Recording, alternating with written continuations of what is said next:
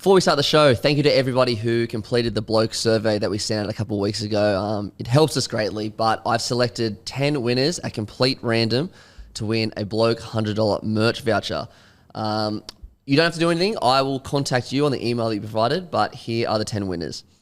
Jaden Mara, Dan Hinton, Harry Gabbets, Ben Wells, Adam Waters, Jess Jones, Timbo Tester, great name, Brendan Gatt, Philip Moss, and Cameron Jordan Hawkins. So you don't have to do anything. I will email you in the next few days with your prize. Just a bloke in a bar. What is up, ladies and gentlemen? Welcome to another episode of Bloke in a Bar. And before we get started, I want to send a massive thank you to everyone that came to the live show yesterday. It was such a good day. Yarning, talking footy, talking everything with all the crew that came down to watch. I tell you what, though. The cutlet. The crumbled cutlets. Oh, boy. Yep. Oh, God. I'm still having dreams about it. Yeah, special shout out to the Dolphins up there. The spread that they put on was second to none. A lot of lessons to be learnt by many other facilities out there. When those crumbed cutlets came out, I think every man and his dog was like, this is next. This is heaven for blokes. Heaven for blokes. We were walking around the stadium like Fred Flintstone with just a bone in each hand. Munching. Yeah. It was great. I couldn't sound any more Aussie, but my favourite meal on this planet is crumbed lamb cutlets. And when I saw these behemoth trays just piled on top of each other, I'm like, I've never seen anything like this in my entire life. Like 70-odd cutlets per platter, I reckon. Per platter, and there's like 6 or 7 platters that come out. The Dally M votes are actually in for the catering yesterday up at Kayo Stadium. So the crumb lamb cutlets got 6 votes there, which I don't think will come as a surprise to anyone. Prime rib, 3 votes. Salad buffet, 3 votes as well. Of course, combined beautifully with the prime rib a couple of times there early in the day. And then the prawns got the 1 vote.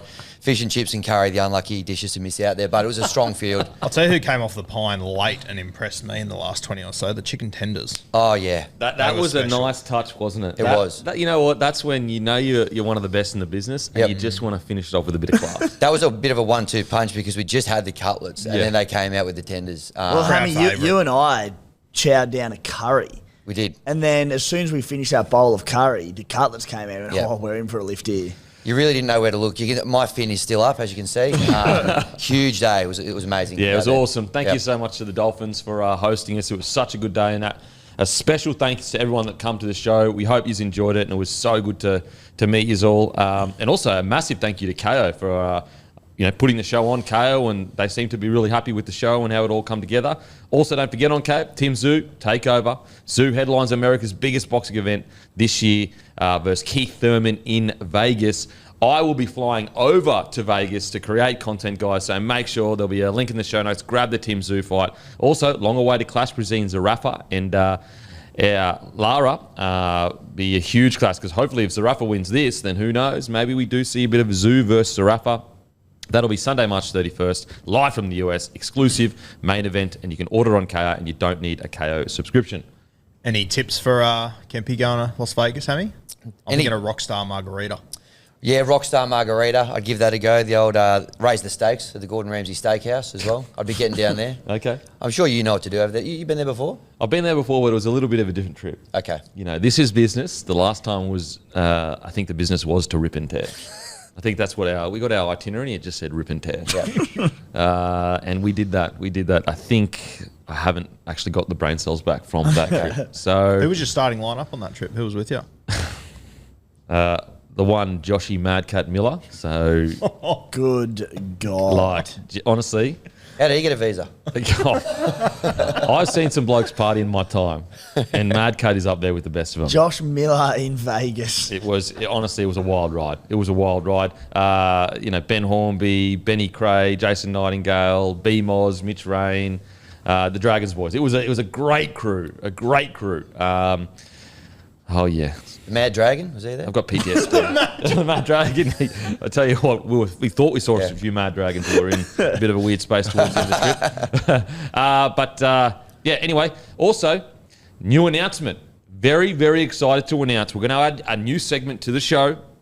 It is fan questions. That is right, fan questions. Basically, what happens is you guys leave in the comments section a fan question. Then you put what team you support. Then Wayne Bennett's cousin, Dwayne Bennett, is going to pick one each week And he is going to say your question to us, and then we're going to answer it. We've just got a quick clip here with Dwayne Bennett. Yesterday we were down there, so we thought we'd shoot something quick with Dwayne Bennett and have a look at it. What's your first question? First question can be from you, and then next week it can be from the fans. All right. You know how the Dolphins went last year. Yeah. Obviously, the question's going to be about the Dolphins, because I'm number one fan. Now, what do you think the Dolphins have to do to get in the top 8 this year? Ooh, I think that their halves need to progress a bit quicker than expected. I think the Hammer needs to have the season of his career, and I think a few young forwards need to stand out and almost step up their game, because they've got some real high quality, but they are a little bit older. But that's a good thing. They can be the glue to some of the younger forwards. Oh, there you have it. Hey, that was a good answer. There you go. Now, guys, we have a brand new segment, Fan Questions.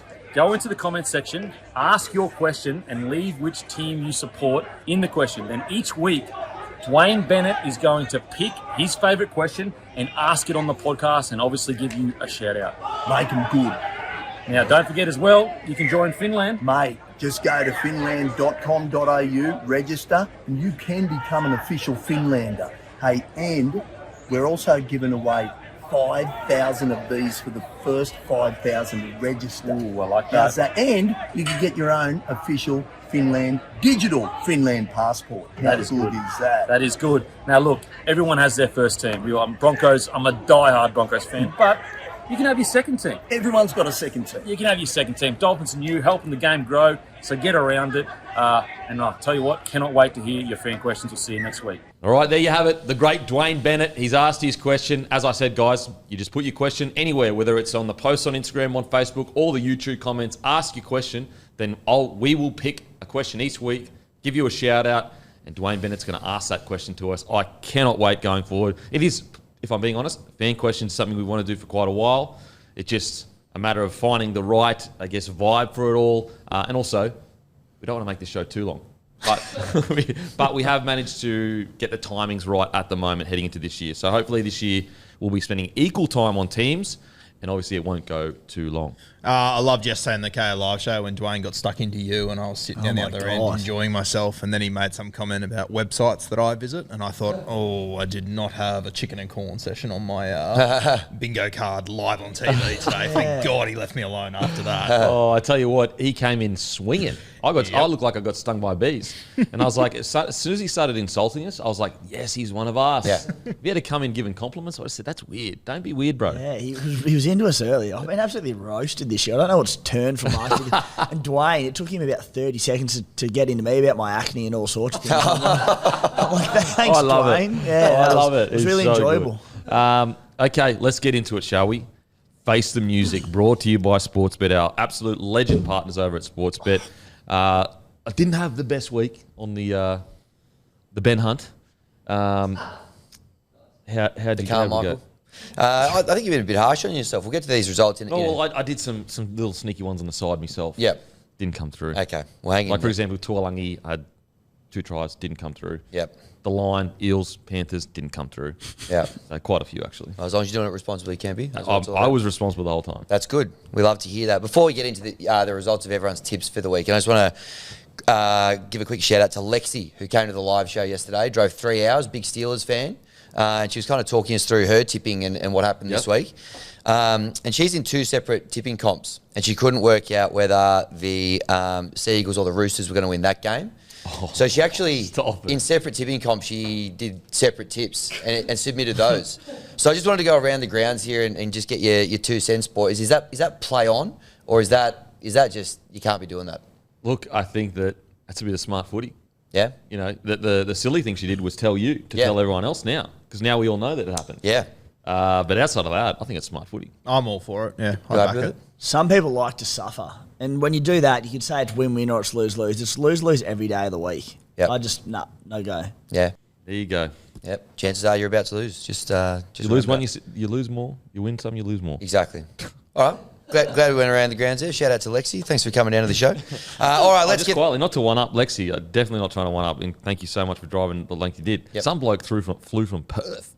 Yeah. Wow. Just for the show as Just well. for the show. He was staying in Redcliffe. He flies home to Savo. Absolute legend. Get around him. Yeah, he told me that he said to his wife last week, "Do you want to come?" And she said no, and he said, Fine, I'll have to go on my own then. Had a great time. No, it was so good. He was a legend. Kiwi too. Kiwi too. Proud Kiwi. Absolutely. Kiwi living in Perth. Covers some serious kilometres, that bloke. Get around him. All right, let's get into these. So I know this is our first full round of Face the Music for the year. Very exciting stuff. So we kick off, of course, with the Packer Up Boys derby, where the Broncos 28 defeat the Rabbitohs 18. Everyone had the Broncos, except Matty. Lol. So off to a fly there, Matty.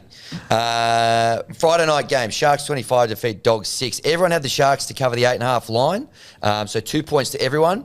Matty had the Sharks 13 plus. So I've given Matty an extra point there because he's gone into specifics. So 3 points for Matty there. Recovering nicely after a pretty horrendous start with the Bunnies. Thank you. You're welcome. Other Friday night game, Panthers 26 defeat the Eels 18. Now, Denon had the Panthers and the Panthers to cover. He was the only person who had that. 2 points to Denon. Even though I bet on the line. So it is what it is. Yeah. Matty, Timmy and myself, we had the Panthers with the Eels covering. Just the 1 point for us. Check the tapes, though. Guru had the Eels to cover, did not submit a head-to-head tip. Ooh. So a bit of a loose So you carry. assume the home team, right? Well, you get the think away that's how team. tipping works? When you don't submit the tips, you get the away team. Yeah, when you don't submit your tips, you get the away team. To assume makes an ass of you and me, Guru. So, just remember that. So just a little bit of a sloppy footy from Guru there. 1 point. That's early, that's early round footy. Yeah. It's early round footy. It is blowing the cobwebs out. He'll be better for the run. That's fine. Need the long studs. Stay patient, Guru fans. That's so good. Super Saturday. Raiders 32 defeat the Tigers 12 in the cricket playbook derby. Big asterisk this game for me. Big asterisk. Have a look at that penalty count. 13-7 in favour of the Raiders. But anyway, Matty had 2 points. He had the Raiders winning and covering. I got no points, of course, going for the Tigers. And everyone else had the Raiders to win, but the Tigers to cover, which they did not do. So 1 point to everybody else. So well done. Cowboys 21 defeat Knights 20. Everyone had the Cowboys to win and to cover the 7.5 point line. Of course, they didn't do that, so 1 point there. Guru, though, lived up to his name. He had the Cowboys to win, Knights to cover. So Guru gets 2 points there. Very well played. That's just PTSD from a couple of years ago when the Knights fans. Correct. Accurate. He's Shout out learning. to KP, my Supercoach captain. He's clawing his way back, Guru there. Game of the round here, Storm 30 defeat the Warriors 26. Guru, Timmy and myself, we had the Wars, so no points for us. Matty had the Storm and the Storm to cover. Just gets the 1 point. Our fearless leader had the Storm and the Warriors to cover. You get the 2 points there, Denon. People know footy. If you know footy, you would have known. Surely we get a point for Wires line. No. No. Sorry, went head to head. But there's. Everyone that knows footy knew Coates was going to score on the buzzer. Okay, that was obvious for But everyone isn't to there see. 2 available points? One of them is for the tip, and the other one's the line. So if you go the underdog, you get 2 points for getting head to head. But you haven't submitted a line there or anything. So a little bit of a learning for next I time. tell you what, they're getting desperate, aren't they? They are. They're getting desperate. A lot of excuses. Questionable. Carry on. A lot of excuses I won't coming get into it. for round 2. All right, Sunday, the last 2 games, the about even derby. Manly 21. Sunday, just the day before Bunday. Mad Bunday. Yeah. No burger for me this week. If I'm a little bit off my game, that's why. Timmy, congratulations. Hopefully you can take me for your +1. 2 times Simon says. Yep, let's do it. All right, so Manly 21 defeat the Chooks 14. Denon and Roo had the Chookies and the Chookies to cover. No points for you. Timmy, Matty, and myself had Manly the underdog. 2 points for us. Not bad. You beauty. Clawing our way back as well. And then we've got the rubber meets the road derby to bring it home. The Dolphins versus the Dragons. We're all guests of the Dolphins, and we all back the Dragons. So hopefully we didn't piss anyone off there, but no one got a point. Shout out to the Kayo Stadium catering once again, because there was egg on our face for the last game of the round there. So no points there. So here are the results. Our winner, after a very poor start, Matty the Waterboy with 10 points. Oh, my God. Well done, Matty. Thank you. What a joke. Denon, you are second with 9 points. Coming in at third, Timmy the Turkey Slapper on 8 points. We thought that nickname would stick. It's lasted an extra week. And then Roo and myself, a bit of sloppy stuff from Roo there. Not entering the Panthers. Head-to-head might have cost him there. We're both on 7 points. So it's been a while between drinks since we've had a dance. I thought probably due for one. I thought we might do a bit of a rock-off here. The loser of the rock-off will have to dance. Guru will be reinvigorating the chicken dance. And I will be bringing something. This will be my first dance if I get up there. Okay. I'll be dancing to Weird Al Yankovic's smash hit, White and Nerdy, for 5 to 10 seconds. So, The ref has spoken. you ready to go, Roo? Oh, I need this. All right, here we go. Scissor, paper, rock. Scissor, paper, rock. Scissor, paper, rock. Fuck. Here we Just go. a quick little chicken Go the dancing. room. Narrow that camera. Let me just get it quickly queued up here. Oh, that's great stuff. Oh, You the want it roof. first chicken dance of the year. Here we What go. do you All get right. for being a good rooster? I can't remember how it goes. You got it. We're just getting him in focus there. There we go.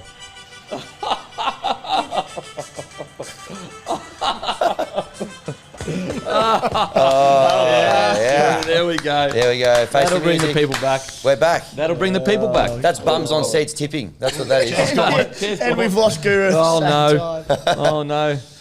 That's the way the cutlet crumbles. Yeah, good. Oh, very good. So last time I had to do that, I was staring straight into the eyes of James Graham. Oh, It was yes. one of the worst moments of my life. So that was great. I thoroughly enjoyed that. Oh, I'm that's surprised great. he said yes when you selected him on the Kangaroo tour. I thought he would have gone, not this chicken dancing vlog. But here we are. Okay, isn't it funny how many like Guru can fit Kangaroo, Roosters? It all just works. The Flying Roo yesterday. Yes. Shout out I there. was rooted when I got home. Now he's just showing off. Wow. Oh, that's great stuff. That's Face the Music brought to you by Sportsbet. Stay tuned to get our tips for next week. At the moment, Matty ahead, me in second. Most likely we'll take him over next week, which is good to know. Massive thank you to Sportsbet. And if you're going to have a punt, you do it with Sportsbet. Make sure to gamble responsibly. You win some, but you lose more. Yeah. Stay patient, white and nerdy fans. It's coming. And also stay patient. Big announcement coming when it comes to Sportsbet.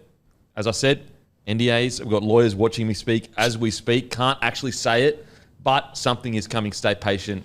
Announcement fans. Good. Team of the week. And hungriest player, Bloke Beer Team of the Week. Make sure to get in your local, grab a case of Bloke Beer, the beer of rugby league. An absolutely beautiful, easy drinking lager. It's a beer for blokes that turn up for their family, mates, and good times. Got the Bloke Mid Strength as well. The boys actually had the Bloke Mid Strength on tap up in Redcliffe. Sunnies? Sunnies. We found mid-strength bloke on tap. Went down a treat. Yeah, so good on tap. So good on tap. So make sure to grab a case of Bloke Beer. It is the beer of rugby league. Let's get straight into it. Team of the Week. Brought to you by Bloke Beer.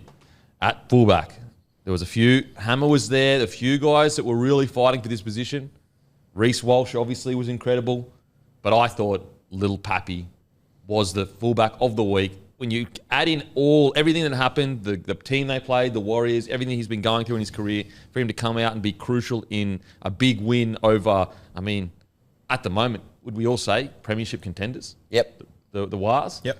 I just had to put Pappy there. With all things considered, had to put Pappy at fullback. But if you have Hammer or Walshy, would not complain. At 2, look, he had a little bit of a quiet game. But when you score the match winner like that, that locks you in to Team of the Week. Coates on the wing. When it was time for the rubber to meet the road, he stood up. There you go. Yep. There you go.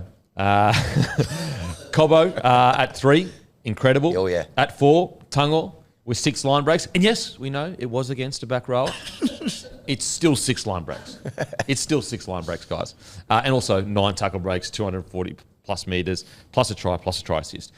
Dean Mariner, outstanding. At 6, I'll let you do this one, Timmy. Perhaps the greatest 5'8" to don the Raiders green, number 6. Oh, no. Ethan Strange, Oh, no. the prodigal son of the nation's capital.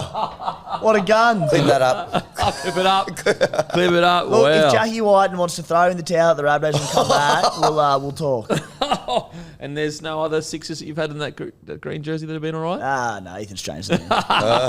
At 7, Hughes, incredible game. At 8, Leota, seeing the big fella move, scary prospect. At 9, Jerry Marshall King recovers from one of the biggest Falcons all time to come on and kill it.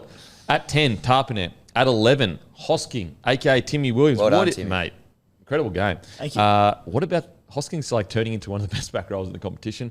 At 12, Wilton. Oh, He yeah. was probably the best game of his career. Mm-hmm. At 13, get on me hair, boys, Paddy Carrigan. At 14, the Hamiso. Thank you. Hamiso of the Dolphins fame. At 15, Hamole. At 16, Plath. At 17, Yo. That's a strong side. I tell you what, it was actually really hard to pick this week. Obviously, Cleary was outstanding. We had some other guy. We had Terrell May that was also outstanding. But now, let's get to the hungriest player. Okay. The hungriest player this week, brought to you by Menulog, absolute legends over at Menulog, massive partners, is Xavier Coates. Hungriest for the win. Am I right? Yes. Look, there were probably players that had better, definitely players that had better 80 minutes.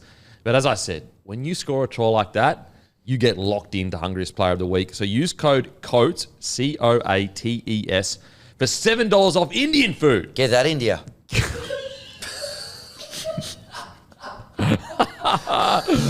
Oh, there we go. Use code COATES for $7 off Indian food.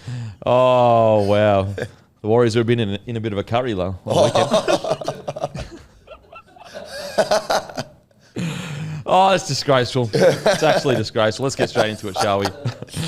Round 2 review. Broncos defeat the Rabbitohs 28-18.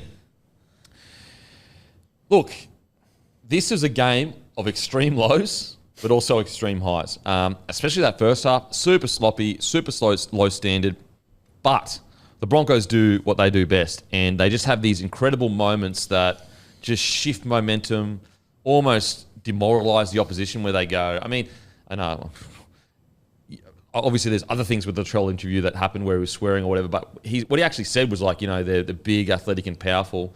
And I do think there are teams that sometimes get to Brisbane at Suncorp and they kind of get 40 to 50 minutes into the game and they just go, like, this is relentless. This athletic kind of forward pack, these like every back we have to worry about. And so although, low completion rates, a bit of a sloppy game, once again, that Broncos athleticism just almost becomes overwhelming for teams. Now, on the flip side of that, I don't think the Rabbitohs played that well. So it's not necessarily the Broncos can walk away from this game going, yep, we've taken a big scalp. But at the same time, what they have proven is when they turn it up a notch, they absolutely can still be the best team in the competition. So it's one of those games where, yep, bit scrappy, early in the year, you take the win, you move on. Boys, what'd you think? Yeah, I think it's a really good point with, arriving up there at Suncorp and you just realise how ferocious this pack is, especially, when Payne Haas comes back on for that second stint. Yeah, I imagine when you see him run on the field, you must just go, good God. No, thank you. And you're right, mate, Brisbane weren't perfect. A lot of errors, but that's Broncos footy. Yeah, I think we just got to accept it. And I think, I've said it for a long time about Reece Walsh, and I think it sort of personifies who the Broncos are now. They're not afraid to make mistakes, which makes them so dangerous. Yeah. And that was the hallmark of the old Brisbane Broncos sides. They were, you might score 38, but I guarantee you, we're going to score 40. Yeah. Brisbane are not afraid to turn that ball over to take risks because they know that they've got the stars. It's almost as if, grand final withstanding, like take that out. Unless you're 3 tries ahead of them, you basically got to worry that they're going to come back into the game. That's how quickly they can just turn things around. And I mean, even if you want to leave the grand final, and you better hope you're one of the greatest teams we've ever seen with 20 minutes of potentially the best player in the game. And that's what it took. Yeah. Yeah. Timmy, what do you think, mate? Yeah, look, I think both sides will probably walk away, or certainly the Bunnies, but not overly happy with the outing. That's the Broncos included. And I say that because you mentioned, Campy, they have these explosive moments where they know they can turn it on and essentially no team in the competition can stop them. They knew that already going into this game. Completely agree on the style of footy and the completion rates that the Broncos have so much firepower. They use the ball so well. They do play at times some probably high-risk footy because they back themselves to score tries, and I love that, and I'd be doing the exact same thing. But yeah, both completing at under 70%. The Bunnies had key players out. The Broncos should have been winning this game. The game was very clunky, a lot of errors, but the superstars stood up. And there were some just phenomenal moments in it, from Reece Walsh to Latrell Mitchell to Saliva Havili, some of the biggest moments in the game from Saliva. Yeah. It was entertaining enough to watch because of these superstars that grace Suncorp Stadium. But yeah, I think all in all, neither side's going to be overly happy with it. No, I don't think the Broncos walk away going, yeah, we've just absolutely put on a clinic. Rabbitohs, I think, should be extremely disappointed with it. If it was a Rabbitohs side with Jack White and with Campbell Gray and with Jai Arrow, and that's the scoreline and the Broncos were clunky, it's all right, but I'm missing a lot of players. Yeah. And so, again, I think the Broncos, they're going to build into their season. I think also, even though we had kind of all agree that this is a style of footy they're going to play, which is going to be, high tempo, high risk, you still got to try to land around the 75%. You know, other teams, you want to land around 85% in a really good game. You still want to land around the 75%. And also, you know, some of the errors had nothing to do with risky plays. They were just poor errors. And so they've just got to make sure they just find that right balance. There are sides, Kempy, like the Raiders, who are the complete opposite to what we said about the Broncos, who they have to complete high because they don't have as many points in them as a side like the Broncos, who, you know, need to be aiming for that 85 to hopefully 90% mark to win games of footy. The Broncos can do it with a lot less ball, but as you said, maybe their aim is like, we still need to hit 75%. Like, you don't want to be dropping too far below that. Yeah. It'll be interesting. They take on the Penrith Panthers this week on Thursday night. So, you know, reasonably quick turnaround there. And we're definitely going to put that to test, aren't we? If you complete under 70 against Penrith, we know how it normally plays out. So I think it's going to be a tough night because we're missing Renault. Yep. Maybe Haas, Mam injury cloud, and maybe like pretty much our star players all have injury clouds. The It's gonna be halves a are the tough. killer, isn't it? Because Yeah. like Panthers, Fisher Harris looks like he'll miss as well, but you could lose both your halves. Which is like then you're probably going to go Madden, maybe Falls, or you put Walters there and you Is bring in Falls Pakes. top 30? I wasn't sure, but because he played preseason games, but obviously can play from Yeah. outside the top 30. Well, if he isn't, you're probably going Madden 6, Walters 7, Doesn't look like he's top 30. or Walters 7, Madden. Well, sorry, Walters 6. Anyway, either way, and then you're probably being Corey Pakes. come in there. You reckon you're defending the front line? That's going to be an issue. Yeah. But Sort of you're going to have have to. to score points. So Oh man, I don't think you'd be ready for a front line defense against a Penny Panthers. I think it'd be a very tough night. In attack, sorted. Like seriously, there's an argument to be made. In attack, he's like a top 10 fullback in the NRL. In attack, I tell you what, going down to Penrith, if those halves are out, Reece Walsh up against the Penrith Panthers without the halves there, like, what do you got, mate? and not that anyone will be critical if he doesn't turn it on against that side, but if he can, without particularly Adam Reynolds there, I will say what I really liked about Walsh's game on the weekend was we all know he can do the crazy stuff. We've seen it like game after game, but Ezra and Renault looked really clunky in attack, like super clunky. And so Reece Walsh, instead of getting the ball 2 passes out, he just went one off the ruck and said, give me the ball, and basically just took control of the game and turned the game. And that just shows a sign of maturity. Crazy thing is, he's still only 21 years old, which just like, it baffles you. And the thing about, like, I was a little bit, critical of Brisbane despite putting 28 points on and beating, a team that we all favoured to do pretty well this year in the Rabbitohs. What do we say? Like, about 14 sides in the competitions. Attack has been clunky to start the year. To start every season, attacks are clunky, so they're not alone. Yeah. And they're still, they've won a good game. Now, some key performances. First, I'll start with Paddy Carrigan. Matty brought this up, but is there a world where he's still underrated? I know that sounds silly because he's so rated, but his consistency in the middle there for what, 3 or 4 years now?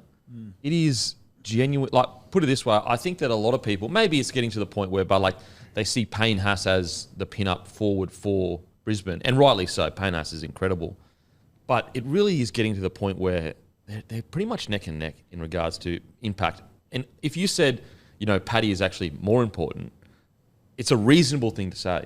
And that's taking nothing away from Payne, because like Payne is literally he'll end up being one of the greatest forwards all time. But I just think look at the difference in the side when they got rolling compared to when he was on the edge against the Roosters. Like, he still got through a lot of work on the edge, but it was nowhere near as effective in the middle. You just cannot afford to put him out on the edge, I don't think. yeah, same goes to both these teams. I cannot believe they ever moved their 13 out of that lock forward position. It's wild. I said it last year during the State of Origin series, and I stand by it. I reckon Carrigan's going to finish his career as being in the Maroons' best 17 ever. Mate, he is. I mean, to get the Wally Lewis medal in your first series, Like, mate, people forget how young he is and the stuff he's doing. Like, he's probably the most well-rounded 13 in the competition, I think. and that doesn't even include his intelligence on the field, like his communication. If you ever want to see his importance, go watch the clip where I think it's Fox he's mic'd up with. It's the best. It is the best ever, and you might go, oh yeah, like he's just talking like normal, but I find at times forwards don't talk that much. That's usually reserved to your 9, your 6, your 7. And when forwards do talk like that, they're in year 9, year 10. Yeah. Not 3 and 4. And so I just think that, look, I'm not saying he's underrated, but at the same time, I do think that there is a wider audience that may not just appreciate just how important he is to that pack. If you want to say he's underrated, I don't think it's a wild take, though. I really don't. I think people underappreciate just how good he is and how consistent he is week to week. Because, like, right now, if you went to the wider audience and they said, who's the best 13 in the game, most people would probably say Murray, Yo. I think so, yeah. Yeah. And, you know, there's an argument to be made, well, I don't think either of them have won man of the series in Origin.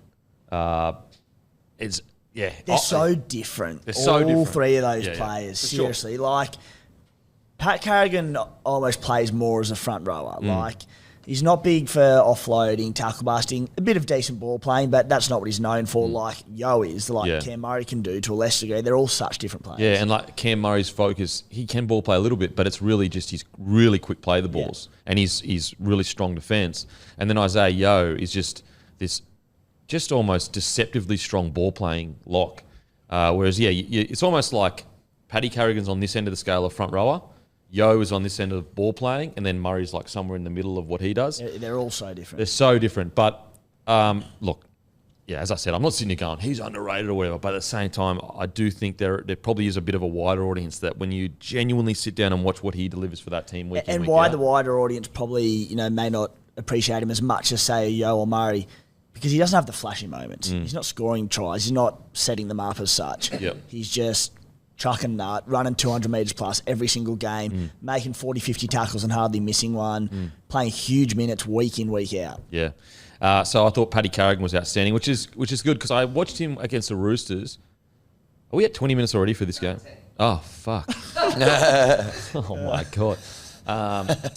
So just for people listening, this year, Matty waves when we're at 10 minutes, and then he waves again when we're at 20 minutes. The Broncos Rabbitohs preview was 20 minutes of just talking about Pat Carrigan. Pat Carrigan, far out. So I thought he was amazing. When he played the Roosters on the edge there, I was a little bit worried. I was like, he doesn't look as involved as he usually does. And I know it's stupid to say because he's out on the edge, but I just almost expected him to go looking for the ball, but he just played his role. Like he was told to stay out there and he did that, which is a credit to him that even a player of his stature still listens to the coach and doesn't go in there and just force his way into the game. Mate, isn't it a great parallel, like a great contrast? Two of those blokes we just mentioned, Pat Carrigan v Cam Murray. The impact it had last week of Pat Carrigan playing on the edge for the Broncos due to the Piakura early HIA. Cam Murray had to play on an edge in this game and was so much less effective. And same thing, he did his job and he stayed on the edge. 9 runs for 78 metres. It's like if you're putting arguably your best player to an edge, you have to find him and get him good ball. But the impact that had on the middles for the Bunnies. So it's like what happened last week to the Broncos was this week to the Bunnies. Yeah, well, we'll get to the Murray situation for sure. Also, let's talk about Selwyn Cobbo. It's only 2 games. I knew his attack would be good. Did I know he'd be this good, like against the Rabbitohs? Like, he was incredible.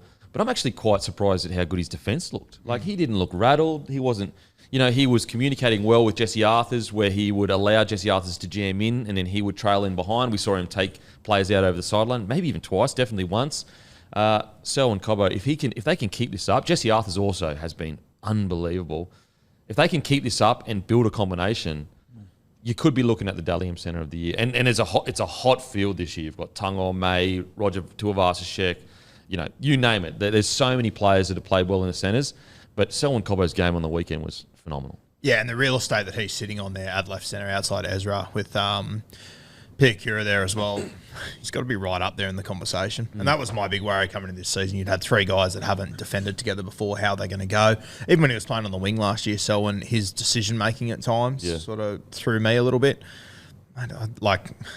Take out, that game against Joey Manu, where I think most centres probably would have got done and dusted in that game by Manu, and he's in that sort of form. I think Selwyn looks unreal. Well, okay, so the game against Manu, and look, maybe I'm misremembering, but he got done with footwork. Like, I'm okay. Like, he got done with footwork. It's the reads that I have a concern with. Like, and then there was the other flick pass. That was just a 1 in a million thing. Again, maybe I need to go back and watch, and he had some poor reads, and I'm wrong. I'm happy to say I'm wrong. All I care about in those positions is what reads you're making. Sometimes if you get stepped by really good outside backs, doesn't bother me mostly unless you're falling off tackles. Yeah. I was pretty sceptical of him going to centre with those defensive reads, like we all were. But a great tick early on what he's shown. We knew he was going to be dominant in attack. He's a freak. What's impressed me on the weekend is the deft touch, the hands, the little tip on. I'm like, I didn't know he had those hands in him. Far out. So, yeah, really good to see Selwyn Cobbo excelling at the moment. Yes, two games. Now, some negatives with the Broncos. I spoke about this on Packer Up, boys. Just guys like your Kobe Heatherings and Tapua. Now, Tapua was a little bit better this week, but he struggled first week, if I recall correctly. And he had a silly offload this week as well. And then Kobe Hetherington had 2 pretty poor errors. And it sounds harsh, but, for example, when you're Kobe Hetherington and, like, your strongest suit is battler, get through your work, tough carries, heaps of tackles, minimal errors, we just need to make sure that he takes a step to another level this year because we've lost 2 key forwards. I'm sure he's going to, do his video review and look at those errors or whatever. But just those 2, with our forwards that come off the bench, even more pressure is on them than last year because we need either those 2 or Willison to step up and fill the gap that's been left by the forwards. So, look, tiny detail, but just something that we need to keep, like, as a Broncos fan, you just keep an eye on. Those forwards that did a good, solid job last year, need to almost just take a little bit of a step more this year, I think.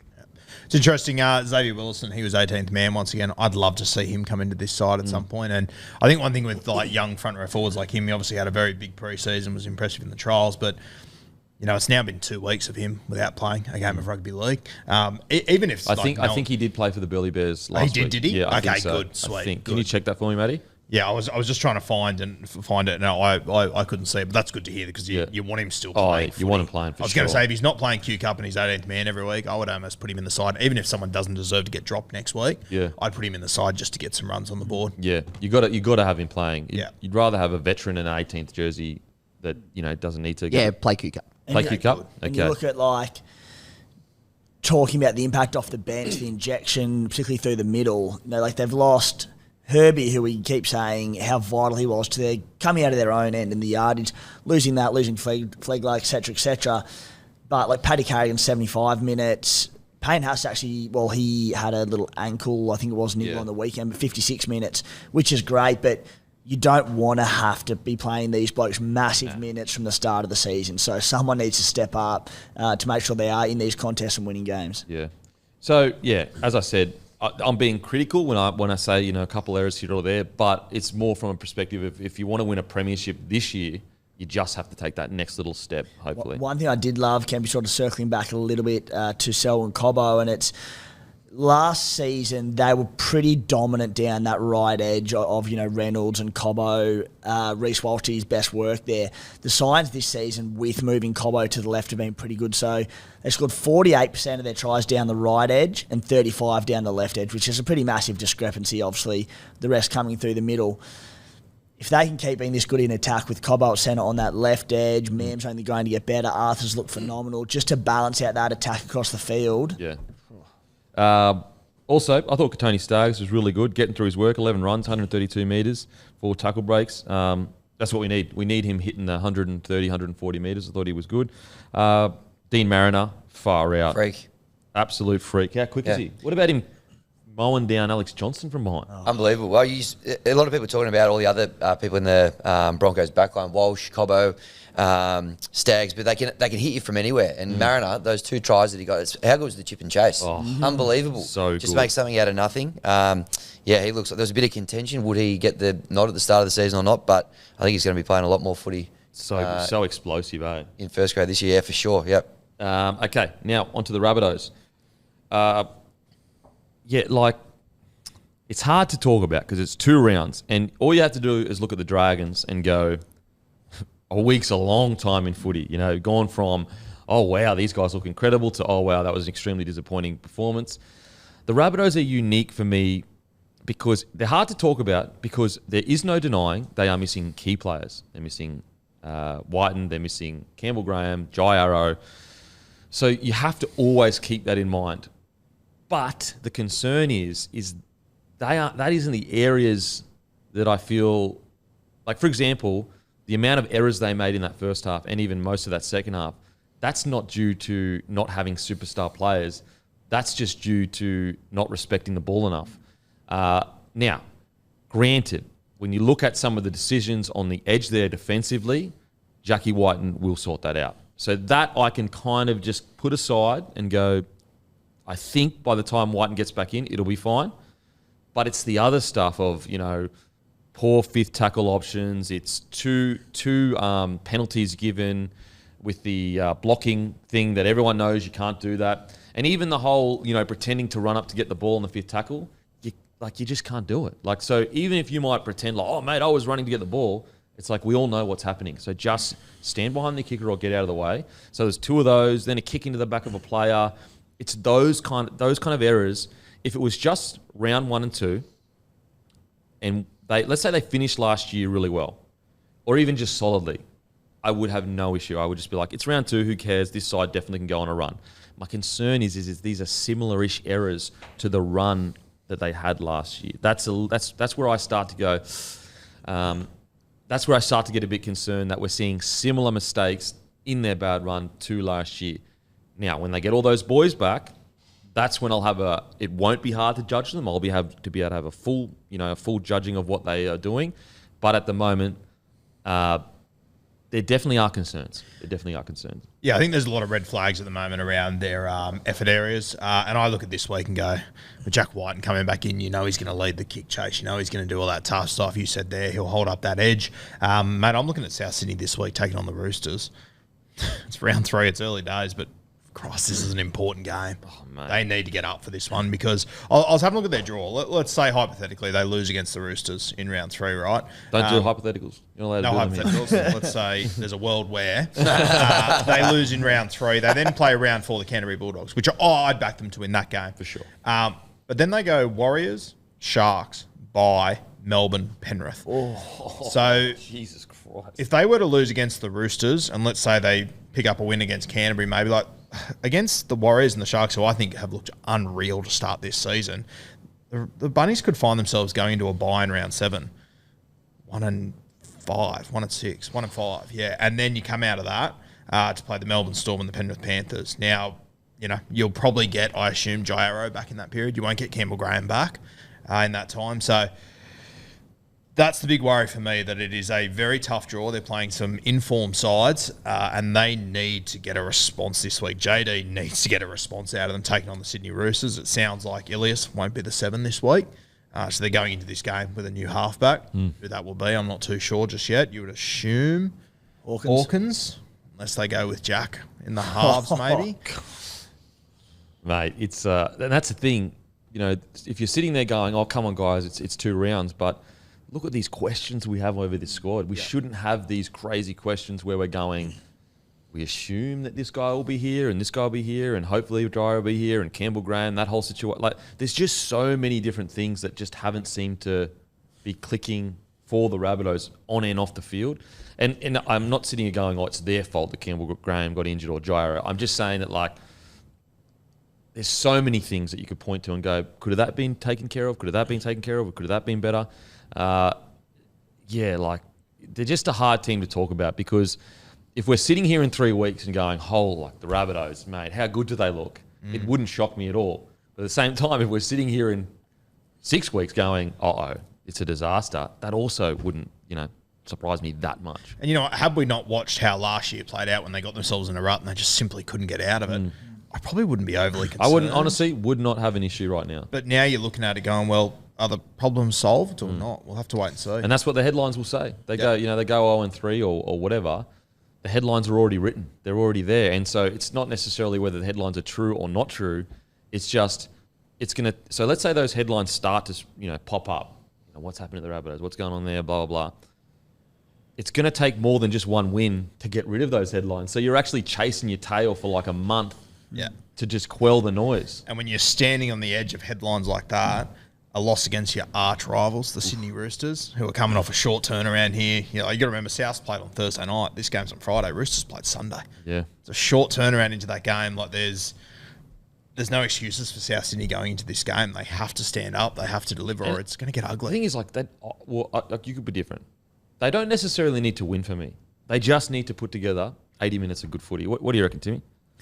Yeah, they need a game manager in there. And you don't like to point fingers too much, but look, like Elias in the past, the back end of last season when they fell off the cliff, and to start this season, he hasn't been that game manager for them. They have all these attacking weapons. They know how many points they've got in them, but they have to earn the right. They have to get around the field, and they need a bloke that, when they do maybe get a little bit overconfident, start spreading the ball too early, to rein it in and say, no, let's get to third, let's kick early, let's play through the middle and earn the right to do this and allow our superstars in Cody and Latrell to thrive. And Lachlan Ilias is so far from being the only issue in this team. Like, you look at the spine and there's 3 big-name players on far bigger coin than him, but their job also isn't really game management. Like, that's what Lachlan Ilias is in there as the number 7 to do. And I think, as you said, Guru, it sounds like Ilias might be getting dropped this week. So if it's Hawkins come in, whatever they do, they just need someone to come in and steer the ship and calm things down a little bit, because, as I said, the points will come. Well, look at the 10 minutes after half time, all through the middle. Yep. And it was just rolling the sleeves up. Yeah. And they looked unstoppable. They honestly looked like the Broncos were shell-shocked. And so that's why they're super difficult to talk about, because you see these patches, like these 10-minute patches of what we know the Rabbitohs can be. But it's just a matter of, can you get that for 80 minutes? Yeah, and when you talk about game management as well, this is where I think, once again, Cam Murray at 13 has to be there. He's a lock forward and whatnot, but, you look at, he gets so much of their shape in order. He's a big communicator out there. I think it made the job of Lachie Ilias really tough when you chuck I think it was Shaq Mitchell that started there at 13. With all due respect to Shaq, it's not the answer. You've got one of the best 13s on this planet in your side, and he's sitting out on the right edge. Yeah, I didn't agree with that. I understand Tallis Duncan's a rookie. I get that he's relatively new, but I think you just needed to take the risk. And look, if he can't punch you out 80 minutes, surely there's even if you start Cam there and you move him there for 10 minutes or so, and then you move him back in. I didn't think moving Cam Murray to an edge was the answer. And, I would assume South Sydney are doing this because they're looking at the longevity of Cam Murray's career. And I get that, and I actually back it. You want to have him at his best for the next 10 years. But, mate, short term, you're looking down the barrel of a 2024 season that could be a nightmare. I reckon they're doing it because they didn't think they had a better edge to do a job and allow him to stay in the middle. I don't think it's got anything to do with longevity. I just think they're like, Tallis Duncan's come back from injury. Who else do we put there? Jacob Host was injured. They just didn't have the option. Well, either or. Let's say it's a better option, or fatigue or whatever. You can still put Cam Murray in there for 50 minutes of the game. Yeah, he played 80 on the edge. Yeah, so it's put him in there for 50 minutes and then bring him out to the edge to take some time out there to chill out to a degree. And there's similarities in these two sides in that they've both got such relentless attack in them and so many points in them. But the difference is when we talk about the Bunnies pack, and we mentioned the Broncos can throw the ball around, play expansively and play some high-risk footy, because they know that more often than not, if not almost every week, they're going to win the middle. The Bunnies aren't. So they're not earning the right to play that expansive footy and throw it around. So the Bunnies, he said, just roll up the sleeves, focus on the middle, allow that attack to come, because it will. Yeah, and we've seen it. They came out against Manly, looked like absolute well-beaters, and then for some reason, I don't know what it is. They get to about 10 minutes and they just really struggle. So, look, the positive is that they have shown patches of brilliance. So the evidence is there. Whereas, if they had to come out, there's no patches, that's when you get, super, super worried. But they need to turn it around quickly, because I think they'll be fine. But, I had them genuine title contenders 2 weeks ago. I think they'll be fine. I still think they can make the top 8. Whether or not they're genuine title contenders now, it's getting creakier by the day. Yeah, it definitely. I was the same. I had them as title contenders.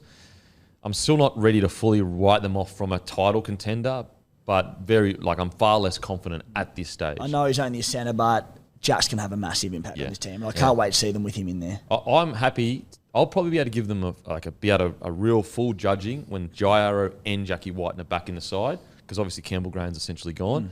That's when you'll kind of know, what can this team put together for 80 minutes? What do you reckon, Hammy? Yeah, you just touched on Jack White, and I just think they look like they're lacking a bit of energy at the moment, the Bunnies. They don't look like that interested the whole way through the games, but someone who does bring the energy is White, and loves big games. Not going to get many bigger games than Rabbitohs versus the Roosters on Friday night. He's won a Dally Emma, Clive Churchill, a couple of Origin man of the matches as well. So I don't know where he's going to play. I don't think it really matters, but I think he's going to add a lot of kind of enthusiasm and energy to the team, and that's just what they need at the moment. So going to be a key figure for them for sure. Tell you what, Jack Whiten versus Joey Manu this week. Wow. Heat up your popcorn. Oh, yeah. Oh, yeah. Alrighty, our LDV T60 power play of the week.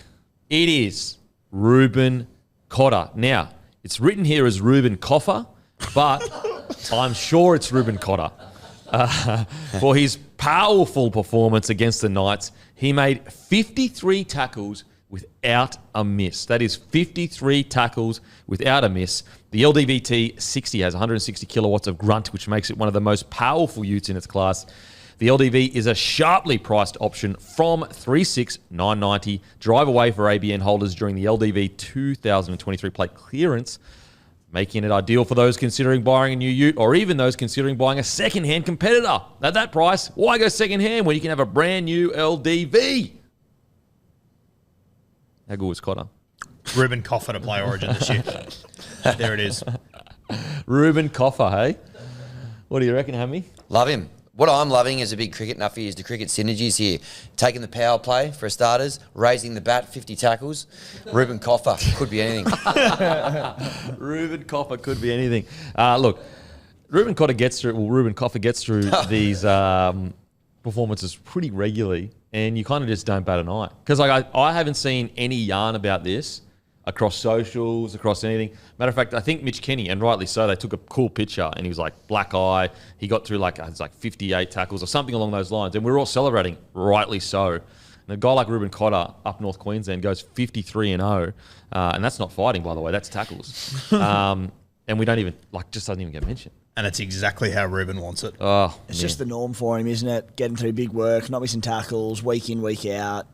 Another bloke that could say get on me hair.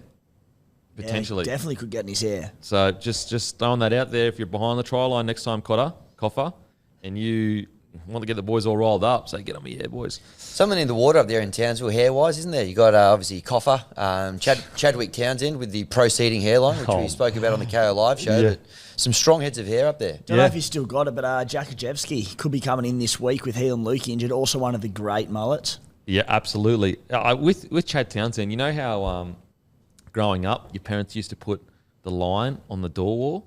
Yep. He's actually got a line on his forehead each year showing how his hairline has proceeded past it. Yeah. So he actually started his career with his hair back about 10 centimetres in the middle of his head, and it's actually come all the way to the front of his head. Amazing. I can't wait until he eventually does lose his hair and we can just kind of see the progression over the course of his career. But stay patient, hairline fans. I tell you. First bloke in the history of rugby league with a proceeding hairline. We'll get to the Cowboys game, don't worry, guys, and actually give you proper analysis rather than absolute nonsense talk. Now, let's get into Sharks v. the Bulldogs. And it is good to stoked to announce, as a bloke that, was a bit nervous about the Sharkies, but I backed them in this year. I thought that they would go okay, that they'd make the 8. They are Musashi's early season edge after being 2 from 2 this season. Musashi are the #1 trusted sports brand and are experts in sport nutrition. I actually got feedback. A lot of people are using the code BLOKE35 to get 35% off Musashi products, excluding bundles. So the reason why I say use the code now, when a lot of people use it, they sometimes go, maybe we should not have many people using the 35%. They haven't said that to me, so I'm just assuming here. But trust me, hit the link, use the 35% off here. Look, electrolytes, you kidding me? What's this? Pre-workout, you're kidding me. Energy, you're kidding me. More energy, you're kidding me. There's a Wade McKinnon-a-thon there. You're Wade kidding me. I like that. How's it feel to be amongst all the big names at Musashi, mate? They've, Reece Walsh, Matty Ryan, Robert Whittaker, DK, Dan and Ken. Yeah, it's funny because they actually sent a message out. We want 2 young hot boys of rugby league, and they landed on me and Reece Walsh, which is bizarre to me. That's a paying exactor if ever I've seen one. Massive thanks to Musashi. Make sure to join Musashi United to gain access to Performance Lab, access to free nutrition, training plans for your sport, or exclusive content, and a lifetime of discount on products. The link will be in the show notes, and also Bloke35 for the products. There's so much stuff you can get. You can get protein powder, you can get pre-workout, electrolytes, energy drinks, you name it. you can get it on Musashi. Well, not necessarily you name it. Anything to do with supplements, you can get that on Musashi. Let's get into it, shall we? Sharkies defeat the Doggies 25-26. The thing I loved about the most about this game as a rugby league absolute nuffy was the building of a game plan from the literally the first set, essentially the two opposite things, but whatever. Essentially the first set. Basically, they get down to the Doggies' edge and they just keep hitting Wilton and Talakai on short lines. And it got to the point where you're like, they probably could have scored tries if they hit out the back on these short lines. Anyway, so they just keep doing it. They keep doing it. They keep doing it. The game's tight for most of the game. And then what do you know? In the last 20 minutes, they score multiple tries down that edge. And I just love seeing that progression of Nicho Hynes as a number 7, of Fitzgibbon, of the players around him, all getting on board. A patient game plan, early season footy as well, relatively high completion, and nailing a game plan like that, because the score looks, like the Sharks just went out there and blew them away. It actually wasn't the case. They were super patient, and these points came very late in the game. And that's what excites me the most about this Sharky side is they've shown grit and defence. They've shown now they can put on points. I understand it's the Bulldogs, but the Bulldogs have been quite gritty. But also they've shown they can stick to a game plan, even if it looks like the game's in the balance. Yeah, we've spoken about Craig Fitzgibbon a lot over the last few years, and I've been critical in the last 12 months that, we haven't seen that Craig Fitzgibbon DNA on this side yet. They've been up and down. They've been inconsistent. They've struggled to be gritty at times. Mate, the first 2 weeks, I've been so impressed with the Sharkies. They genuinely look like a Fitzgibbon side. 100%. Now they do. Yeah. Now they're really looking like it. And I think they're going to be right up there this year based on what we've seen. We want to see that consistency over a long period of time. But, mate, I look at guys like Nicho Hynes, who I came into this season thinking, geez, now that Matt Moylan's gone, teams are going to target Nicho Hynes in defence. You can see how much work he's done this off-season. Yeah, absolutely. I spoke to him at the fights last week, and he said I'll put on a few kilos as well for defence, which you can definitely see. But also, another rap for Craig Fitzgibbon. Look at the level Nikora has gone to, and we'll talk about that at eye. But also, look how good Wilton has been as well on the edge there. Like, that is, Craig Fitzgibbon coaching right there. Those two are just about, like, if you had to have the top 10 back rowers as far as hole runners, I'd have them both in my top 10, I reckon. They, especially on the weekend, like, the lines they were hitting were... You just don't see them often. You don't see them often. Timmy? Yeah, leading into this game, Sportsbet would have offered about 3,000 to 1 for it to have been potentially the most exciting game of the weekend. If you look back on it, if you look back on it, having seen the scoreline at 25-6, you'd be like, okay, Friday night, Shark Park, 6 p.m. It was a cracker of a game. I enjoyed it so much, and the scoreline does not represent the game one iota. Like, the Sharkies got away from him late, and there was a freak Ramian flick pass out the back. There was the Mulitalo where he sort of dropped it onto his foot and kicked through. The Doggies showed so much ticker in this. Their defence was great. They had the kick-out try disallowed from, I think it was Trindle running into the ref. There were some tough calls against the Doggies. There was Blake Wilson's toe on the line, would have been another try. Lot tighter game than the scoreline suggested. And on the Sharkies, as you said, they just look outstanding. The thing that impressed me most is just their shape in and around the ruck and the amount of touches in particular that the halves are getting.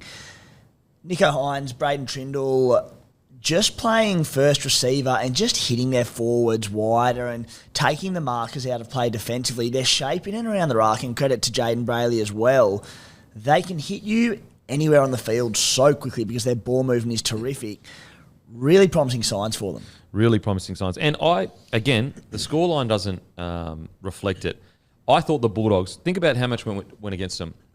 If I'm being honest, the Talakai, I felt like Talakai dropped that ball. He didn't kick it for one of the tries. So that's a tough call. But look, let's say you call that a 50-50.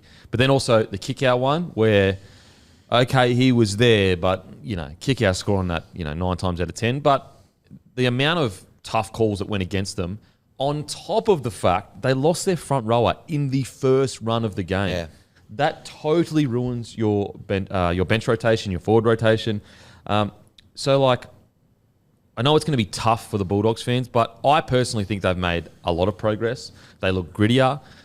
Calls didn't go their way. Now, yes, the calls didn't go their way, and they were, bad calls, but I do still think the Sharkies were, I wouldn't say a substantially better side, but a little bit of a level above the Bulldogs and deserve to win the game. Well, there have been a happier man on this planet than Braden Trindle when you think you're about to have to take on Kickow at full pace on the line. And you run into the ref. Thank God. It was like it was like the hold me back, I want to hold me back, boys. Like get out of my way, ref. I want to tackle Kickow. You said before Kickow scores that 9 times out of 10. I'll give him 9.9 out of 10. Yeah. Do you think it should have been a try, or do you think they made the right call? Look, was Trindle robbed of an opportunity to tackle someone? Yeah, maybe. Just like I was, Mike Tyson wants to fight me, and I'm like, boys, hold me back. That kind of areas. So I understand the idea of an opportunity was taken by the ref, but at the same time, I think common sense has to prevail. By the rule book, it's a no try. Yeah. But it never passes the pub test. No. Well, look, if that was the one tough call they got, you just go, boys, that happens in rugby league. Yeah. But they got like multiple tough calls against them. By letter of the law, I think it was no try. Yeah. And it sucks so much. But, the rule book doesn't have state in it unless it's Viliami Kickout running at a halfback. It could have been anyone. Yeah, well, just on that, like that, I don't think he was going to stop him there, Trindle. But it was just after halftime up the other end. Nico Hines put a great tackle on Kickout. He had a left foot step about 5 metres out from line. And he actually stopped him. Yeah. So half can stop Kickout that close to the line. Yeah. But that just goes back to how much he's worked on his defence. You're saying he's put a couple of extra kilos on.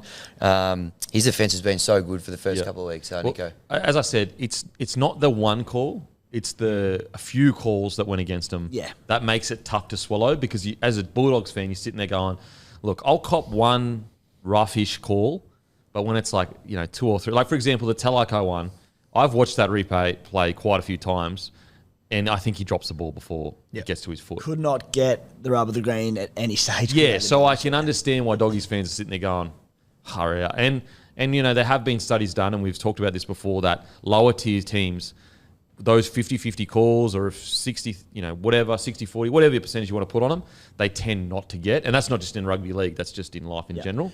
I would love it, and I spoke about it last week. We had the Tyrell Sloan moment last week where it's been a knock-on for 100 years. He just happened to get his foot before it hit the ground. I reckon any kick, if you need to double-check it to see if it hit the ground or if not, it should be a knock-on in my opinion. Yeah, look. It's such a grey area that is just such a shit fight. Well, the thing is, I don't even think they checked the kick. That's the problem. Like, as in, they weren't really focused on that. They were focused on the pickup from Mulatalo. If you drop the ball with no intent to kick it, and between having dropped it and it being an inch from your toe, you've then got this intent to kick it, you've dropped the ball. Yeah, I know. Like, again, letter of the law, because I think it's like if you drop it, but then you shift intent towards, I want to kick the ball, it's okay. Something along the lines of that. I'll look it up, but I won't look it up. But yeah. Now, back to the Sharkies. One player that I really liked was an unsung kind of hero of the play. So this was, I think it was the Hines and Wilton flick pass that ended up scoring. Mm-hmm.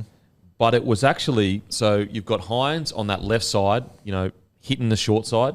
Trindle is all the way across his side, running on his inside shoulder, which held up the defence in the middle there.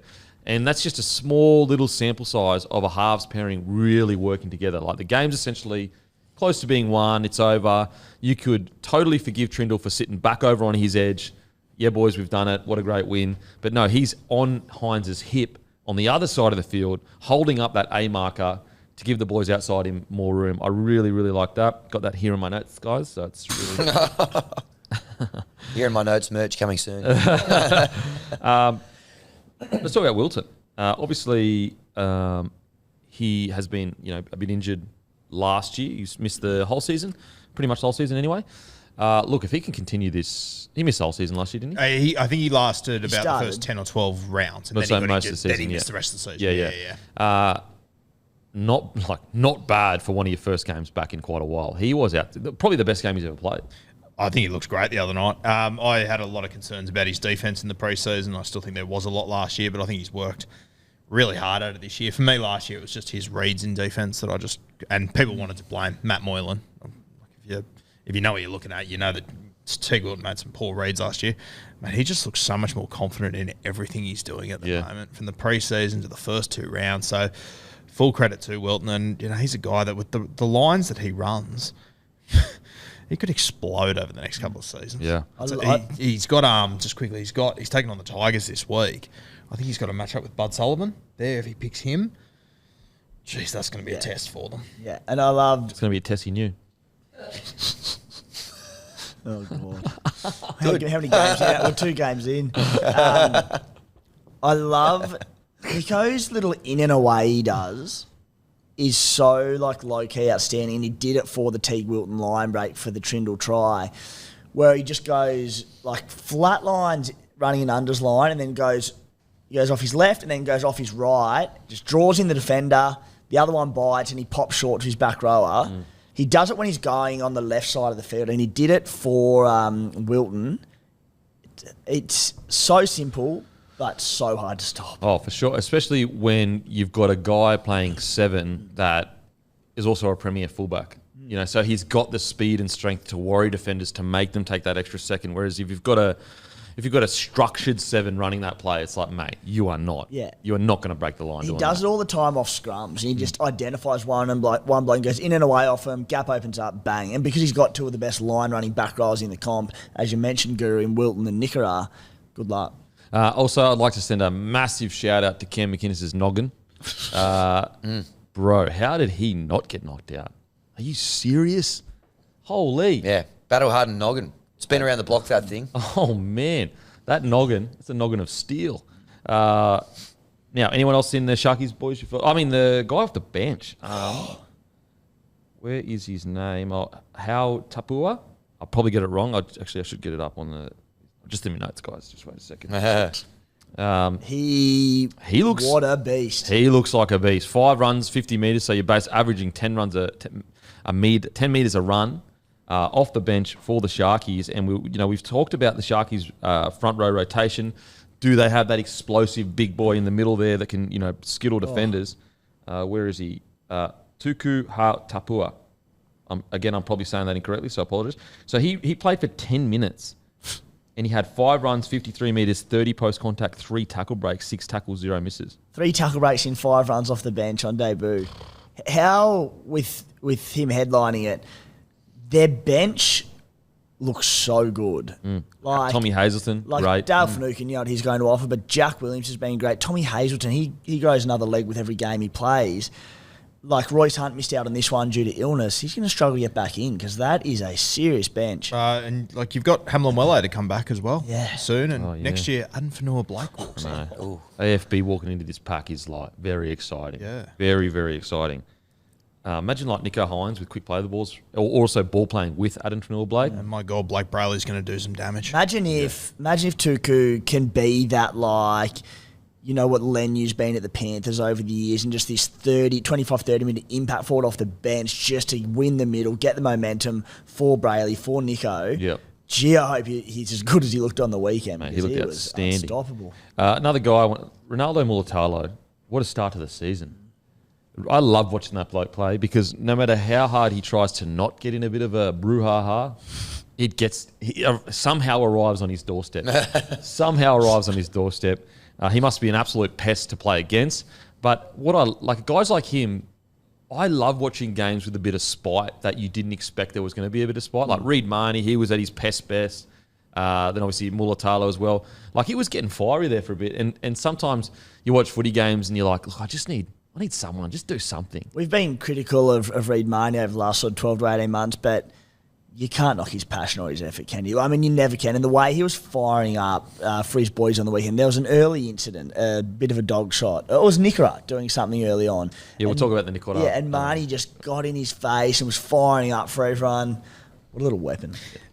I feel like I talk about this every time it comes up with Mulatalo because he does this every 3 weeks as well, but he's a completely different dude off the field. It always shocks me. Like, it blows me away. I sit there and I watch him do this stuff, which I love, by the way. I sit there and go, my God, you must be such a pain in the ass on the field. That's what you want. It's great. Oh, it's so good. Is there anything more frustrating when you see an opposition winger coming and lip up under your players' skins? Like, it's perfect. Yeah. Oh, it's so good. Now, as you said to me, this was an entertaining game of rugby league.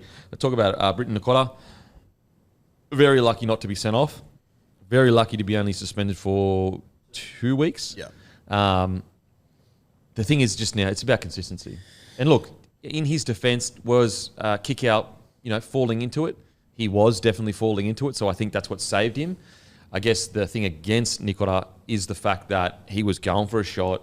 He was intentionally trying to pull off a shot, which is what you want your back rowers to do. But I thought he was quite lucky to get away with I spoke about Braden Trindle being a very lucky boy. Britain, very lucky to miss out on an early shower and not more weeks, I think. I can't believe you only got 2 weeks. Yeah. And I was sort of looking at it going, when the incident happened, like, it was late, it was reckless, it was high, intent's always a big one when they go to the judiciary. There was intent there. It was really bad. Lucky not to be sent off. Got 2 weeks, and I'm thinking, all right, if he's got a good record on what we've seen in the past in incidents like this, maybe 4 weeks. It was his second offence, so it wasn't even a clean record, and he got 2 weeks. I think, it's going to sound silly, but Kickow deserves a massive rap for not hamming it up, because I do think if Kickow gets injured or it becomes a big deal, I do think he gets quite a few. If he hams it up and stays down and they're sitting there and the game stopped and they look at it 5 times, he gets sent. Yeah, I think so. And so I got a lot of respect for Kickow for that, because how often do we see players get touched and they just stay down now? Good thing he's not playing in the Super League, given they're sending blokes off for a head clash. Oh my God! But just about tear his contract up after that one. Is that the worst call in rugby league you've ever seen? Yeah. In a hot field, it's right up there. Is it New Brown, was it? I think so. So it was a head clash, and it wasn't even, it was swinging around too. It wasn't even the impact. Yeah. So it wasn't even him shooting out the line. It was literally swinging around in a tackle, and they just happened to butt heads, sent him off. Pretty sure it was the same ref from the World Club Challenge too. Oh, no way. Pretty sure. How crazy is it? He can tell his friends, I've got the 2 worst calls in rugby league history under me belt. Guys, we try to look after referees on this podcast, but mate, we didn't say anything about English referees. Oh, mate. When it's that bad, I'm sorry. When it's that bad, unfortunately, you probably shouldn't be a referee. It's so just bad. Anyway, great win for the Sharkies. Also, Kofusi, almost a forgotten man last year because he was injured. He's been great. He's been really good for him. Can I give one more guy a rap before we move on? No. 150 run meters, 55 post contact, 1 line break, 3 line break assists, 1 try assist, 8 tackle breaks. Steve Talakai having one hell of a season so far. Yep. And what I love the most is his defense looks pretty good. Looks pretty good. Looks good. And it's just another lesson about giving blokes time in new positions to just learn their position. Okay, now onto the doggies. Just quickly on the Nikora thing. Now I just hope they're consistent. Yep. Just consistency. I don't want Nikora suspended for 6 weeks. I love watching Nikora play. It's literally one of my favourite back rowers. But let's just be consistent. I'm with you, mate. I don't care if he gets 2 weeks as long as the next time it happens, for the same incident, it's 2 weeks and not 6 weeks. Yeah, for sure. Okay, now to the doggies. Let's talk about some massive positives. Matty Burton, first 2 touches, puts the ball under his arm, runs hard.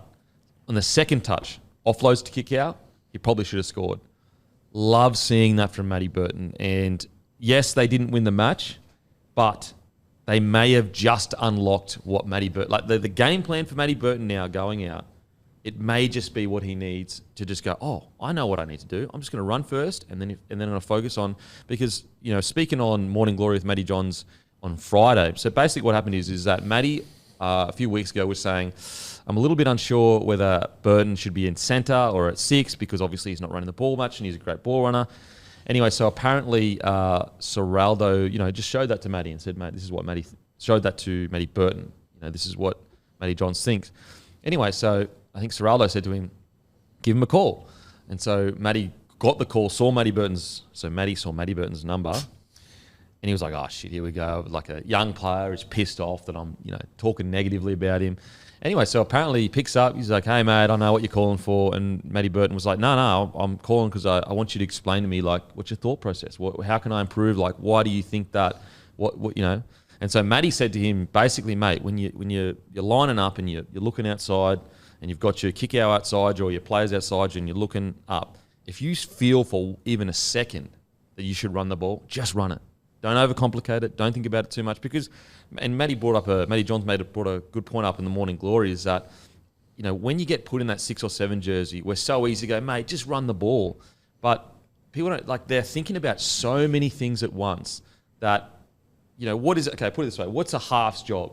It's to provide the ball for the outside people to score tries. So that's your number one priority usually. So when you're sitting there about to get the ball, if you don't do that, you feel like you're being selfish. So much so that even Cleary said on the podcast, and it's Backstage with Matty Johns and Cooper Johns, great podcast, had incredible guests.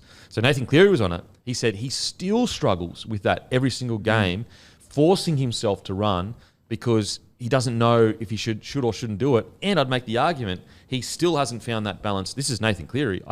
He hasn't found that balance in Origin yet.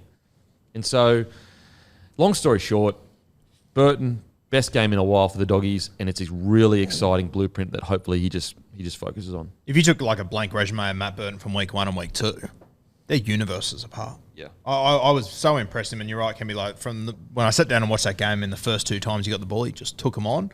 I went, okay, something's changed here. And there was times there, like there was a line break he made. I think Josh Curran put him through where he was floating through the middle. I never saw him even enter that part of the field the week before. Yeah. He just looked free, happy playing his footy, and if I was a Canterbury fan, I'd be super excited. I think they got very unlucky on a number of occasions in this game, Canterbury. Despite the scoreline, so many positives to take from it. Yeah, and now it's just a matter of, like, yes, are their halves pairing right now still a little bit clunky? But one of the pieces of the puzzles looks at the very least has the opportunity to be sorted out. And that is Matty Burton almost being a little bit selfish sometimes, just going, you know what, first few touches, I'm just going to run. No matter what, I'm just going to run. What do you reckon, Timmy? Oh, yeah, look, what's your strength, mate? It's running the football. The more he tries to organise and get a team around the park, the Doggies just don't look overly good. When Matty Burton is running the ball, the Doggies are a better team for it. That's what they've brought Drew Hutchison in to do. It's to talk. It's to get around the park. And you saw from the preseason challenge, when Drew Hutchison came in, he had so many touches. He was doing all the talking. You're going, okay, that's fine. It's like, it sort of surprised a few people. But what that's meant to do is hopefully unlock Birdo and take the pressure off. We know he's not a notoriously big talker. Mate, you don't need to get us around the park. He'll do it. Reed Marnie will help out. Just run the ball. Yeah, and we saw that on the weekend. So stoked for Matty Burton, and I think it's going to be one of those situations. If he does find that running game, it'll be like, I can't believe we're ever thinking of taking him out of the 6 jersey. Yeah. You know, I can't believe we're getting this quality player and considering moving him out to centre where he's not getting as much ball because. Sorry, mate. No, you go. I should say there's a very long way to go in that partnership between those two, but at least the signs were a little bit more promising for Birdo on the weekend. And on the back of his best game there, it was probably Kikau's best game in a while as well. So it's a good sign when guys are gelling like that together as well. When I say like a long way to go, he's still one of the most, if not the most valuable player on this team for the Doggies. He's just like still so like stuck down that left corridor and that. So I just want to see him, all right, for the next few weeks, he can do that. That's fine. Get his running game back. I do want to see it over the next month to 6 weeks to see him start getting a bit more involved, playing both sides of the field as a 5'8", off the back of playing outside Drew Hutchison. But, let's take it one step at a time. Let's get his running game back and develop as we go. Yeah, and I think that's key. It's the one step at a time. I would almost want him to run so much that fans are almost sitting there going, oh, mate, you're running the ball too much. Because then what you can do is just cull it back a little bit, and he'll find his feet a bit more. Whereas every week he goes where he doesn't run the ball is almost a week further away from what he should be doing, which is mainly running the ball. Outside of that, I thought Taff was definitely better than last week. He obviously had that try assist. I'm still a bit surprised that they went Connor Tracy on the wing instead of fullback, and they didn't bring either Skelton, Sherry in, or even move Carraz to the wing. To the wing, potentially. Makes so much more sense. Because even Carraz, although absolute dog, gets through all this work, he did have 7 missed tackles in the centres. Carraz has been so good on the wing for the Doggies and played most of his footy there, at least at NRL level. And Connor Tracy has played so much of his NRL at centre, where he's done a terrific job. I really do not get it. One concern for outside backs is the fact that Taff had 5 missed tackles, Wilson had 5 missed tackles, Carraz had 7 missed tackles. Obviously, outside backs, you probably can't be, you definitely can't have that many missed tackles. But let's focus on the positives. Outside of that, we were speaking about it, but Kikau, easily his best game, maybe even in a Bulldogs jersey. Yeah. You look at it, 13 runs, 137 metres, 51 post-contact, 4 tackle breaks, a line break, an offload, 25 tackles, 5 misses, so he needs to get that sorted. Also, I thought Jacob Preston, unsung hero the other day for him. I know they didn't win, but the amount of work this bloke got through. So basically, 41 tackles, only one miss on an edge. On an edge. Like, you're not in the middle there where you've got two blokes literally right beside you. So it's definitely not easy not to miss tackles, but you've got to be shooting out of the line to miss tackles there. On an edge against the Sharkies to go 41-1, that's amazing. We said it in the preseason, but mate, can you imagine if they didn't find him? You probably got Curran playing on the edge then, which he'd do a good job. But then the middles would just be absolutely shot. Having a guy like Jacob Preston that you just pluck out of the air like Canterbury have, and now he's one of your most consistent players, and probably the one that, in my opinion, out of the whole side, probably lives and breathes the Bulldogs' DNA the most out of all of them. You could see him in the 2004 grand final squad. You know, yeah, agreed. Also, I haven't minded Salmon. I thought Salmon's been pretty good. I think he's been solid. Yeah. 13. I like him at 13. Yeah. Yeah, I don't mind him at 13, and I think his ball. They're clearly going with they want a ball playing lock, and to allow him to play a bit more expansively, the ball movement be better, and I don't mind that direction. It stunned me like as soon as Farmasili went off on the weekend, for long periods of this game, they had Kurt Mann, Josh Curran, and Salmon playing through the middle. Three very small middles. Curran, not as much. Like, he's a solid bloke, but he's still essentially playing as a front rower. Three quite small bodies, and to their credit, they managed to defensively hold up through the middle and didn't really miss a beat. I don't know how, but good luck to them. It's that smaller, more mobile forward, isn't it? Yeah, absolutely. Anything stand out else for the Doggies for you? I was just going to throw out one more thing. Obviously, Farmasili got a HIA the other day. It looks like he could miss this weekend potentially. Mate, Zane Tedavano played 50-odd minutes in reserve grade. He's an experienced head that I would seriously consider bringing into this side. Even if Farmasili is available, Zane Tedavano is just a hardened old head that I think he'd be really good to play that first 25 for them. Yeah. You should see him come back, yeah. If I have to be critical, still not a fan of Reid Marnie playing 80 minutes. No. When you've got a guy like Kurt Mann on the bench, I know he comes and plays 13. You've also got a guy like Curtis Moran on the bench, who's a smallerish forward. Still unsure why it's even necessary. Yeah. Don't know why they do it. Did rip and tear, but you've got so many people who can play 9 in that team. Here's a perfect example. Storm round 1, the game is on the line. They're playing the Penrith Panthers. The Penrith Panthers are putting the Storm massively under the pump. Craig Bellamy literally takes Harry Grant off the field at the 70th minute and puts Wishart on. Yeah. So if you're going, okay, it's better to have fresh legs on there, and I'm willing to take off the best hooker in competition against the best side in the competition, I just don't know why you need to. 80 minutes of Reid Marnie for the whole season. I don't know if it's good for him. I know he loves to do it. He's a goer. He loves it. But I want to see 30 minutes, 10 minutes before half time. Maybe you take him off, and then maybe you keep him off the field for another 5 minutes, and then you put him back on. I think you're going to see more from him. You've got the K-man sitting there ready to go at hooker. Give him 15, 20 minutes. Get 15 minutes at hooker. Give Reid a spell. Perfect. Just because you can play 80 doesn't mean you should. Yeah. It's not good for Canterbury, and I don't think it's good for Reid either. I agree with you.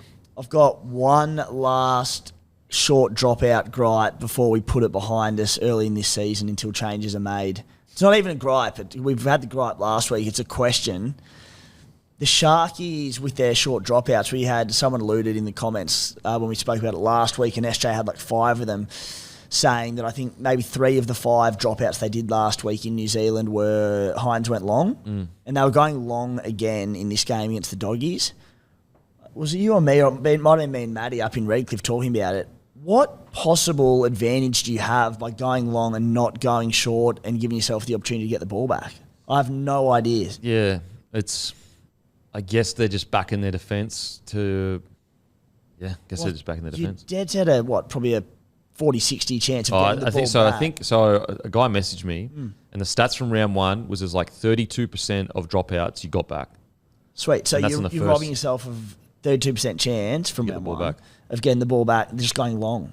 It's also a defensive set that I would just rather defend on my own line than have to go up and back up. You're just taking more out of the tank, in my opinion. Yeah, look, I hear, but it's been working, I guess. Yeah, it would be really interesting to hear Craig Fitzgibbon's. Look, he'd obviously have reasoning behind it. They're not accidentally kicking the ball long. Like, I'd be keen to hear his thoughts and why they're doing it. So curious as to the reasoning for it. And there's probably some awesome logic. Like, cool, fair enough, but I just have no idea what it is. Yeah.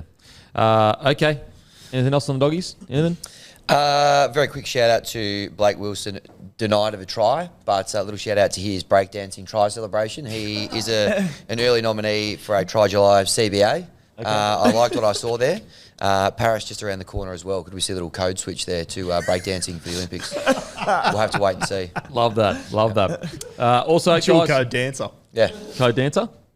You Yeah. will confirm. Yeah, absolutely. I like what I saw. Don't forget, if you're a Panthers fan, you can get a free grilled burger today. That's right. Not just Panthers, though. Any team that won on the weekend. So every time your team wins, you get a free grilled burger the Monday after the game. Here's what you do. You head to the link in the show notes. You follow the prompts, which include picking your footy team and signing up to the grilled loyalty program, Relish. Then when your teams win, you get 2-for-1 burger voucher to use on the Monday. You've heard of Mad Monday. You also heard of Mad Monday last week. Guys, hit the link because this actually is going mental. The amount of people that are frothing on this, hit the link. Make sure to sign up to their Relish. A free burger on Monday. You can select your side, obviously, to go in there. Go in there with a misser, get a free burger. You're kidding. On a Monday night, you'll be talking about brownie points. Get your buns out with the miso. Get your buns out with the miso. You tell her I'm taking you to Mad Monday. She'll be like, what the hell's going on here? Yeah. And then you just rock up a grill. She's like, oh, you sweetheart. 2 Simon Says, please. So make sure to hit the link in the show notes, guys. People are absolutely loving this one, and it is a fantastic deal. Now, Panthers defeat the Eels 26-18. Look, for me, both teams, I think, should walk away from this incredibly happy. You look at the Eels, obviously losing Simonson. Then they lost to Langi later in the game. And then you look at the Panthers, who were quite clinical, got the job done. I thought it was a relatively high-quality game. I think that both teams can walk away pretty happy with this result, especially, I know it sounds silly, but especially the Eels, considering they're playing a 3-time premiers at their home ground. They have everything not go their way. Mitch Moses is under an injury-ish cloud, so he wasn't at his 100%. From the Panthers side, I just am so impressed that a team that's won 3 premierships, 4 grand finals, have been high for so long. Like their low standard is still an 8 out of 10. Like even if they're not playing as well as you would hope, they're still an 8 out of 10. And just their ability to squeeze the life out of teams. Their game plan is, second to none. They continue to prove why they're one of the best sides, if not the greatest side in the history of rugby league. Wins, honestly, you walk away as an Eels fan or a Panthers fan with this, pretty happy with the result, in my opinion. Yeah, I think the Eels had a lot of things go against them. As you said, Kempy, and I wouldn't be looking too far into this one for them. For Penrith, good to get back on the horse. Mate, Isaiah Yeo, his first 2 weeks in his World Club Challenge have been unbelievable. Can he make a wrong decision at some point or what? He just... you mentioned Ruben Cotter there, 50-odd tackles. He made 48 and missed 1. Meanwhile, he's essentially playing as a second halfback as well, getting through that much work. He's a freak. His ball playing looks even better this year. And I didn't think as a lock forward who's making 40 tackles a game and running front of 50 metres, it could get much better. But just his choice of passing, he's playing deeper into the line, passing later and hitting the spot every single time. It was incredible. What about the kick to the corner as well? Yeah. You're Just kidding. stand back, Nathan. I got this. Bang.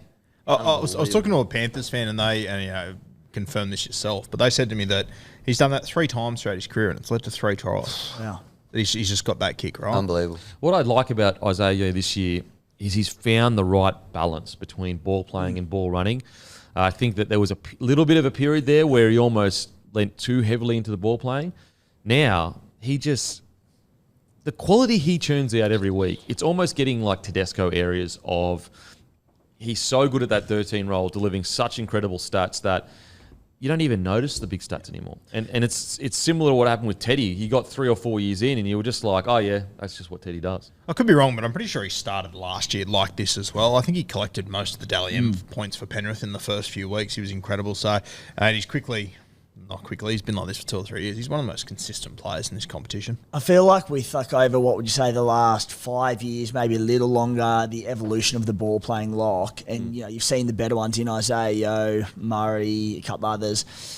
they all go through that little transition phase where they're focusing so much on getting their ball playing right that they forget that, they're NRL players because they've got great running games, and they start worrying about passing first and Bradley running second. went through it. Bradley, so many of them done it. Cam Murray did the exact same thing for a period, and as you said, Yo he's worked out the perfect balance between those two things. So dangerous, and he must be so hard to defend because he picks his moment perfectly, but also the amount of times he bends the line or has 5-6 post contact meters, you've constantly got to make sure you cannot just slide off on him because he'll make the right call and he'll just go straight through, or at the very least he'll poke his nose through and get a quick play of the ball. He's been outstanding for quite a while now, and we talk about the Clearys and the outside backs and your Luais and your Edwards. It has to be said, do they win 3 in a row without Isaiah Yeo? Where does he rank in the importance of this team? Is it second? Is he the next up behind Cleary? I don't know, but I don't think it's unreasonable to ask that question. If you put Isaiah Yeo up as the best 13 in rugby league, I don't think you could really push back on it. Just having a look through his career. Game 120 in his career, he started at lock. That was his 4th game in the 13 jersey. He's now at 220 first grade games. So in the last 100, when he only just started to become a full-time lock, he's become the best and he's won every grand final since then. He's a freak. I think he's absolutely the second most important player in the Panthers outfit, and an easy way to look at that is over the years when they've had to, off the back of all the success, they've had to move on key players, big-name players. They've moved on Appy Coruscant, they've moved on Stephen Crichton, they've moved on Viliami Kikau. Isaiah's never been mentioned to be leaving that club. Here's a good question. Here's a good question then, because it doesn't get spoken about at all. We talk about Paddy Carrigan's value, Cam Murray's value. How much do you pay for him on the open market if he was a free agent right now? How old is he? 29. Oh.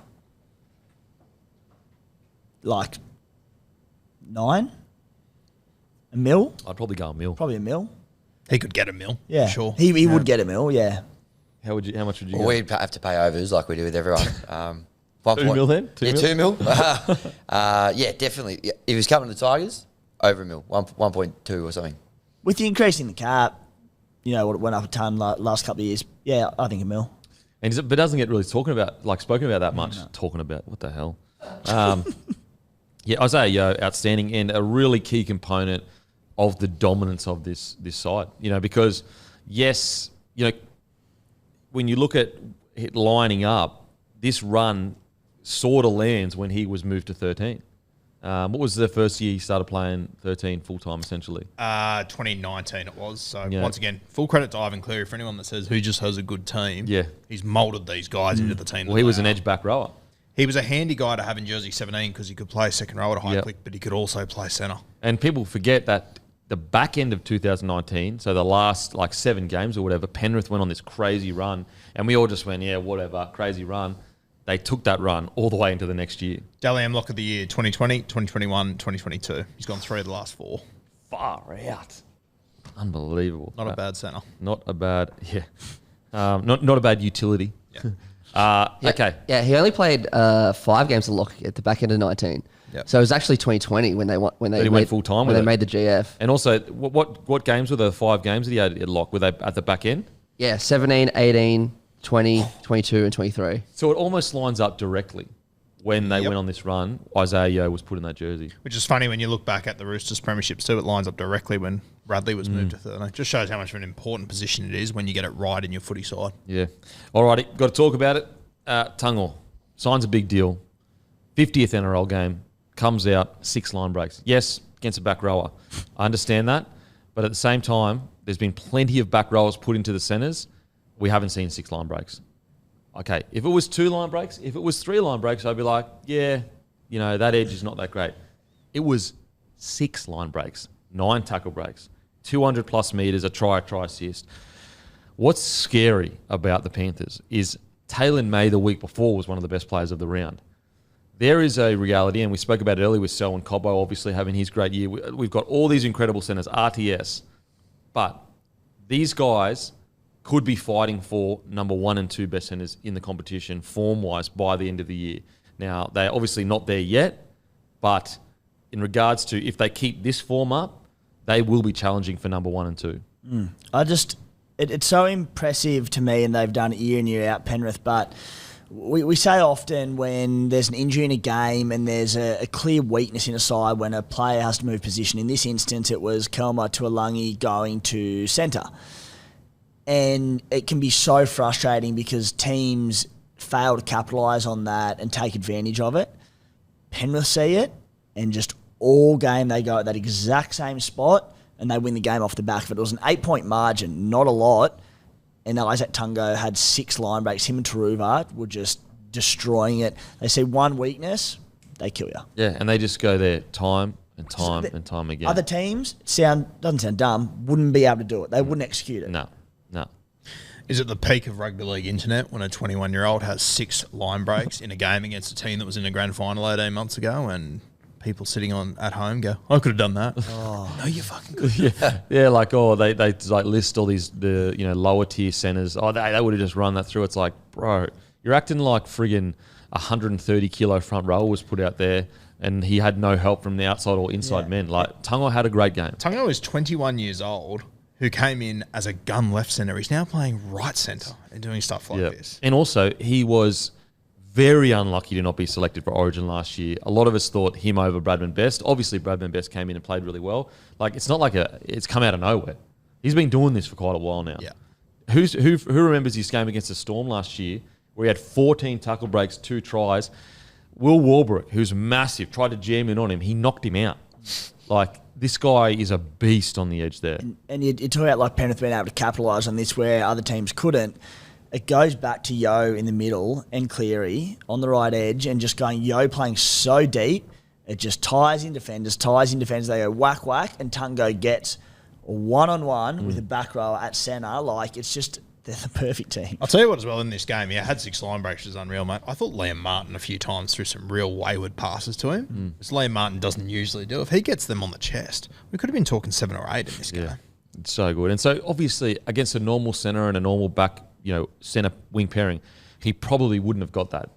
But it is still impressive. It's 6 line breaks. If you want, take the line breaks out of it, it's still 9 tackle breaks, a try assist, and 200 and whatever plus metres. Do we know, Roo, what the record is? Line breaks in a game. Not saying that's it, but just out of curiosity. Be up there. Jeez Louise, it'd be up there. It'd have to give it a good nudge. I can't believe he had 6 line breaks on only 1 try. I guarantee you, anyone that's had more than 6 has scored more than 1 try in a game. Would be like a winger falling over the line or something like that. He was outstanding. Okay, who else? Outside of that, really good from the Panthers. I'd argue they look better in the first 2 rounds than they did in the first 2 rounds of last year. Really disappointing that the Brisbane Broncos look like they're going to have a heap of injuries this week. That would have been a blockbuster. Yeah, absolutely. Do we all agree or disagree? Do they look better 2 rounds in than they did at this time last year, do you think, or worse or whatever? Oh, right now they look better than they did this time last year, for sure. Yeah, probably better. Just even from last week to this week, Mitch Kenny coming back in. When Kenny's not there, number 9 is such a problem area for them, and we've spoken about it at length, about just all the combinations, nothing gels, nothing flows. When Kenny's there, everything is just synchronised, everything is in tune. It's him and Croker, and maybe him the most. He's the most underrated 9 in the competition, in my opinion. At least him and Croker. Those 2 boys, like, the importance to their side, unbelievable. It's going to be really interesting to watch them over the next few weeks. Thankfully, James Fisher-Harris has been cleared of serious injury. But since this run started, 2020, Fish played 23 games, 21 played 24 games, 22, 23 games, 23 games. We're going to realistically see Penrith for the first time without Fisher-Harris over the next few weeks. And for about 4 weeks or so. I reckon his value is going to skyrocket. I reckon you're going to be able to see the difference. Well, I mean, you can see the difference literally every 80 minutes of a game because him and Leota go off. There's usually a bit of a dip, just like the Broncos, a little bit of a dip. They come back on. We look at the grand final. We focus on the Cleary, the Coggers, the Critter plays. Go back and look who came back on the field in that last 20 minutes. It was Leota and Fisher-Harris, and that's what changed. It's fantastic that he's going to be all good and back this year, but just wouldn't it have opened up this competition if he got ruled out long term? I mean, absolutely. Like, it would be it's almost strange to consider a Panthers side without Fisher-Harris leading them out. Keep an eye on the next few weeks. I think he'll get an opportunity to play more minutes. Liam Henry coming off the bench. Not this year, but I reckon in the future he'll play for the Blues. I really like him. Ooh, big call. Okay. He's the one with is that the black boots? Yes. I Shaved think so. head, nuggety yeah, fella? comes off the head. It comes off the bench, just very up Toilet. and down, but tough. He'll play for the Blues, you reckon, and he wasn't one of your CBAs? Start of the year, mate. No, you got to pick your moments, Timmy. That's what you don't get about rugby league, mate. You got to pick your moments, okay? We picked Dean Mariner, chipping over the top, scoring left, right, and centre. What are you putting your hands up? He was my draft pick. Oh my God, that's I outrageous. can't believe you potted Mariner, a Broncos I didn't pot him. and Roo got He him. stole him because he's a bad bloke. No. I didn't know I had a shit bloke sitting next to me this whole time.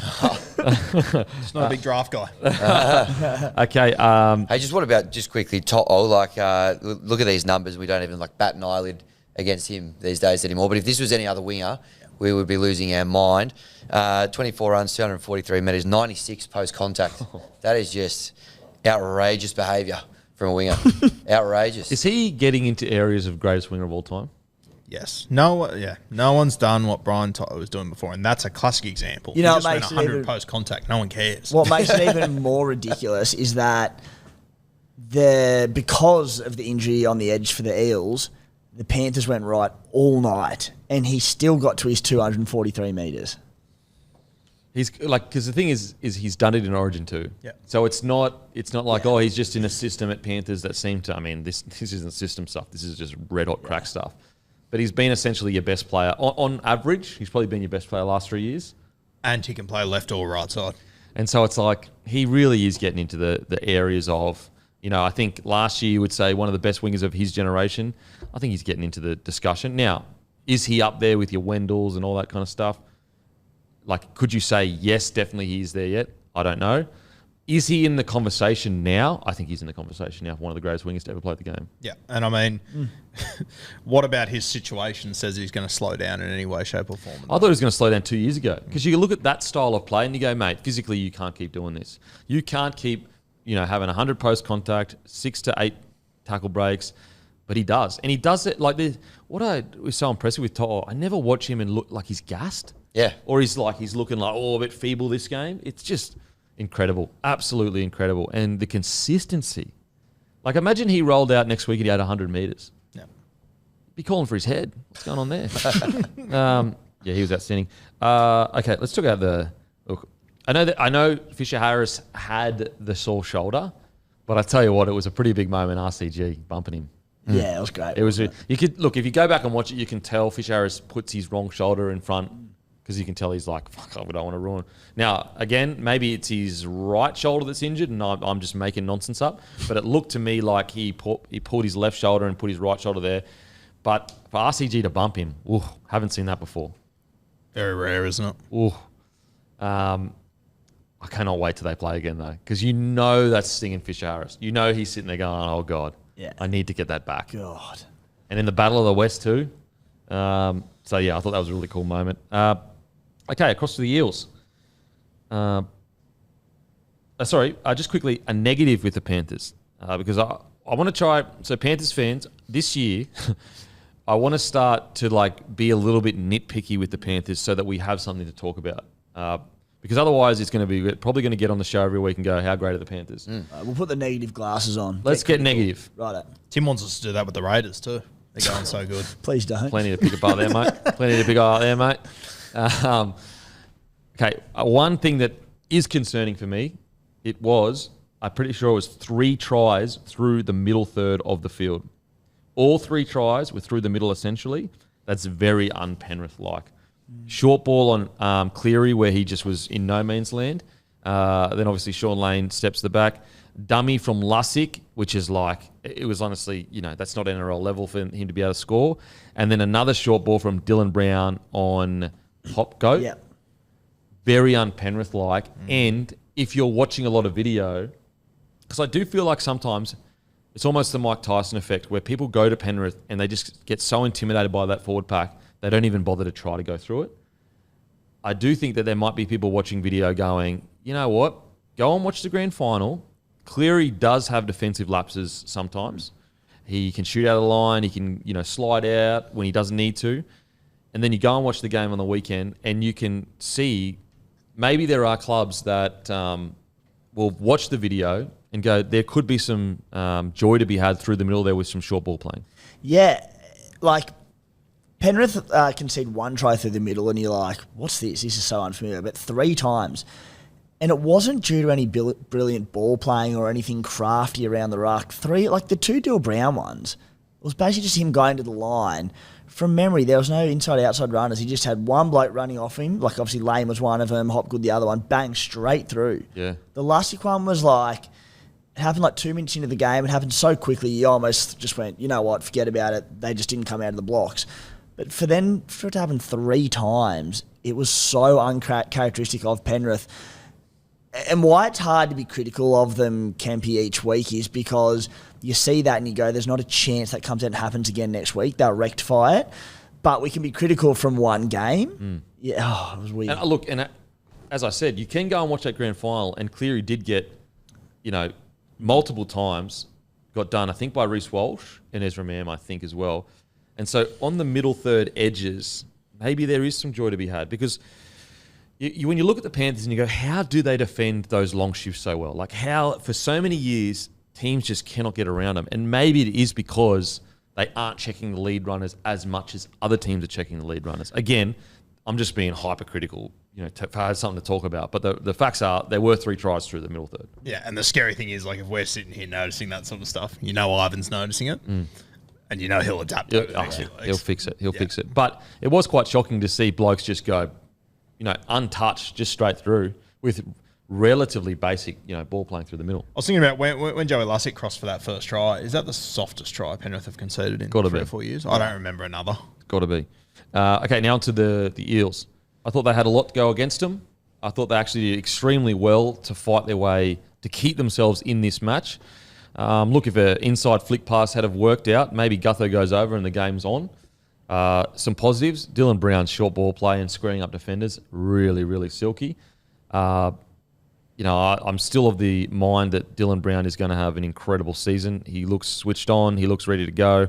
And I think we saw that on the week against the Panthers. How good was it to see Brown and Lane combine? Like, it feels like a while since we've seen it like that. That combo can just be so damaging out there, and especially against the Panthers. An incredible effort. Jermaine Hopgood through the middle. He's a maniac. The amount of work he gets through. He obviously scored the try, which is all good and well, but just the way he wins contacts every single time. 45 tackles, only 1 missed. 132 metres, 45 post-contact, 5 tackle breaks, a line break. And when you stand next to him, there's not that much to him. He's not that big. For a footy player. Insane. Yeah, for a footy player, he's really not that big. So the amount of work he gets through every single week, especially once again against the Panthers pack, he's a freak, Jermaine. I will say, I think Joey Lussick is really growing. He's going good. He's going good. Really good. So much so, I don't know why Hands went on and got 3 minutes, though. You need to make that call. If you want him to be an 80-minute, mate, make the call. I have been doing my head in since this game on Friday night. Arthur and his bench. It's bizarre.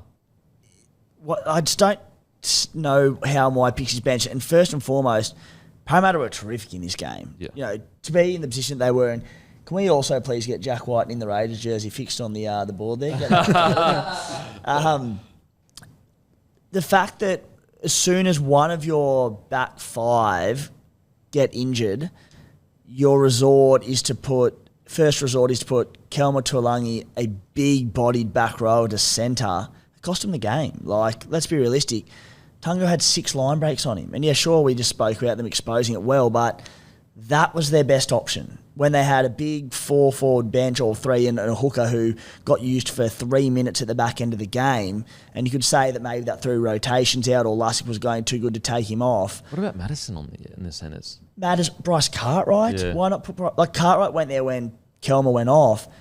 Put Bryce Cartwright to centre. He's more agile than him. He could have, I think he would have done a better job, but I just think if you're going to put him on, Lussick for 78 minutes, Hands for 2 or 3 minutes, that could be a utility back or someone that could have gone out there and covered it. That could have changed the result. And look, I'm still of the mind of you need someone on the bench. I don't like, hookers playing 80 minutes. But if you make that choice, then at least don't waste a bench spot on someone else. I love Dejan Arce as a bench utility. And the other thing is they've got players like Borlo, RCG, definitely Hopgood, big minute players who can play big minutes in the middle. I'm not saying you want them to play huge minutes, but if injuries do occur and you need someone to pick up the load, we know they can do it. At least if you've got Arcee there, he slots in at centre there. He can cover the halves. You know, Mitchy Moses came this little groin niggle. It just gives them so much more insurance for if something does happen in the game. Yeah. So, look, I'm assuming that with Lussick improving each week, that we may see them go with just the Lussick as the hooker going forward. I think that's probably what that was hinting towards with Hands only getting 3 minutes suggests to me that he probably won't be in the 17 next week. I'd assume anyway. It'll be a very interesting team list and see what they do with that 14. And if Arthur's going, oh, geez, we need more coverage there. Yeah, because if they can cover that centre role, as we said, we spoke about it, like, yes, Tunga was outstanding and, you know, they identified it and they went at it all day. But at the same time, was that the best selection to put out there? You know, probably, well, definitely not at the, you know, after the. It sounds really like hypercritical of Brad Arthur, but, you know, we point out all the time all the fantastic things he does. But if I could have a mic on any coach in his box, I would love to have it on Brad Arthur and just hear his thinking with some of his interchanges and how he goes about things. Because sometimes I can't work it out, and then other times I look at what he actually gets out of players, and he's an absolute genius at times. But it's been going on for 2 years now, where if there's any coach that puzzles me the most with their interchanges and their decisions, it's Brad Arthur. And that's like Roo, one of the only sort of things, like, he cops a lot of flack, Arthur, and I don't really know why. I think he's a great coach. I think, you know, they made a grand final 2 seasons ago. Last season a bit underwhelming, but a great coach. But the bench rotations and selections are so odd, aren't they? Yeah, I don't get the negative chat around his ability to, like, develop players and get the club together and all that kind of stuff. Like, when you look at where that club was when he arrived and where they are now, he's been good. If you're going to be negative, it's just about his bench rotation, really. See, like, he's usually sitting there going, and this is not one knock on Kelmer. He's a back rower and he's a big boy. Is he going, all right, Bailey got tinted, sweet, put Kelmer out there, we'll be right, we're covered? Surely not. And you put Bryce Carr out of that first, or even Madison. He's played 5'8" before, like literally played in the 6 jersey for the Eels, which is only one. It's basically like defending in the centres. But anyway, being too negative here though, because I thought the Eels were really good. Yep. And I think Junior Paulo is in for a friggin' huge year. It's the best he's looked in multiple years. I think it's also the first off-season where he hasn't had a boxing fight, which is a good thing. It's a really good thing. I know boxing, he loves boxing and it keeps him fit, but you can't do that every off-season. I think certain off-seasons you need to take a break and then just fully focus on rugby league. Unless he did have a fight, but I can't recall Junior Paulo having a fight. No. I think it's the best he's looked in at least a couple of years. I thought he was absolutely outstanding round one, and he was absolutely outstanding round two. Even just take football out of it, like, you just eyeball him. He looks unbelievable at the moment. Fitness, and even just his speed attacking the ball, his energy attacking the line, picking his moments perfectly. So on the weekend, so they decided to start him. No, he came off the bench. He came off the bench. But they named him at 10. Named him at 10, which once again, like, as I said, I was just critical of Brad Arthur. His decisions he makes. Like that. I love this. Yeah. This is great. It's so weird because, like, I thought he did come off the bench and I was going to give him a rap. And then I look at this team sheet and it's got him starting and I'm like... no, it says on NRL.com, it says interchange. He definitely came off the bench. In that I game. love that. And I think that's really smart from Brad Arthur because, you know, they didn't really go through a lull throughout the middle of the ground, middle of the field middle of the game. Because RCG was outstanding to start with, and then Polo comes on and kills it as well. So I like that from Brad Arthur. I think that's really smart, especially, you know, sharing the minutes a bit. 53 minutes for 53 minutes for Polo, 57 for RCG, which is a little bit, but you got to remember Taulungi gets moved onto the edge, so that might have ruined their rotation. But at least it's not 65 or 60 minutes, which we were seeing last year. Yep. Big minutes. So I thought Junior Polo was absolutely outstanding. RCG was also great. Who stood out for you boys? Mate, I thought Matto coming off the bench. Obviously, he's always fantastic to have in your footy side. We've spoken about him a lot over the years. Doesn't he play a unique role? I'm trying to think of another big body forward that comes on and kind of like plays a similar role to him. Mate, he's such a unique player, Matto, what he can do. Like, when you look at... Like, if you were to next week start him as an edge player, he could be their best edge within 2 weeks. I think anyone doubts that. He could also probably be their best front row forward just because of how talented he is. Yeah. He's such a good guy to have in your footy side. And obviously, Jermaine Hopgood's really jumped out of the earth in the 13 and locked that spot down. But, you know, he could also be your best 13. He's hopped out of the earth. He's hopped. Good. Hop good.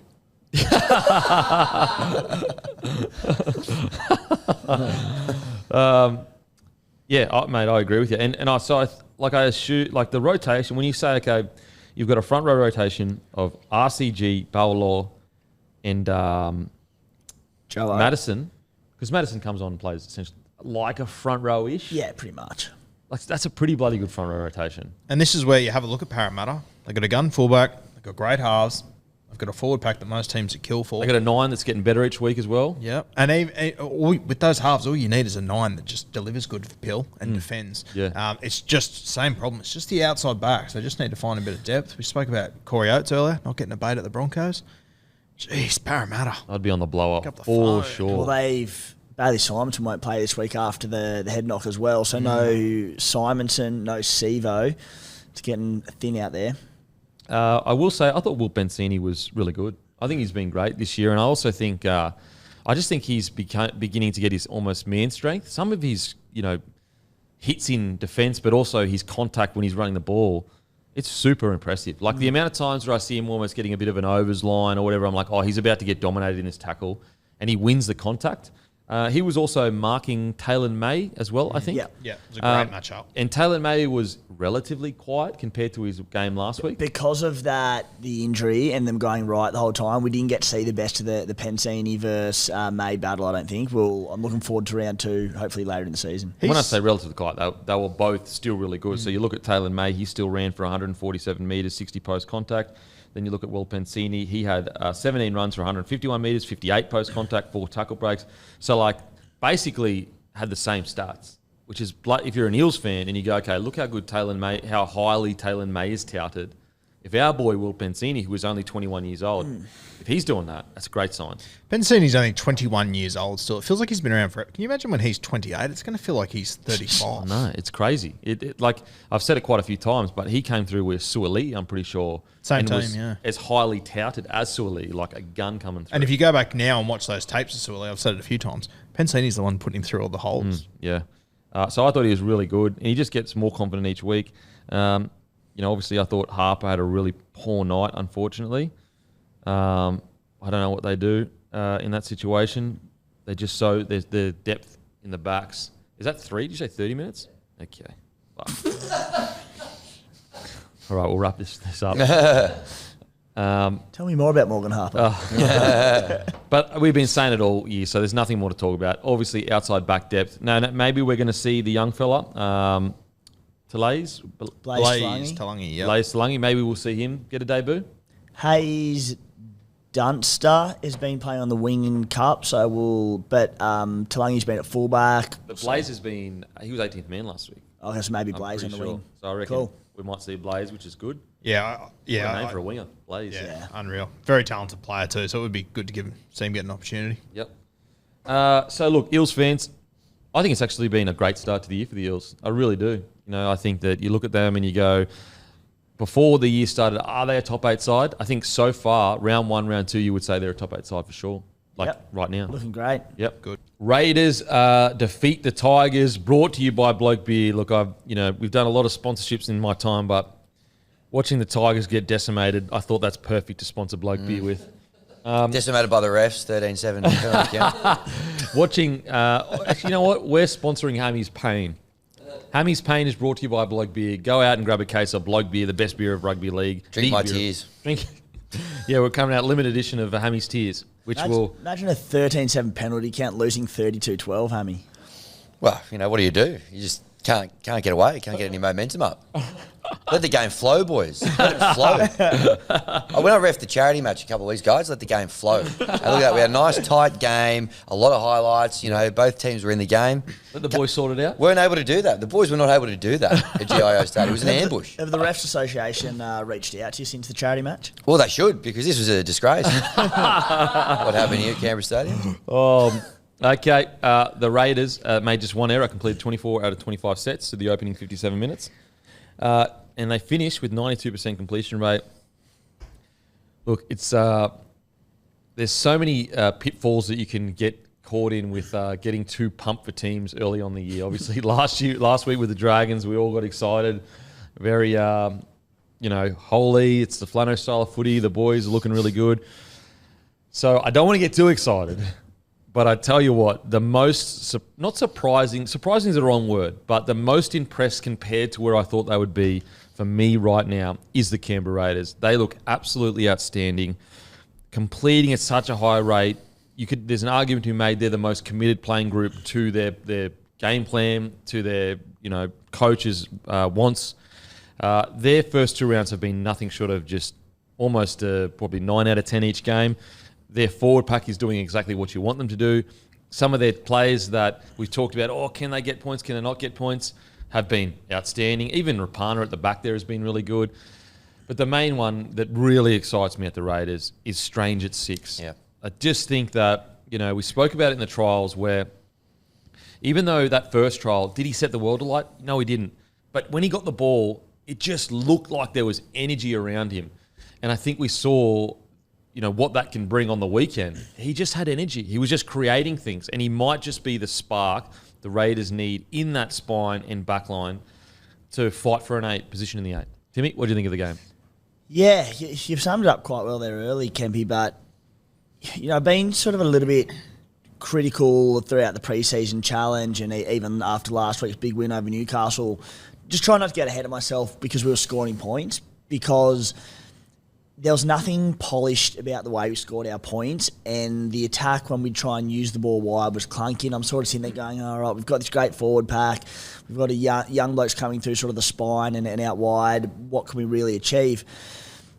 With every week that goes on, you just sort of sit there and go, this forward pack is so good that if we can win the middle each week and continue to complete at 85 to 90% plus, we just don't give teams opportunities to get in, and we dominate possession, we dominate field position.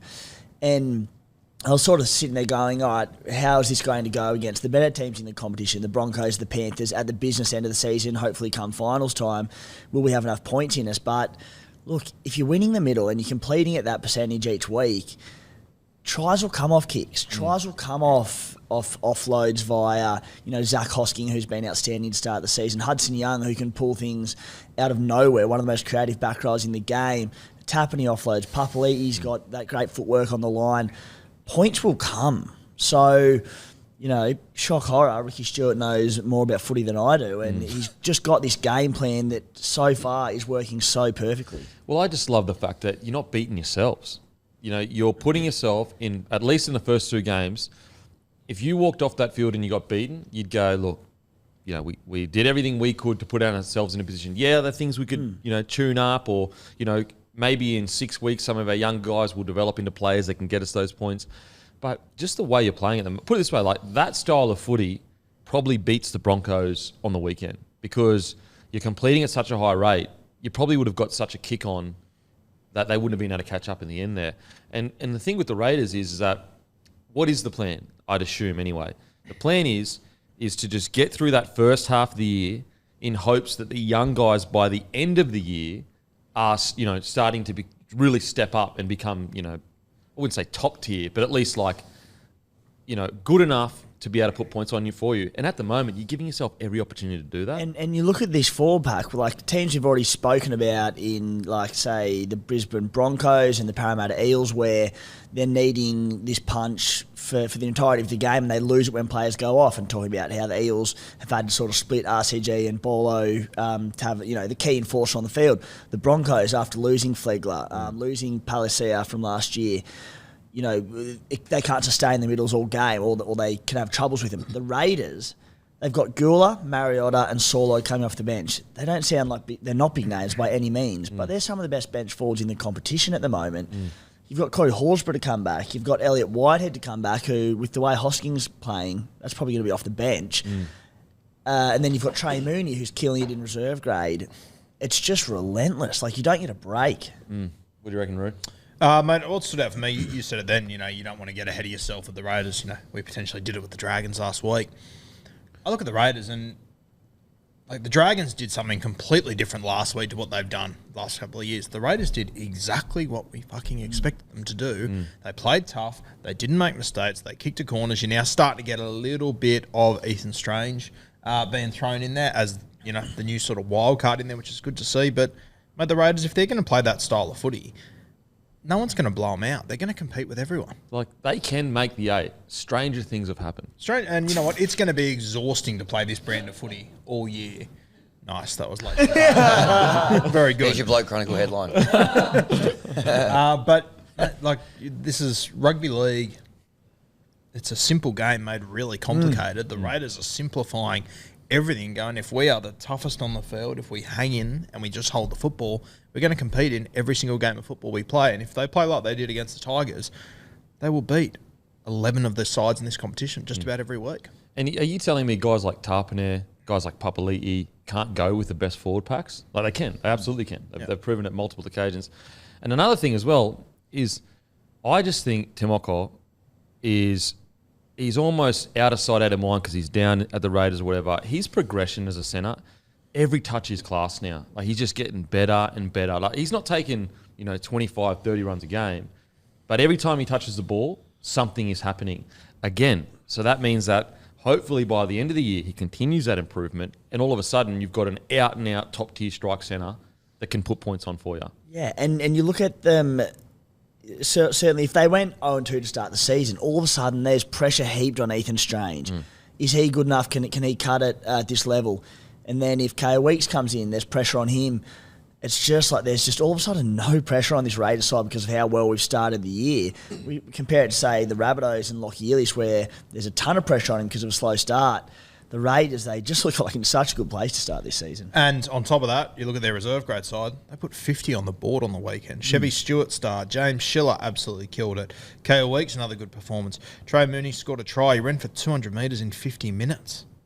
90 post contact for Trey Mooney. There was a try assist or a try. Like there was, I think he had try. Was it there? Might have been last week. Might have been last week, but he's been not flying, Trey Mooney. Yeah. So, mate, 9 tackle breaks for Trey Mooney, 5 for Chevy Stewart. Like, and I don't think these guys will come in right now. The depth, fantastic to see. Oh, the depth is crazy. As another thing to point out as well is, like, Ricky Stewart doesn't get enough credit. Hosking was at the Broncos. He was at the Panthers. He's obviously now at the Raiders. This was the best game of his career by a long shot.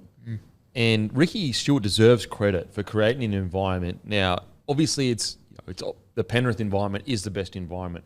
But to be able to get even more out of Hoskins shows that forward pack genuinely, the environment that is created there is a top tier environment. Yeah, and like we're at the Ricky Stewart luncheon the other day, and like Tim obviously knows some of the Raiders boys, and there was I can't remember who it was, but one of the guys said to us, it's hard for us to recruit players. That's the reality of it.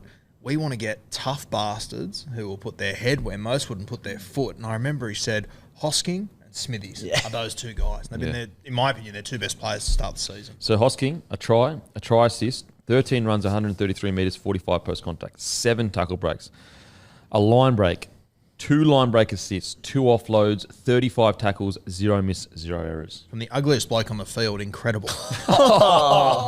Wow. Guru goes whack. Wow. Couldn't let you enjoy the Raiders win too long, You can could he? abuse me all you want, but don't say that shit about And so, like, again, Ricky Stewart deserves a massive rap. Even like a guy like Danny Levi. Hasn't he been great? Like, we've been talking about the 9 being a concern role, but I think he's been playing probably some of the best footy he's played in his career. Yeah, and like he's never sort of convinced me as an out-and-out sort of starting number 9 for a club. Certainly like NRL quality, but, maybe whether that's being a backup or whether that's playing off the bench, there's nothing exciting about Danny Levi as number 9, but he comes in, he provides great service, he tackles his ass off, he doesn't miss many, and he does a job in that 4-pack.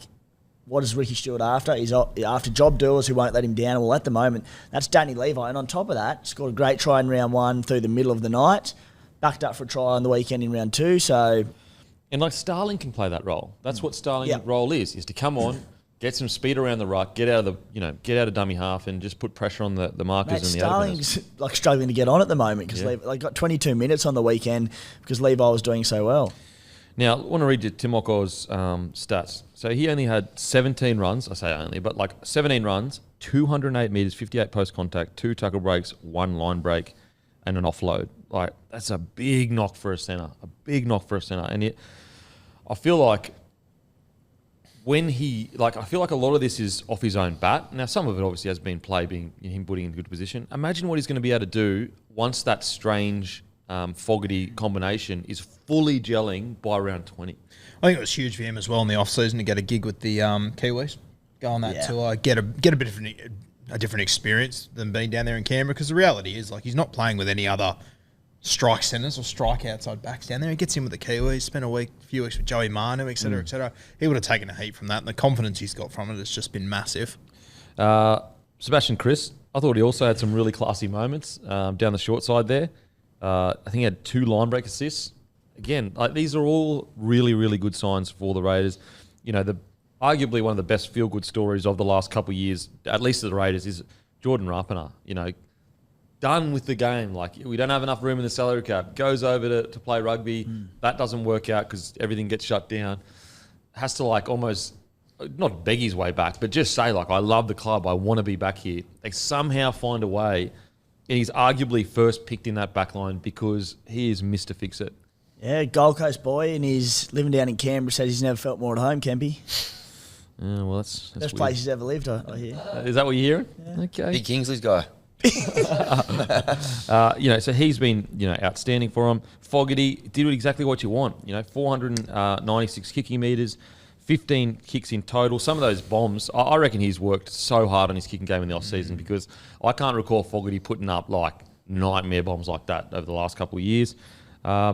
Really, really great performance from So the what Raiders. I really enjoyed from this game, Hudson Young versus Johnny Bateman. Oh, wasn't that good? Just an asshole off on the edge. I thought it was great. Thoroughly enjoyed it. There was a So moment good. there where they sort of went at each other, and I think he played the ball, Hudson Young, and then as Bateman ran past, he sort of like clipped him over the head or something, and you saw Hudson go down. You just saw Johnny Bateman turn as if, don't you fucking dare stay down. And Hudson got straight up and got back into it. And I do think there's probably a feeling of, like, Hudson Young really respects Johnny Bateman, 100%. almost as an older brother to a degree. I do think there's that kind of relationship. So it was kind of like, I put it this way: when they clashed, I never really felt like it was going to go any further than that. It was more just like, fuck, like, let's have a go here. Let's rip and tear against each other. But it brought so much to the game. Ethan Strange, we've already spoken about him, but I tell you what I love about Ethan Strange. He's a goer. Like, he is a genuine. Get the ball in his hands, and at the very least, he's not going to walk off the field and you went, far out, Ethan Strange. Like, I just need you to have a dig. I very rarely think you're going to find fans go to Ethan Strange, mate, you know, you just weren't in the match. He's absolutely always in the match. I actually thought his defence improved from last week as well. He made some really strong tackles. I mean, he's a lot of parallels between him and Jack Whiten, isn't there? They're probably not the most creative number 6 you'll see, but they're great defenders, strong boys, great ball runners, can bust tackles, can offload. Very similar in a way. Got that dog in him too, hasn't he? Like, Got that dog all right. And you see that in those moments where he does something good. He loves it. He gets stuck into it, which I love to see. The slight difference I would see between Jackie Whiten is Jackie Whiten's obviously a bit of a bigger boy, but it's just his explosive first 5 metres that he has in his footwork. I actually think it's probably better than Jackie Whiten's, where, you know, what Jackie Whiten has is decent footwork, but super strong in contact, which I think he probably has that over Strange. And so that's what excites me for the Raiders is that you've got a 6 that can break the line with footwork and speed rather than brute force. And you look at someone we just spoke about, Matt Burton, saying he's gone too much to worrying about ball playing and not doing as good at, and that's running. Strange sees half a gap, he goes. Yeah, absolutely. And also, like, if he gets the ball and he looks outside and not much is on, he doesn't just, like, take the tackle. Sometimes I hate that. Like, when people just go, nothing's like, he's like, no, every time I touch the ball, if I'm not passing it, I'm trying to break the line. And I'm not comparing him to this player at all, but I remember State of Origin years ago watching him. Whenever us as New South Wales would shoot up on Darren Lockyer and force him infield, I'd go, fuck, here we go, he's going to do something. Whenever someone shoots up on Strange and he goes rogue back in the middle, his footwork is just so damaging. Like, he's almost better when he's having to play off his head, which... Jeez, if you had to play off your head in any footy team, give me the Raiders. Maybe they'd drug test him.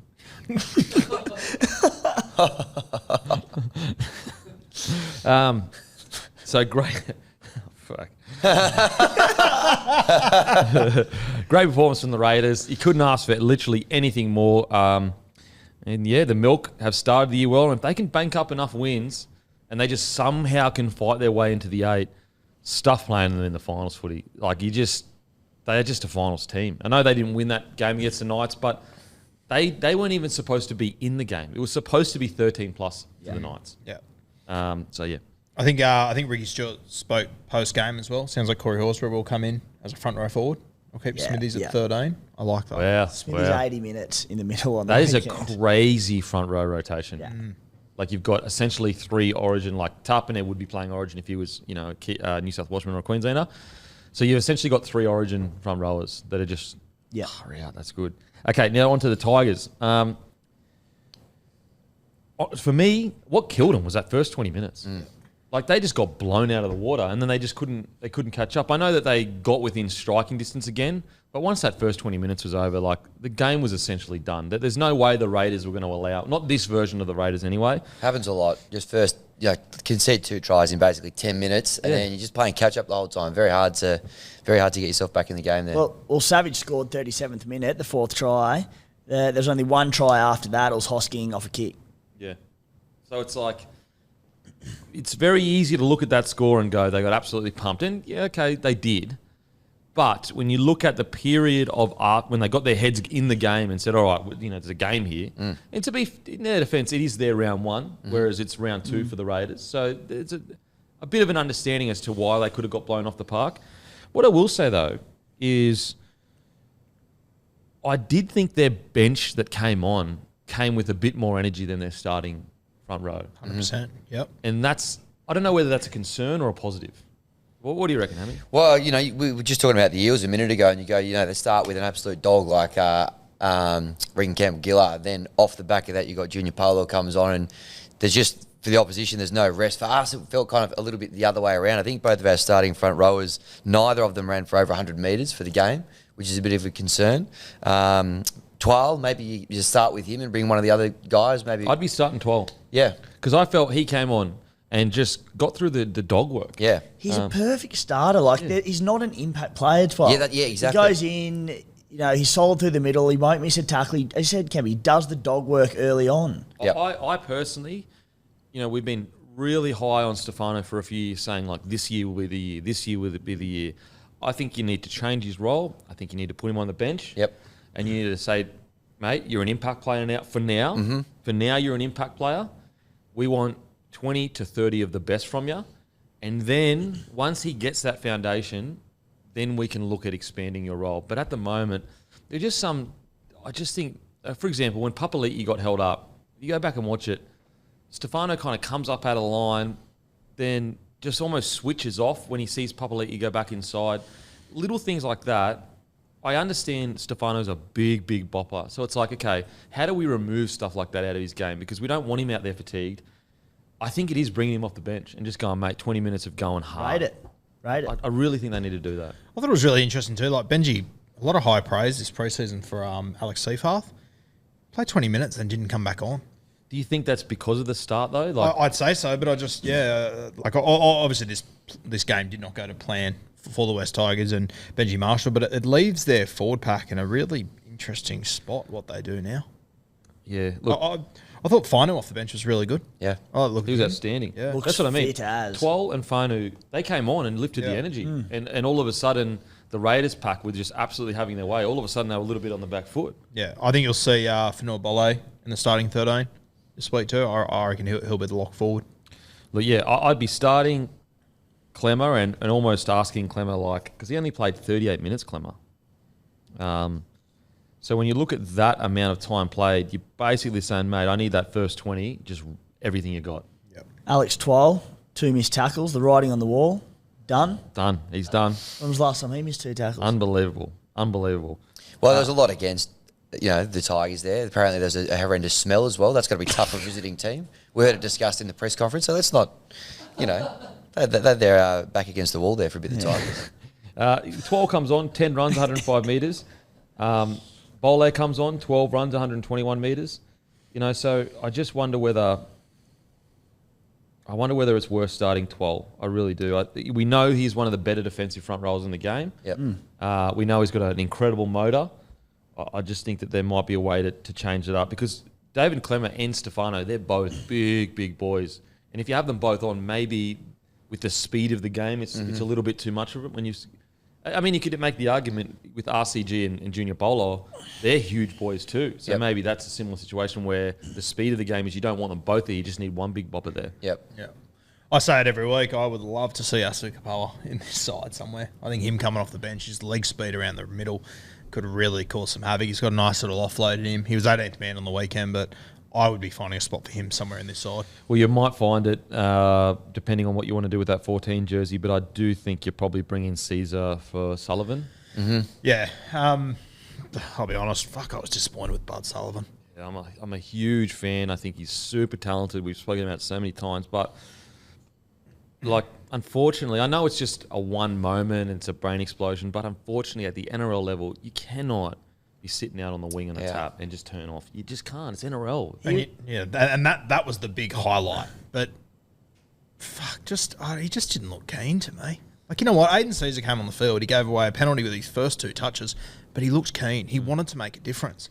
Like, if you had no context whatsoever and you watched that Tigers game, you said, hey, one of these kids is a teenager, one of these halves is a teenager making his first grade debut. Which one do you reckon it is? Good luck. And Sullivan was like, obviously comes in as a, was that big money signing, but like a pretty decent sort of name signing, and got given the keys. No Caesar off the bench alongside Lockie Galvin, 18 years old. And it was the Galvin show. Galvin was the one who brought the energy and was in everything, getting a ton of touches. He stood out entirely to me, and Sullivan was just like the sideshow. And that's the thing, Bud's by far and away, in my opinion, the most naturally gifted ball player on that field. Oh, for sure. For sure. Like, you imagine what Benji said to Jaden Sullivan before the game, going, mate, you're with an 18-year-old. This is your team to run. We're giving it to you. Yeah. And also, to further your point, what Benji is really saying with starting those 2 guys is, you guys, I want you to be my halves for the next, whatever years. Now, I understand that Luai is coming, but I'm sure they'd find ways to put Galvin somewhere else if they could. It's basically saying, like, you've got a real opportunity to cement a first grade spot going forward. I would have just thought throughout the game, Bud Sullivan would have looked to the sideline, seen Aiden Caesar sitting there going, I've got to get myself into this. Yeah. It's unfortunately disappointing for Bud Sullivan. Let's get positive, though. Yep. Lockie Galvin. Amazing. Unbelievable. Yeah. What I love so much about his performance, okay, was there an error here or there? Mm-hmm. Who gives a shit? Because it's similar to the Strange, where every time he got the ball, you're on the edge of your seat. Is something happening? Is something happening? When was the last time you kind of had that feeling at the Tigers? Been a while. Yeah, you had the 1 line break, 3 tackle breaks, set up that beautiful try back inside to Buller as well. Very exciting signs for an 18-year-old to be playing their footy like that.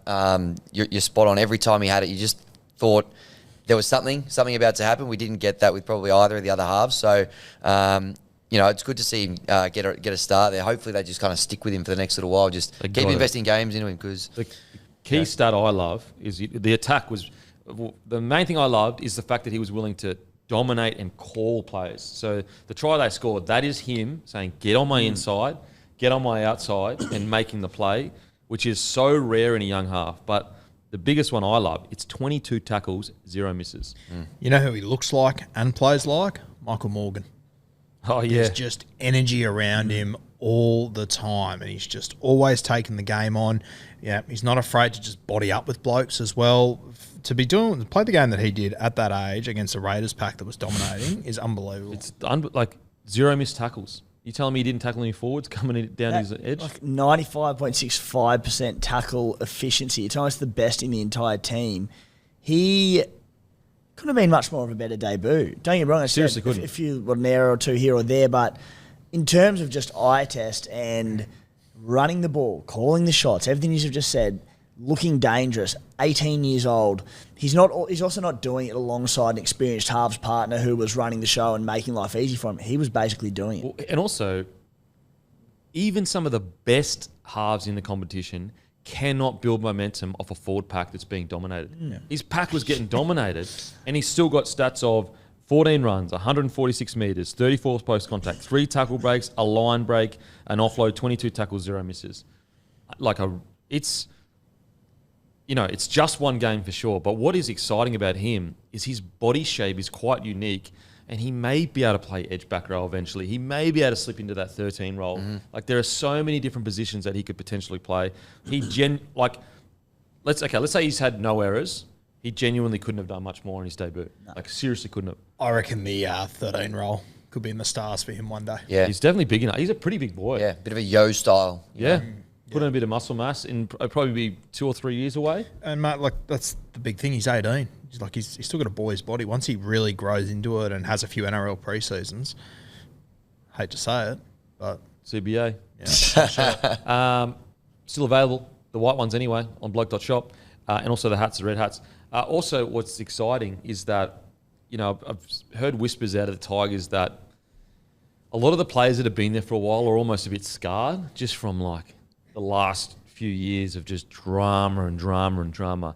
The beautiful about this kid, he hasn't been around it.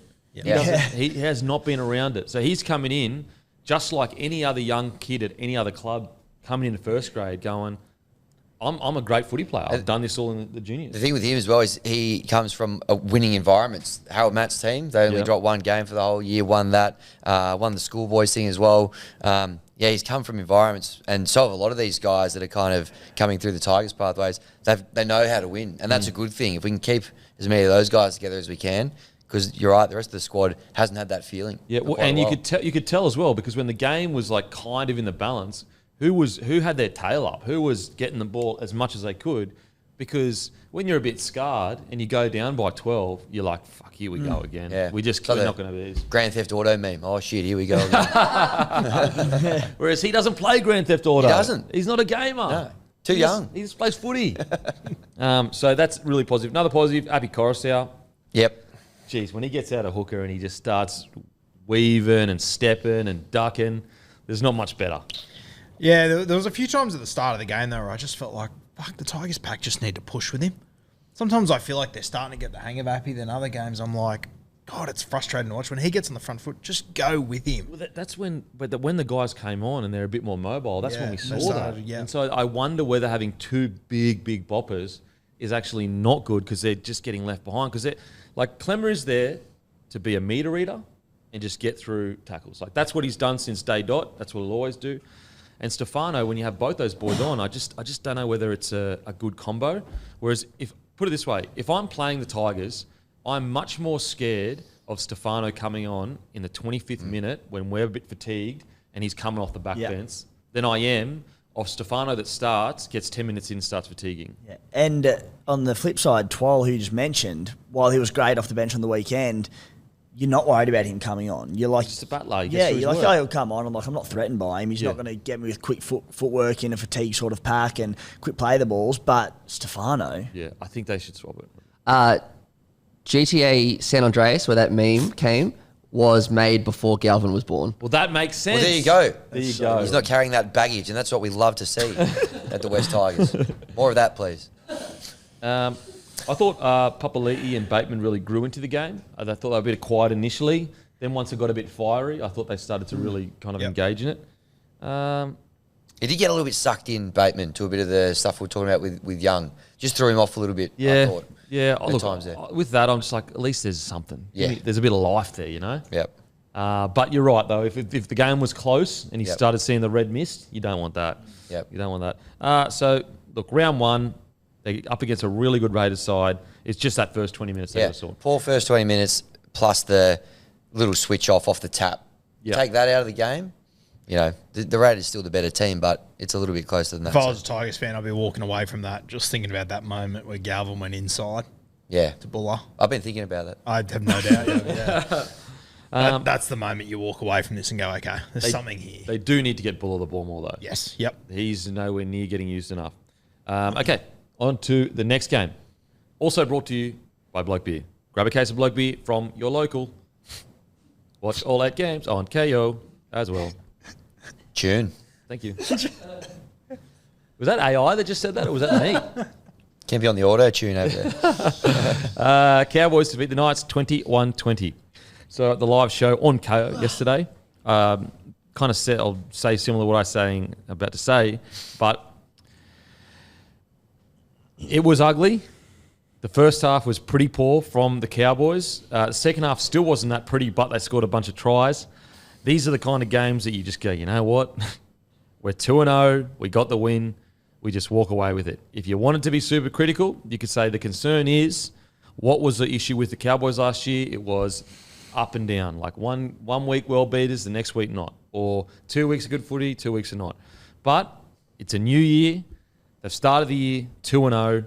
They got the win somehow, some way. I think you just go, as a Cowboys fan, you go, you know what? We're banking up those points early. That's all we need to do right now. We'll sort out the clunky stuff later in the year. What do you reckon, Rude? Yeah, I reckon both coaches would have walked away from this pretty filthy. Todd Payton, obviously, a little bit happier to get away with 2 points, but yeah, it wasn't just a bizarre game of football that it was so average throughout all the way through, but it finished off super exciting, going to extra time. Yeah, look, this is one of those games. I'm not going to read too much into it from both sides. Both were very clunky. Both were very poor. At least the Cowboys we saw the week before, what they are capable of. I thought the Knights were a little bit grittier, though. They were grittier, to be fair. Yeah. But I still think there's a lot of things there that Newcastle wouldn't be stoked with from their game. But they were better than last week, no doubt about that. Mate, heel on Lukey. That's devastating. Far out, man. You're just like, how do you get that unlucky? And you got other players that, injury-free friggin' nearly their whole career. You know what? Like, he's so freaking talented, but now he's going to give Finay Filiaki an opportunity to show what he can do. Like, it could compound very quickly there. I honestly thought he could have been Maroons this season. Now, agreed. Looking like, 6 to 8 weeks out or something. It's such a shame. Especially when you see, like, he's so young as well. Yeah. Far out. Like, he hasn't really been, through luck, hasn't been given the opportunity to show what he can do. His back row partner, Nanai, 11 runs, 100 metres, 40 tackles. You just love that. to see it. Yeah, I mean, I cannot wait. When he starts hitting his peak mid-year, cannot wait. I've been pretty disappointed by his start of the season defensively. Really? Yeah. Wow. He let in a try, Adam Elliott's second try. I just think some pretty ordinary defence. That was Scotty Drinkwater. Let me get the highlights up mid-show. I've just got in my notes from the other day. No, so Scotty Drinkwater, first try, he was in the line, he just missed the tackle, and then Lukey came across, he got fended by Adam Elliott. Maybe it's a second try. Maybe it was Lukey. It was second try, yeah. So, it was the second try. Yeah. Maybe it was that one, but the first one was definitely Scotty Drinkwater. No, it was second try, not first one. Okay. Yeah. In attack. Superstar, we know that. Just defensively, I just thought there'd been some poor efforts. There was one last week, it might have been on Flegler or someone on the line, and then another one this week. You're a hard man, 40 tackles, only 2 miss. Yeah, but... You're a tough marker. But a bad miss. Bad miss, Ken. No, I understand what you're saying. I understand what you're saying. Yeah, that's it. So you're basically saying I hate Nanai. Is that what you're saying? Pretty much. Look, I get what you're saying. Like, he's a top-tier back rower. He has this really bad miss. The way I see, when you have 40 tackles, you miss 2, I'm willing to go he's fatigued and he's going to make a dumb decision. And look, it's a lesson for everyone else in the competition. When you got one of the best 9s in the competition in Jack Hetherington getting into dummy half and throwing seeds like that, you got to be ready. I couldn't believe it. Oh, okay. I'm looking at it now, and it was, mate, it's a shocker. And it said it was Hetherington. So he's just here. There's no one on him, and he's just in no man's land. Did he get past the ball, though? He's just trying to get line speed for his outside bend there, I'm pretty sure. Yeah, so he's just trying to get up, and he's looking at the dummy half. Yeah, maybe I'm too harsh on him. So do you reckon that was him that should have tackled, not the outside man? Well, Chad got too far in front of the ball as well because the gap opened up for it. But I think there was only one runner going at them, and he's Hetherington split him in half. What happens in Hetherington dummies though then? Because then he can't help Scott Drinkwater. Like if he just goes, that's my man. Yeah, there was also, he would have had to go around the post to get there. I think, don't get me wrong, Chad didn't help him. Chad shot and got ahead of the ball, and that's where the gap opened up. But when you're getting cut through from a Hetherington ball at dummy half, it only annoys me because I think he's such a freak in an eye, and I just want to see him get these defensive lapses out of his game, and I thought it happened in round 1 as well, so it's 2 weeks in a row. So you know what? New segment, Timmy's turkey slap. We're just, he just turkey slaps a bloke and brings him down. No, it's fair. It's fair. When you're a top tier back rower like Nanai, you want to nail those. And when it happens as a one-off, it's whatever. It's not a part of their game. But we've seen things like this happen with Nanai for the last 2 years. See, I'm just happy when you're rolling through 40 tackles a I'm game. terrified of the big swinging dick of Timmy Williams next week. What's your turkey slap next week? I can't wait. So look, from my perspective, if you're Nanai, you're running for 100 metres, you're doing 40 tackles, I'm happy. Like, okay, you might have an error here or there, or you might, miss a tackle. I just think it's such an upside. I'm happy with it. We spoke about it last week that the rotations didn't look right for the North Queensland Cowboys and their interchange, and we sort of spoke about that. We thought, it was sort of score dependent. I think this week is more so what you'll see. Ruben Cotter playing 66 minutes. Nanai big on the edge. Tamalolo, good to see him play big minutes. And your bench sort of went back to Neem 30, McIntyre 16. And Finay Fuiaki, he obviously had to play 55 coming onto the bench, onto the edge. But I think that's more so what they'll look like this year. Also, it got released that Tamalolo has cartilage damage or something in his knee. Yeah. And so basically the reason why they only paid him 20 minutes is because if they play him big minutes early in the season, it's going to wear thin by the end of the season. So I think it makes complete sense whenever they're up and they don't need him out Get there. him off. Yep. Smart. Cowboys had 10 errors in the first 36 minutes. It was so bad. A lot of those were out of their own end early in set. And it was like, I thought the Knights almost could have capitalised more. Yeah. But you can sort of look past that and go, because they were so good in week one, they were really poor in this one, but to have that many errors and still get away with a win, it's like, it's a weird way of looking at it, but it's like, it's a good sign. Just take it. I will say, and we say this, like every 10 to 15 games, Val Holmes rocks up and just says, not interested. Not today. Not today, guys. Look, I've done it for Australia. I've done it for my state. I've done it for my club. Someone else is going to have to carry I the will load run today. through a brick wall for you 14 out of 15 weeks, but I need a week off every now and then. And isn't it amazing when it is that week, you can see from the first touch? You Yeah, just go, from the "Oh, first touch, you just go, oh, okay, Val's having one of those days. Look, Val is so established. He's been such a big dog for so long. Yeah, it was a Barry Crocker, but you know what? He's earned one of those every 15 games, I think. And people say it's easy in hindsight, but when he was lining up that kick at the end, I was just sitting there, oh my God, this is head noise central right here.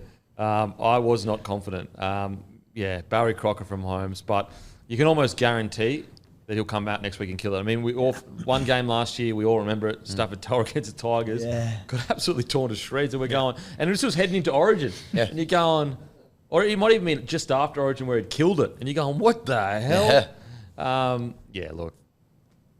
One bad game from Holmes a year, he'll be totally fine. Yeah. He was team of the week before, so there you go. He'll be right back. One moment I loved, Kemp, he was just like, the Cowboys couldn't put it together. The attack was out. They were dropping balls.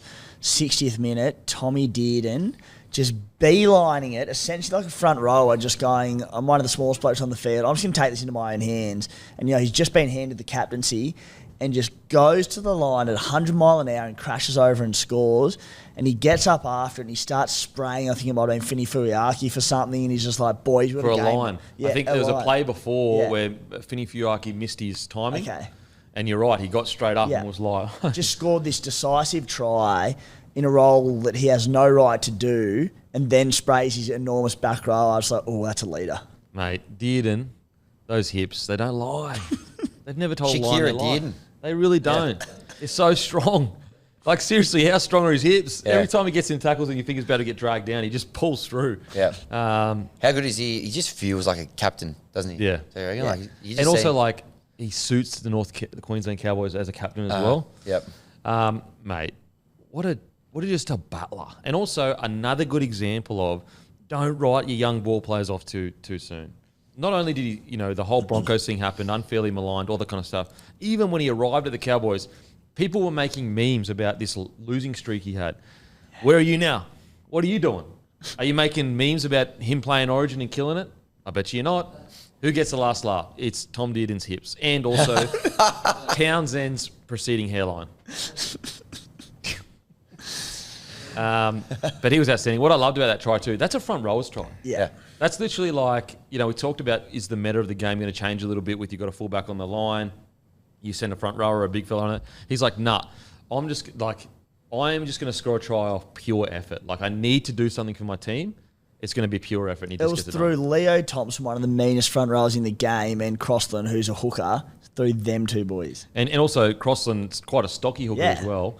I actually thought Leo Thompson was quite good on the weekend, much better than round one. I love the way that they use him, how they just get him wider and just send him at the halfback all day. It'd be a nightmare going into that game in the week. We've already talked about Coffer's incredible attacking ability. 53 tackles, 0 misses. I thought the hooker was great too, Reece Robson. Yeah. Very impressive. Is he the front runner for the 9 jersey for you? Where are you at with that for New South Wales? I haven't given it a heap of thought. What do you got? Don't lie, Guru.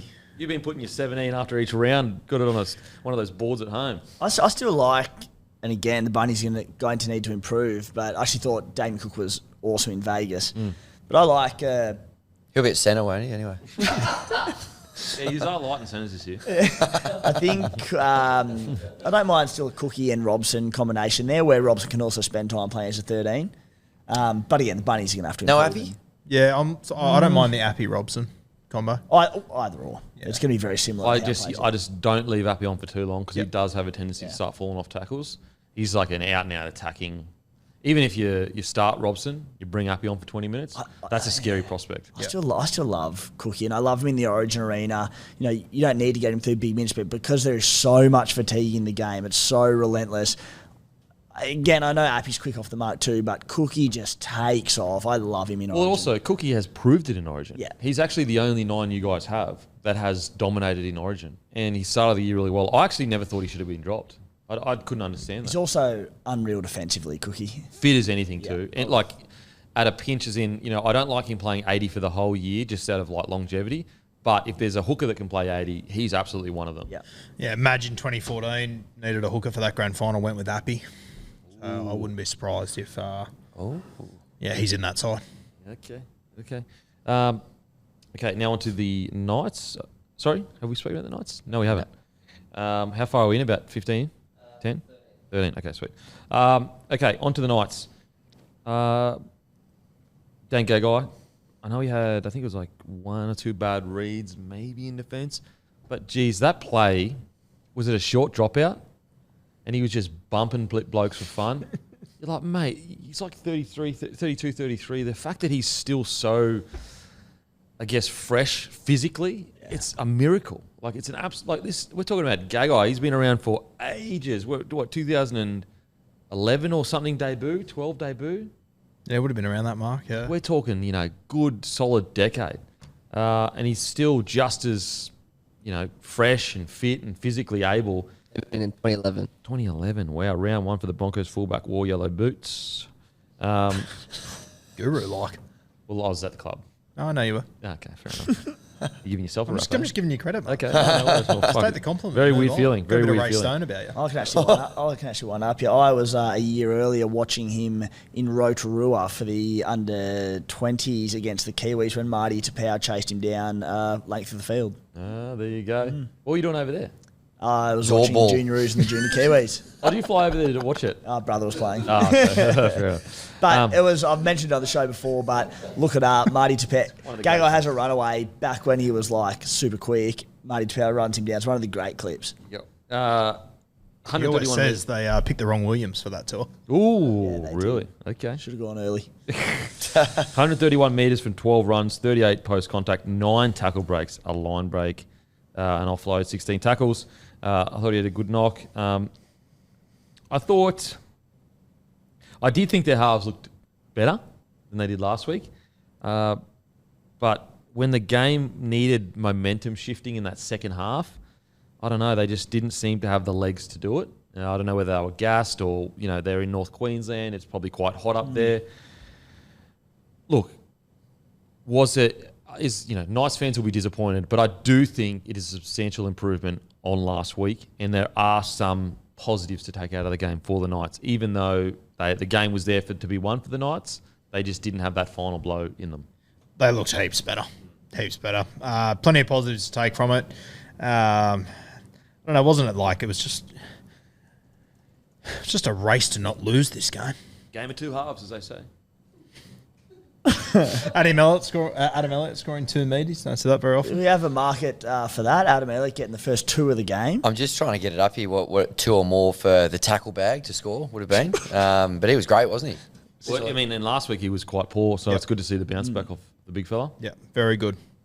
KP, a little bit off this week, and also last week a little bit off too. Like he looks super fit, super explosive, and like he looks like he's trying to make it work. It's just not clicking the way it probably clicked at the back end of last year at the moment for KP. Do we feel like the Knights, and might be being a bit harsh, but like it's 2 weeks now where, to be fair, they've probably been underwhelming, at least off the back of what we saw last year.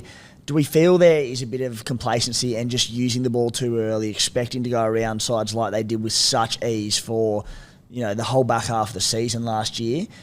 Do they need to get into the grind and earn that right a bit more? Look, I'm not sure about complacency, but I do think that same steely grit that they played with last year, it hasn't been that evident for, especially round 1, and not as much round 2. Like they don't look like the same side when it comes to every single bloke buying in to really, really high standards.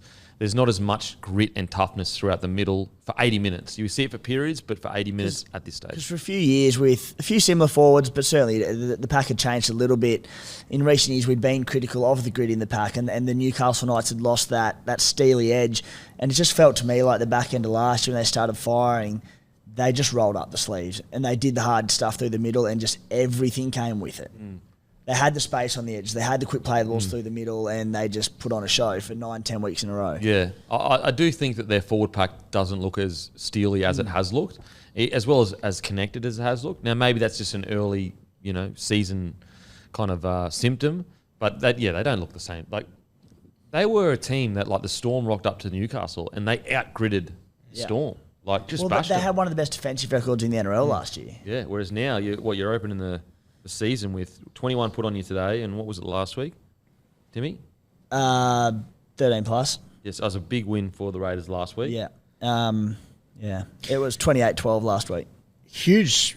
Like this week, Cummings massive. They go back to Newcastle. Melbourne arrive without Hughes, without Munster. This is Got to roll into a Melbourne game after that. Yeah, but like also a Melbourne game that you'll probably be short favourites for. Well, I assume they will be because Melbourne's got all their stars out. But Melbourne aren't giving an inch. Pezzard's been bloody good. So, But it's just going to add more pressure if they go 0-3. Yeah, against a Melbourne team without their superstars. Storm $1.66 in that one, by the way. Still. Knights 2.22. 220. Jeez. Yeah. And you look at... It's at Newcastle, right? Yeah, it's at Newcastle, yeah. No Nelson, no Hughes, no Munster.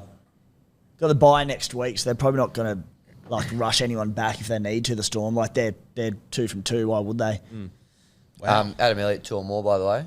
100 to 1. Stop it. Yeah. The big fella. Look, let's get some positive for the Knights. Kai Pearce-Paul, I thought he was outstanding. Yeah, he looks good. He's obviously, that's his second game in the NRL. He'll take a little bit longer to warm into it. Obviously, I think another fact you've got to consider with him, that was played in North Queensland. He's a Pommy playing his second game up there in the heat, humidity and whatnot. We weren't up that far north, but humidity got to me yesterday. We were sweating a storm. Cutlets. It's a bad day to be a cutlet. Kai Pearce-Paul managed to get out the whole 82 minutes, so he'll keep improving on it. Do you think Dylan Lucas comes back in on that edge? I think you keep him there. I thought he was great. 11 runs, 100 metres, 49 post-contact, a tackle break, but 28 tackles, 0 misses. I'd be surprised if Dylan Lucas doesn't start. You reckon put him straight back in? Yeah. Big raps on Lucas. He's a good footballer. They'll find ways to get Kai Pearce-Paul into it. As Guru said, it's only his second game in the NRL. You don't need to rush him. The fact that he got through 82 minutes in Townsville is mental for a Pommy. But just ease him in. We don't need to rush him. He's a good footballer, Dylan Lucas. Really good footballer. I think that when you play like that in a losing side and you were really good when you came on, I think you reward it. I think that he's not a rookie. He's been playing top tier footy for quite a while now. I'd put it this way. It's more of like if you play that well, you shouldn't be bitten dropped, especially when the guy that's been injured and is going to come back in was injured or suspension? Injured. Lucas. No, HIA. HIA? Yeah. Like he didn't set the world alight in game 1. I think Kai Pearce played well enough to not lose his spot next week. Now, if Dylan comes on and kills it and or that, then obviously. But yeah, I reckon he keeps his spot. I would put him in keep spot. Interesting watch. I mean, what a luxury for Newcastle. Yeah. Jeez, good So spot to be good. in. Some positives as well. Leo Thompson, I thought he was really good. Definitely better than week 1. It was really, really good week 2. He's a goer. He's got and like it's probably unfair this early in his career, but he just feels like to me he's got a bit of like Fisher Harris. He absolutely does. He's got that alpha about him. And you know what, like the Saifidis have been the main guys there for a long time, but man, Leo Thompson, 60 minutes, he's starting to really impress up there. Yep, agreed. Anything else on the Knights there? All good, mate. Oh, just a quick stat from the game. Cowboys went for 2 repeat sets attempts, didn't get the ball back both times. Yeah, right. And they were actually one of the better. I think they were the best team at it last year as well. Yeah, so they rolled a couple in both times, didn't get the ball back. Fuck. Yeah. Me and Timmy were yelling at the screen at that point. I can't forget that. Hate it. Yeah, so better than last week. Hopefully the Knights can build off that. They definitely need to beat the Storm at home with the Storm missing. Just off that, yeah. Just, Hammy, have my testicles rolled over there or what? Just off the back of that, I was talking to Timmy yesterday. I can't remember which game it was we were watching, but off the line dropout, I think it was 7 dudes on the 10 metre. It's like rugby union style. Roosters Manly. Actually, wasn't there one where they went deep and there was no front rower there to take the hit up? Oh, God. Oh, man, super weird. Okay. I wonder if maybe, sort of coming back to it again, I wonder if that's where Craig Fitzgibbon's thinking is. If he goes, hey, if you see 7 dudes there, kick the shit out of it, and maybe it'll just throw their set out of whack a little bit. Yeah. Maybe. I don't know. Or maybe, they've got numbers that suggest that they make errors first 3 tackles, or we can, I don't know. But I'd love to know why Fitzgibbon and the boys don't do that. Yep. Maybe it's sending a message like we want to defend. We're not worried about wanting to get the ball back. We actually enjoy defence. That could be it as well. Sure. Okay. Also, a reminder, you can watch all 8 games on Kayo. You can also grab a case of bloke beer from your local. Storm defeat the Warriors 30-26. Holy shit. You spoke about it yesterday, Guru, but Warriors might be the best team to go 0-2 to start the season that we've seen in a long time. I think they look unreal. They look unreal. And any other side, including the Panthers, in my opinion, right now, like as in the form right now, any other side I think they beat. Storm at home, couple of tough calls that didn't go their way that I thought were quite tough calls by the video ref against the Warriors. I thought they were incredible. The second half was premiership level winning football by the Warriors. I thought they were outstanding. On the flip side of things is Storm, their ability to hang in that game, even though it looked like for all money it was over, to score those last 2 tries. That inside ball off each back rower to Pappy is an absolute thing of beauty. And what an incredible finish by Coates. The Melbourne Storm do what the Melbourne Storm do. They are never out of the contest. You better put them away. Incredible game of rugby league. Yeah, mate, the highlight for me, Ryan Papenhuyzen, his performance, he was just popping up everywhere. When he scored 2 meaties, 2 line breaks, so 7 tackle breaks. As I said, they're going to Newcastle this week without their halves. Pappy's going to be the main guy there. And is anyone going to be shocked if he puts on a 10 out of 10 next week? Well, he shattered his kneecap. Then was the back end of last year. Was it shoulder or something? And people saying, a bloke who's very small who relies on that explosive speed. How well is he going to come back to this? Can he be anything near his best? Essentially his second full, certainly NRL game back from these injuries, and that's what he's doing. Mate, take out his body. If he just mentally wasn't in the game anymore, I'd get it. Yep. I mean, even like little things, like you could look at like Long gets this long contract. There was whispers in the off season that you were getting shopped around. Even came out and said, almost was a bit surprised by it. And yet he comes out and is the key to a comeback against the Warriors. After everything that he's been through, it's an incredible story. If you've got a young fellow or daughter that wants a player to look up to, he's that guy. We'll talk about the Melbourne Storm, then we'll get into the Warriors. I'll tell you what, I know he had a bit of a quiet game, but Coates like this for a whole season is a very scary prospect. What's that going to do for his confidence and his finishing ability? All them times where the winger gets one-on-one and they'll say, they take the safe play and they'll go back in field.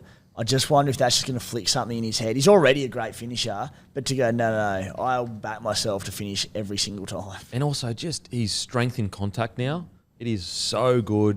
You know, ironically, it almost seems like a distant memory where we were sitting here going, wow, Coates is almost the first, like, big star to go down to the Storm and not go to a whole new level. He was actually quite a bit quiet. And I know there's injuries here or there, but for the first year or two, he was pretty quiet for this. He was an Origin player when they signed him. Yep. And so that almost feels like a distant memory now. You're almost going, I can't even remember a time where I was doubting whether Coates would go to another level.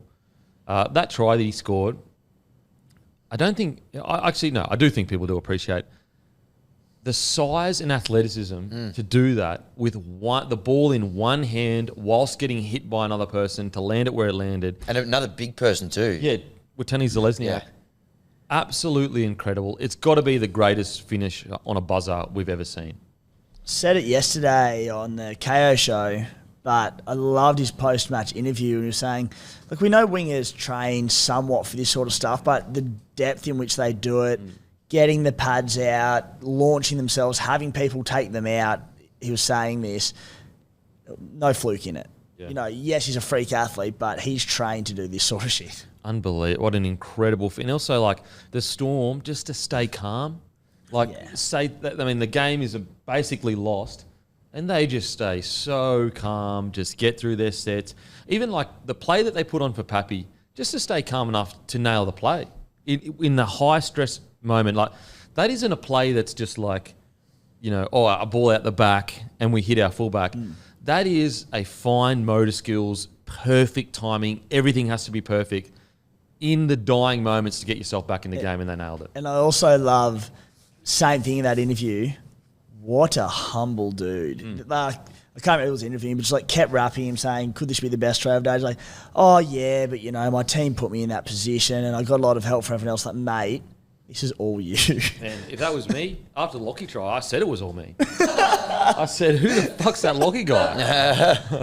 I don't feel like I'm getting enough praise for it. That's what I thought. Still don't. What amazing. Best, like, obviously you've got grand final finishes, blah, blah. But when it comes to, like, individual winger finishes, all that kind of stuff, it's the greatest I've ever seen. Yeah, incredible.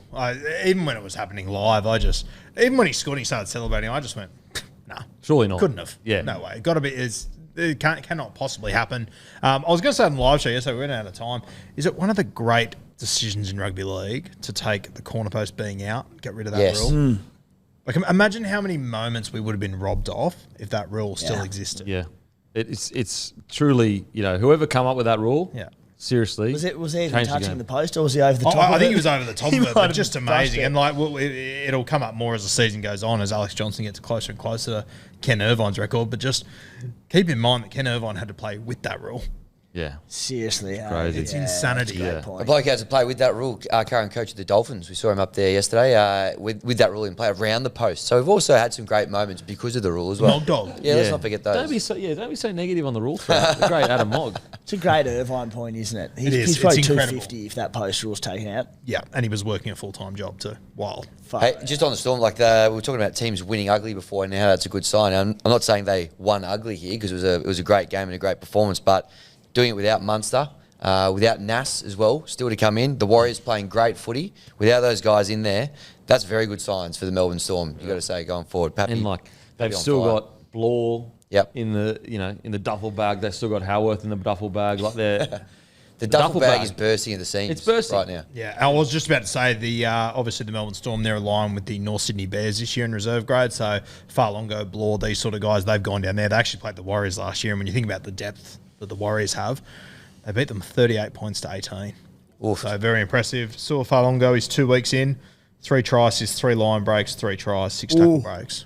Oh, jeez, Louise. Could be anything that kid. Hey, just on Hughes, bit stiff, going to miss a week. Pushing the ref.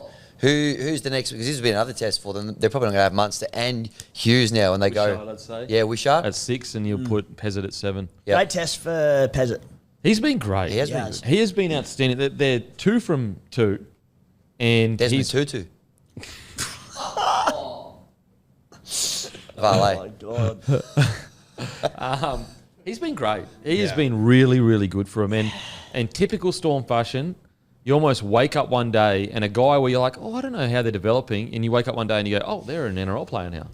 I wonder, like, now, if you assume that Wishy jumps into the halves, leaves a 14 spot open, I wonder if he plays Farlogo off the bench next week. Yeah. Imagine if you get KP, Pappy, and Sewer on the same field. Far out. There might be an arousal limit that you're not allowed to do that. I reckon it could happen. My zipper's going to be doing overtime. Oh, wow. The old Zip Zillman. I wouldn't try to see Farlogo at 14 at some point. The Hughes situation. Where's the common sense, bro? Yeah. Like, come on. What are we doing here? You really think that he's sitting there going, yeah, I'm trying to put, like, he was like, yeah, you know, I'm going to push the ref. Like, tell me the next time, is there, first of all, that happens so rarely. Is there really going to be a next time where they're going to be like, oh, wait a sec, Hughes got done for a week for accidentally. If we want to suspend blokes, it's for the grabbing of the ref, like turning them around. That's what you suspend. Not for in the heat of the battle, a try might be scored and might not be scored, and you're not even thinking, you're just thinking of saving the try. I think it's craziness. Absolute craziness. Surely Luai's one last year was way worse. And also, on top of that, did anyone watching that game even remember that happened? No. Like, it's a Streisand effect. Now we're all talking about it, where you could have just gone, look, wasn't a big deal. No one's talking about it. We just move on. Give him a fine if you have to. Fuck. Yeah. It's not like he pushed him and kicked him and spat on him. Like, it's just... He's trying to save a try.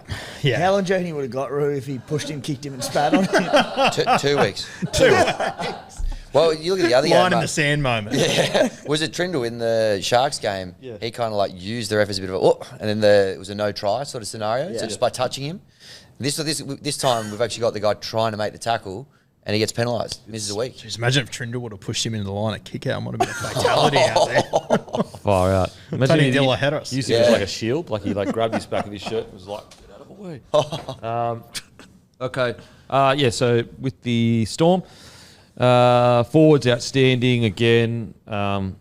Mate, they're building something. They're building something very special there, I think. I think that after seeing 2 rounds of the way they've played without Munster, without Nas, I think it's pretty safe to say that they should be challenging for a premiership this year.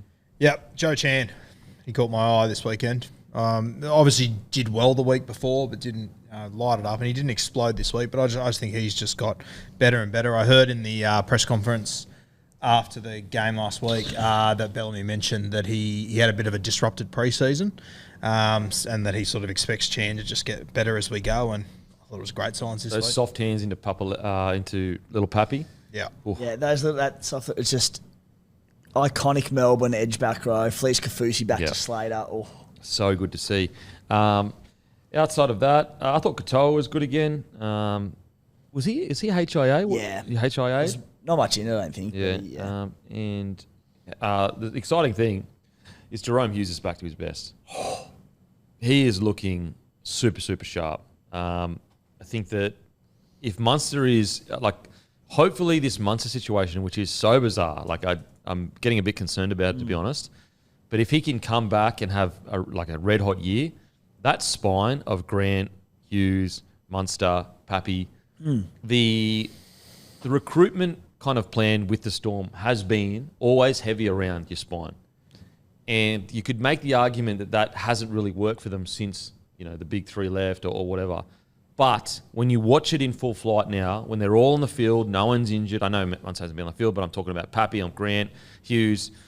You do see the fruition of their planning kind of.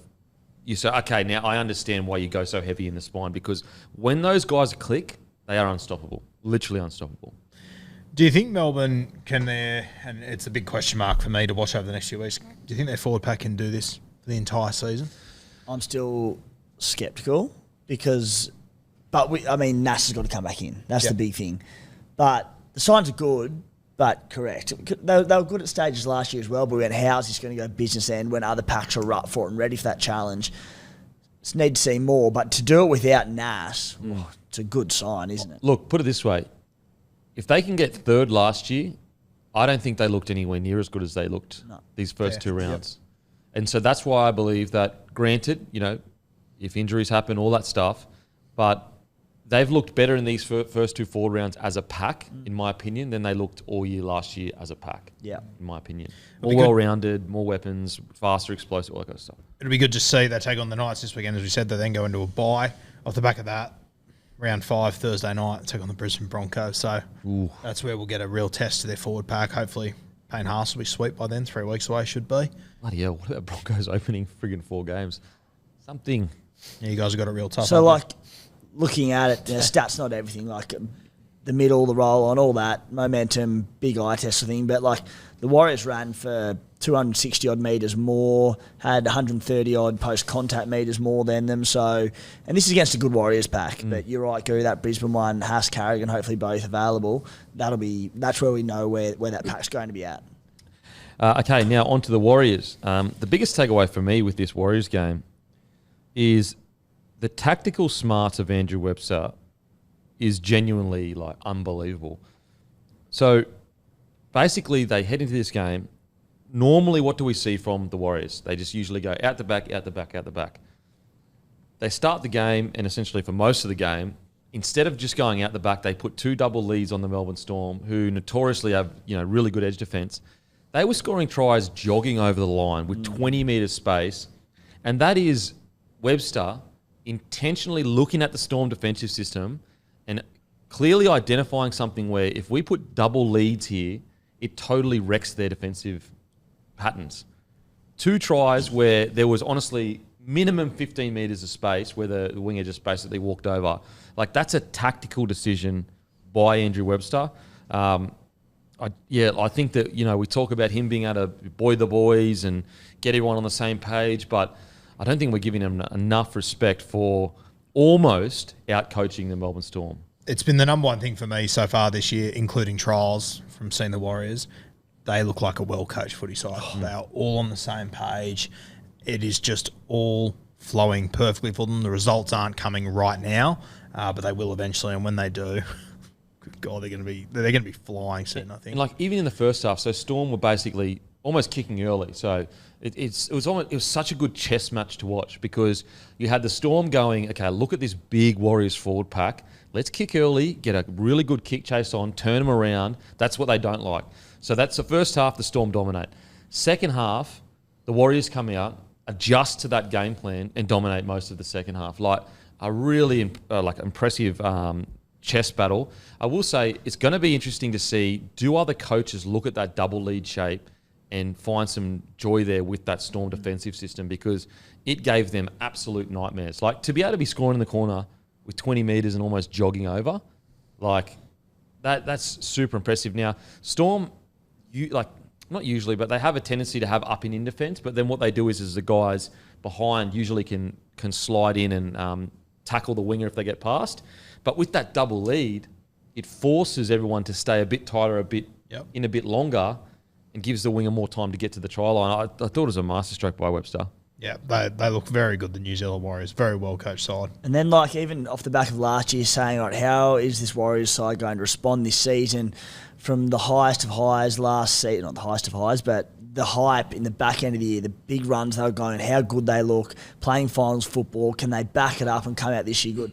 Yes, they're 0 from 2, but even in this one, they were down 18-6 at halftime. They wrangled back the lead, and it took one of the most freakish tries we're ever going to see to take that out of their hands to what would have been quite a famous comeback victory. Even, I think it might have been Pezzett going for a 2-point field goal, charged down into the Storm hands, late in the game. It was so much to like about the Warriors' performance. And another tactic that almost went against the grain. So the conventional wisdom is don't kick to Coates. They said, no, we actually are going to kick to Coates because we don't want him taking that second hit up. On top of that, we feel if we kick to him long enough, he will make a mistake. And if there is one knock on Coates' game, sometimes those big pressure, eventually he'll make an error. It's just what an incredible game plan from the Warriors. I think that they should absolutely walk away with their head held high. I think the big thing to take away too, their game plan has just been on point, and the big talking point, Wade Egan and Chance not in this game. Yeah. How important have we said that these two are for the last year or so? Wade Egan in particular, I tipped the Warriors to win when he got ruled out. I almost fell off my chair. I thought, oh shit, I don't know how they'll go now. But Ossick came in, did a really good job. Hopefully they get Wade Egan back next week. Chance, was he 2 or 3 weeks away? Yeah, it should be about 2. Murata Niokore to come back in as well from that foot injury. Another thing that's going to be exciting to watch in the future. So, remember last year we were kind of talking about that Broncos game where the game was in the balance and they didn't have that star to swing momentum? They're down 18-6. What did RTS do? Yeah. Totally swung momentum for them and nearly basically won them the game in that momentum period. And what excites me for the Warriors now, heading into finals footy, which they most likely will, I'd be shocked if they don't make the 8, with RTS in your side, they can do crazy things. He's at the Storm in Melbourne. His second game back in rugby league in centres. They're down 18-6. They need someone to do something incredible. Who does it? RTS does it. If you had to come up with like a power rankings right now, Warriors 0-2, I reckon I would have them 4, 5, 6 right now, even though they're 0-2. They seriously might be in my top 4, even though they're 0-2. I know it sounds bizarre. I think performance-wise, they have to be. When you look at, like, I know, when you look at that first 20 minutes of the round 1, and then you look at the way they performed against the Storm, maybe top 4's being a bit hyperbolic, but at the very least, they're in my top 8 right now. At the very least. Definitely. Yeah. So great performance from the Warriors. They still don't have Chance back, Niokore to come back. Like, there's just Egan to come back. I thought Lussick was quite good for him as well. Yep. Who are anyone else stand out for you boys? All good, mate. I think we're good. All good. Just trying to look here. Toya Harris does $1 million as per usual. Fucking unbelievable. I thought it was I know the Storm pack has questions-ish, but I like the fact in a big game against a top 3 side, Adam Fanua-Blake had a great game. Because that's kind of the only question you have to ask against the top tier sides. Can Adam Fanua-Blake influence a game? And he did it against the Storm. And he really took it to him. Yep, absolutely. 60 post contact. Wow. 14 runs, 155 metres. So he was averaging against the Melbourne Storm more than 10 metres a run. Okay, on to the next game. Manly defeat the Roosters. Now, guys, we did watch this game, but obviously we were mingling with people. So, like, if there are little things that we miss or whatever, we apologise. But just being honest with you rather than going, we watched every single minute of every single second game. Usually when we come in here, we've watched every minute of every game. These 2 games, a little bit less because obviously we were busy working. There's a bit of mingling happening. Bit of mingling. Were you mingling? Absolutely. Nice. Might as well call me Lara Mingle. Doing that much mingling. Lara Mingle? Yeah. Were you tingling? Yeah, absolutely. I like that. Absolutely. I like that. Okay, so Manly versus Roosters. The biggest takeaway from me on the broad scale of things with this game is Manly's forward pack dominated the Roosters. And I guess the only question we had with Manly, well, the 2 questions we have with Manly heading into this game, this year, 3. How will Brooks go? Can Tom Trbojevic stay fit? And is their forward pack a top-tier forward pack? Right now, it's tick, tick, tick. Mm-hmm. They have been unbelievable to start the year. They have absolutely exceeded my expectations as a team. And it's not necessarily the fact that they won. Like, if they win 21-14, if you had said to me, predict how they'll do it, it'll be Tom Trbojevic with 3 tries and 2 try assists or something like that. It was with a dominant forward pack that dictated the game essentially from where to go. Incredible performance from Manly. Yeah, I'll be the first to admit I did not watch this game anywhere near as close as what I normally do for games. But, mate, every time I looked up, I thought Paseka was unreal. He's really come on over the last 2 years or so, and obviously got that injury last year, which had me worried if he was going to return, but return to the same level as he left. Against the Roosters, the Goo Roosters. No comment. But yes, Paseka, I really liked the look of him. He looked good. Ola Kawatu, just as always, every time I looked up, he was doing stuff. If you're picking a blue side, he's in the starting side. He's right up right there, now. yeah. Like right now, I'm picking him at 85 edge. post contact meters. Yeah. Unbelievable. Hard to leave out. Post contact smiles as well, apparently. Yeah. Speaking of post contact smiles, Brooksy again looking happy. Another week into his post Tigers career there. Line break assist, try assist. Held up over the line a couple of times as well. I did say maybe have a look at him on the Kayo stream. Yeah. As an anytime try score. Got very close a few times. You know how they have post contact meters? Do you reckon they should have a new stat, post contact Tigers? So like we measure how well players go after just they to rub leave. it in a little bit more too. Yeah. Yeah. No, I don't think we should have that stuff. Where's the HR department here, bloke? I'm trying to keep upbeat. I've got my fin out. But he look, as much as it's a little bit painful to say, He looks great, doesn't he? And you said it was one of the big question marks over Manly at the start of the year. Can he produce his best footy? Can Turbo over 200 metres again? Geez, he does not look like he's hindered in any way. No. How many one off the ruck hit ups is he taking? Just going, give me the ball, give me the ball. We need some momentum, give me the ball. As you said, Kempy, he didn't do a lot in this game by his standards yesterday. It was blokes around him, like Ches was pulling the strings. Luke Brooks was fantastic. Which is a great sign. But even the scoreline, as you said, Brooks was a whisker from scoring. Ola was denied by an inch once or twice in this game. And the same thing happened in Vegas. There could have been another 3 tries. Their point scoring potential is so high.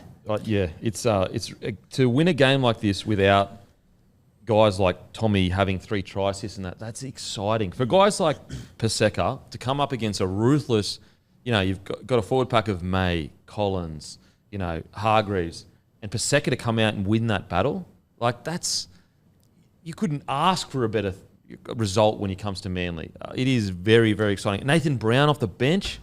Are you kidding me? He comes straight on and immediately was ripping and a tearing. It's the year of the brown dog. Year of the brown dog? He looks so good. He looks so good. And his role is simplified. He looks confident. He looks happy. And also, he's on peanuts. He only just got an official 30, upgraded to top 30 before the year started. As we said the last couple of weeks chatting about him, he brings so much mongrel to this pack and they needed it, I think. Yep. And also, I think speed through the middle. They got their big boys, but when Bullimore and Brown come on, it puts the momentum, it brings it up. I just couldn't believe how many times I would kind of look up from conversation, and aside from maybe the first, 20 or whatever, it always looked like the Sea Eagles were in control. It always looked like they had good field position, the kicking game was on. Aside from that, so DC, we did the live show, and Guru's like, mate. I was just about to tell this. Oh, you can tell then. I said in the live show, I said, the kicking game DC could be the difference. Anyway, I'm sitting there, so I'm getting stuck into a bit of food, and I see these 2 idiots call out and they go, Guru, what about Chez's kicking game? And I didn't see it happen. I went, yeah, and I turn around and I have a look. Ches has got the ball 10 metres out from the Roosters line, kicked to the corner and found touch on the 20. Good. Love that. Absolutely. Never see DC ever kick like that. He shanks it 20 metres backwards. Scrum it down. Have a breather. That's right. Guru and I did the Hello Sport live stream for the Rabbitohs Broncos game the other night, and I was rapping Piakura and how he was just going to give Ilias nightmares and that. I reckon I didn't even finish the 10th sentence. Got one-on-one with him at full speed. Ilias just chopped him. He dropped the ball. I was like, I'll show myself out. Thanks. Really, really good stuff I also think because I did see most of the game, I do think Jake Trbojevic looks a bit looser through the middle, less, he's ball playing a little bit more. He's getting through better work, not as shit work. And I don't mean the work that he's doing is low quality. What I mean is you don't want your premier players having to get through all the tough shit stuff, especially when Jake Trbojevic, it's been put away for a few years now, but the thumbs up. That's been away. That's been out. But he came into NRL with a really good ball playing ability, really good connective kind of 13 front row when he wanted to be. And I did see shades of that yesterday. You'd say he was one of the OG ball playing locks at the start of this ball playing lock revolution. About 8-9 years ago, probably a bit too far back. But you're right. He had put it away and just become more of an up and down. Like a prop forward, playing as a prop. But when he's at his best, he is linking up with particular Tommy Trbojevic. They've got such a good combination. It opens him up, doesn't it? As soon as Tommy's on that field, it's almost like he feels comfortable to start doing that. Ola Kawatu, we spoke about it a little bit, but I tell you what, you could not put a better foot forward for that vacant edge back row jersey. He is terrifying.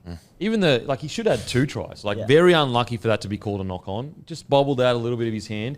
But what I also love about what's happening at the Manly Sea Eagles is you'd be shocked at how many times edge back rowers that are super damaging don't get put in a position to just run straight at the 7 or the 6. You'd be, you shouldn't be shocked because you see it every weekend. You've got these beasts on the edge. And how often do they get tackled by the 6 or 7? It's 3 or 4 times. What I loved about Manly is they were just openly saying, Kiri, just try and tackle him. I loved, he wasn't trying to step. He wasn't trying to crab across field. He was just going, you do your best. Really, really good stuff with Ola Kawatu. It's cropped up a few times on this podcast. Don't try and overcomplicate things. Rugby league can be a simple game. You get Olaquatu running full steam at Luke Keary, things are going to happen. Stoked for Tommy Talau, get his try and also get his chance on the wing. Cooler, a try assist, 173 metres, 42 post contact. A tackle break, 2 line breaks, a line break assist, 2 offloads, 9 tackles, only 1 miss. I believe Tommy Talau got injured in this one. Yeah. Ankle. So we'll see what happens. Those usually look worse than they very painful initially, but usually you're looking at unless he's really done damage, you're looking at 2-3 weeks max. Sometimes you can bounce back straight away. Yeah, so you're probably looking at Vega next week. Yeah, up on the sting then. But cool. In round 1, I know he didn't get in open space, but he looked super sharp in Vegas. He looks ready to go this year. Doesn't he just feel like still just untapped potential? Yeah. We've seen him do things that not many guys can do, but he still feels like he's got so much more to give. We've spoken about Brown. Yeah, look, Manly, seriously, you could not ask for more. The challenge will be is doing this for 27 rounds. The challenge will be, can these forwards have this same intensity at round 20 or round 25? The positive is, though, is even at Manly at their best, I didn't see their forward pack being this dominant. I just didn't see it. I didn't know if they had it I didn't know if they had the ability to go with the top tier guys. Not only did they go with the top tier guys, they dominated field position and got the job done. Well, they're going to get a test this Sunday, which I'm looking forward to. Parramatta at Combank. Will be very good. And on Parramatta, speaking about the structure of their side and their bench before and how the injury out the backs potentially cost them the game against Penrith, at Manly, a fullback, Tommy Turbo goes down, Garrett Kokola can be terrific number ones. A centre or winger goes down, Ben Trebojevic slots into centre seamlessly. Number 9, Lockie Croker goes down, Carl Lawton slots in at number 9 and plays big minutes there. They've got so much coverage across their squad. Now, onto the Roosters. Look, still a good start to the year, obviously beating the Broncos. I will say I do think that the gap between them as a top-tier forward pack and other forward packs, I think it has closed quite a bit more than it was a couple of years ago. I feel like a couple of years ago you could out and out say you'd be very confident to go the Roosters are going to go out and bash most sides.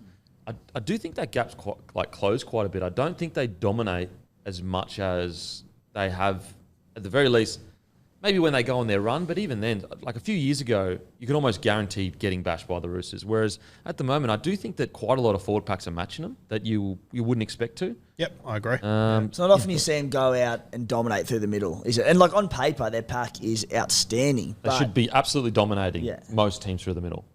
And as I said, you go back 2-3 years ago, they were brutal, absolutely brutal. And maybe that's a case of Robbo going, okay, too many blokes getting suspended. It's costing us, and he's just reined that in a little bit. Because you look at the pack, and aside from Rory Hargreaves, it's not exactly ageing. You've got Lindsay Collins, who was one of Queensland's best last year. Wong, Tupanua, not overly old. Radley, not old. Terrell Mays, probably their best middle at the moment, playing big minutes. So it's... Well, okay, put it this way. Look at explosiveness. On paper, Lindsay Collins versus Paseka, who are you going for? Collins, Origin, plays for Australia. Brandon Smith versus Croker. Smith every day of the week, as in on paper. Yeah. Terrell May versus Aloye. May. Wong versus Olakuatu. Obviously Olakuatu, but Wong is one of the best young back rowers coming through. Then you've got Sitili Tupanua versus Trebojevic. Sitili, for sure, at this stage of his career, would be more explosive, all that. And then Radley versus Trebojevic essentially cancel each other out. And yet, that's what's so impressive about Manly. They've gone, we don't care about paper. Yeah. We're going to dominate you as a pack. Especially when you consider all those names you just read out. Keeping Angus Crichton out of this side. Keeping Nat Butcher on the bench. Egan Butcher as well out of the side. And Connor Watson's playing lock in reserve grade and killing it. Well, I think, we'll see. Interesting, won't it, boys, with Keary likely to miss, I assume, this week due to the HIR on the weekend. Sandon Smith into the halves. Connor Watson to 14, do you reckon? You'd have to assume, wouldn't you? I think so. It excites me. Yeah, I think they're going to look great with Sandon Smith. Yeah. It could be an interesting conversation. If he comes out and kills it this week, let's say Connor Watson plays well off the bench, every chance. Big conversations to be had. Yeah. Now, in regards to performances, seeing Dom Young stride out. Oh, yeah. Holy heck. Dreadlocks flapping in the breeze. Oh, my God. He is, when you talk about specimen, just almost like a Greek statue kind of specimen. Yeah. Except an English one. Even though they are in most English museums. So Yeah. there you go. It's an aren't English statue. Well, aren't museums strange? Like, you just steal people's stuff and you put it in there. Yeah. Like, for example, we conquered Greece. We're going to take all your statues and just keep them. Yeah. And then Greek people have to fly to England Yeah. and be like, I want to see my statue that I used to own. Yeah, give me 20 quid, thanks. Let's go. So not only did you literally steal that statue, I got to pay to see my own statue. Yeah. Makes you think, doesn't it? Strange area is that? Yeah. Ethan, strange areas.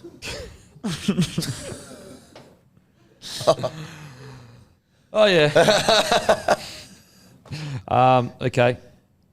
With the Roosters, good to see Teddy looks super involved.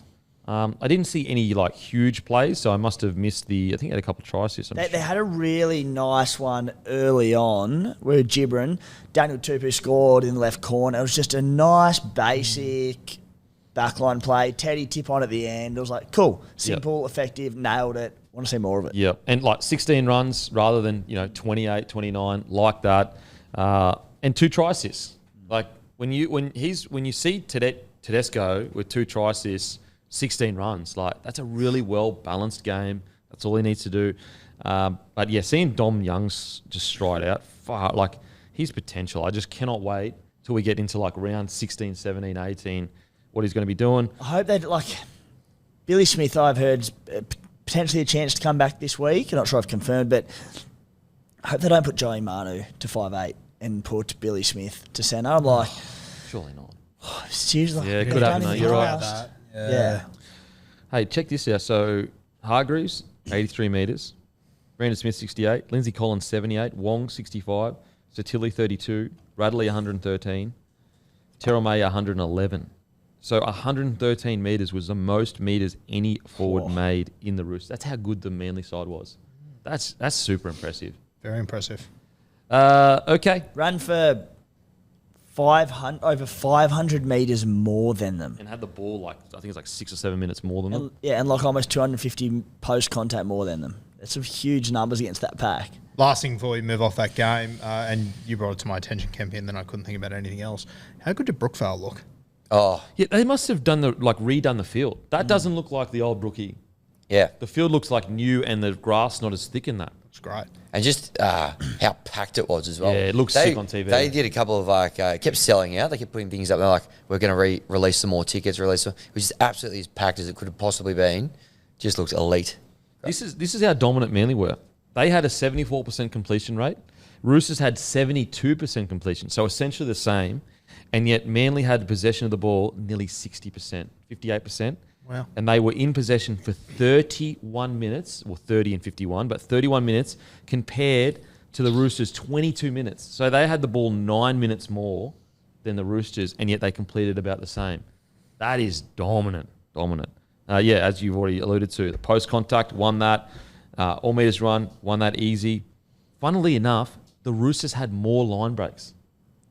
So that just shows you how dominant the forward pack was. Anyway. Next game.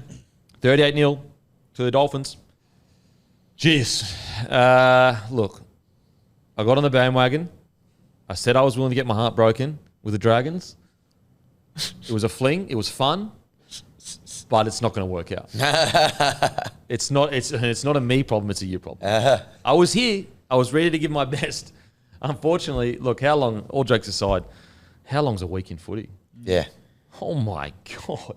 You'd almost rather lose a close match to the Titans and then lose a close match to the Dolphins rather than have an incredible match against the Titans and get absolutely towed by the Dolphins. I made a deal with myself at the start of this game that for every Dolphins try I was going to have a lamb cutlet, and I did not go hungry. Had a vegetable for every Dragons try that was scored too. So cutlet crumbles. Isn't a week can just be eternity in rugby league? And you just got egg on your face because you're so excited.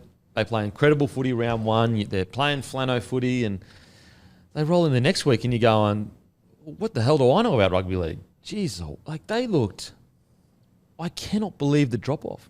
And also on the vice versa. Yeah. I cannot believe how good the Dolphins looked. Big week, a week's a long time for both these teams. They completely did a 180, both of them. Zara will. The Dolphins bounce back didn't surprise me one bit, and I was... Oh, rightio. No, well... Why'd you tip the Dragons? I knew they would win 38-0. Fortunately, there's actually a Kayo show yesterday that should be live on there that I actually wrapped the Dolphins. But the Dolphins bit didn't surprise me. The Dragons bit, I'm so shattered for them because, because they've had a tough few years. We haven't had much positivity about them. Didn't have really any throughout the preseason. Looked right in the second game of the challenge, but it's just sort of back to square one for them. And everything positive we said, it's like, well, what do we say this week? When you say back to square one, it's such a good thing to say because, now that round one is completely erased. Yeah. It literally means nothing. And so all of that goodwill that you've built up, if they went up there, lost by 12 points, you go, yeah, fine, Sweet. It's all good. But now it's like the confidence must be rattled. All of the positive energy that you got from round one, that's all gone. It's just, seriously, it's a disaster round two for the Dragons. I'll tell you what, pre-game, I had some cocky conversations with Dragons fans, and I walked away thinking, you know what, this is great. They haven't had much to celebrate over the last years. It's great their team's turned it around.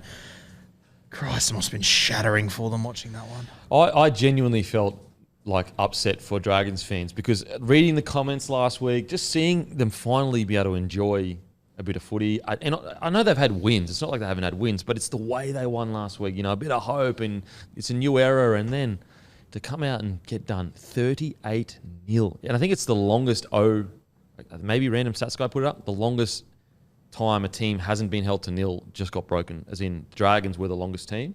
I think it just got broken. And one of the biggest things last season was saying, where did points come from? There's no spark in this side. We saw them put points on last week. Then they put a duck egg up this week. It's like... Yeah. And the other thing is no side has ever been held to nil at the same venue as a bloke live show and not gone on to win the spoon as well. So that's just something to think about. That's concerning. Fans. That is concerning. That's concerning. Yeah.